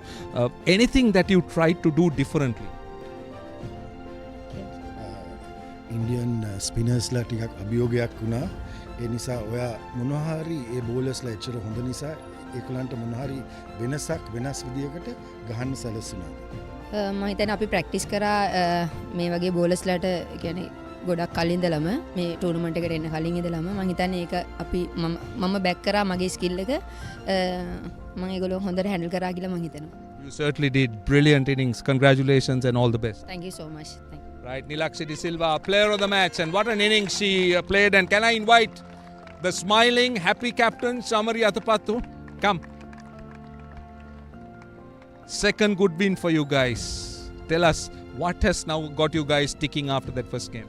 Actually, we play our positive cricket in last game and today game as well. We always play our positive cricket, and I'm really happy as a captain because the youngsters always leading from the front and they are doing their best cricket. They are playing their best cricket in front of everyone. So as a captain, I'm really proud of them.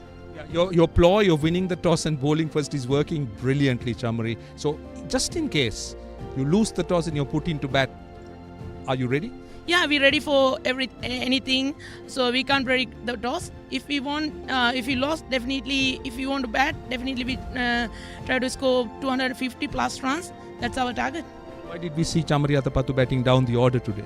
Yeah, because last two games I'm not in best form, and we try a few things for the World Cup. So I just step down and playing a different role today. So hopefully I can continue my best performance in last two games. Yeah. You look a frontline bowler also. I mean, you're bowling your overs. You're so smart. You're getting wickets. So is that something you want to continue doing?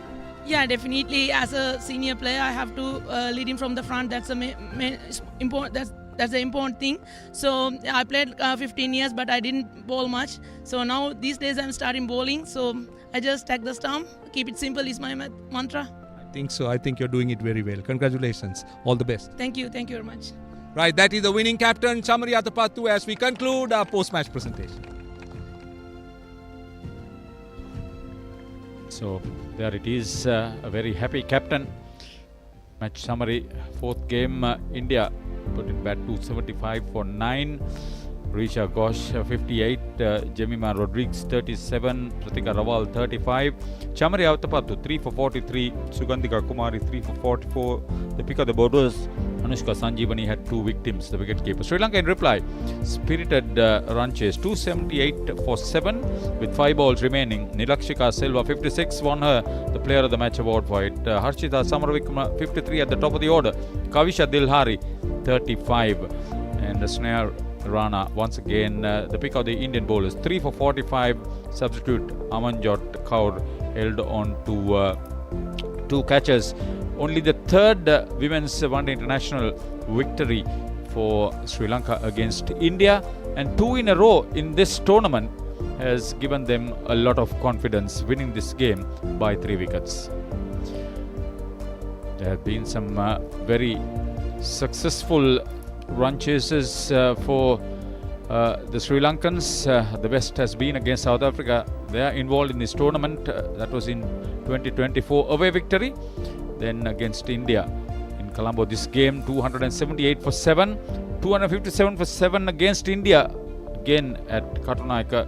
It was almost 7 years ago.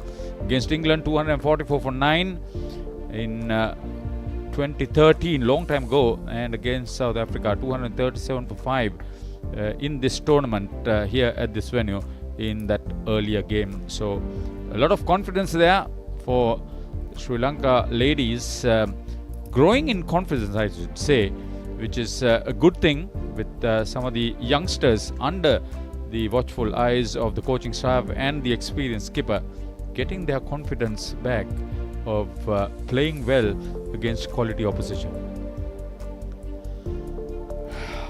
So what is it in the tournament now for the teams? Well, India right on top there.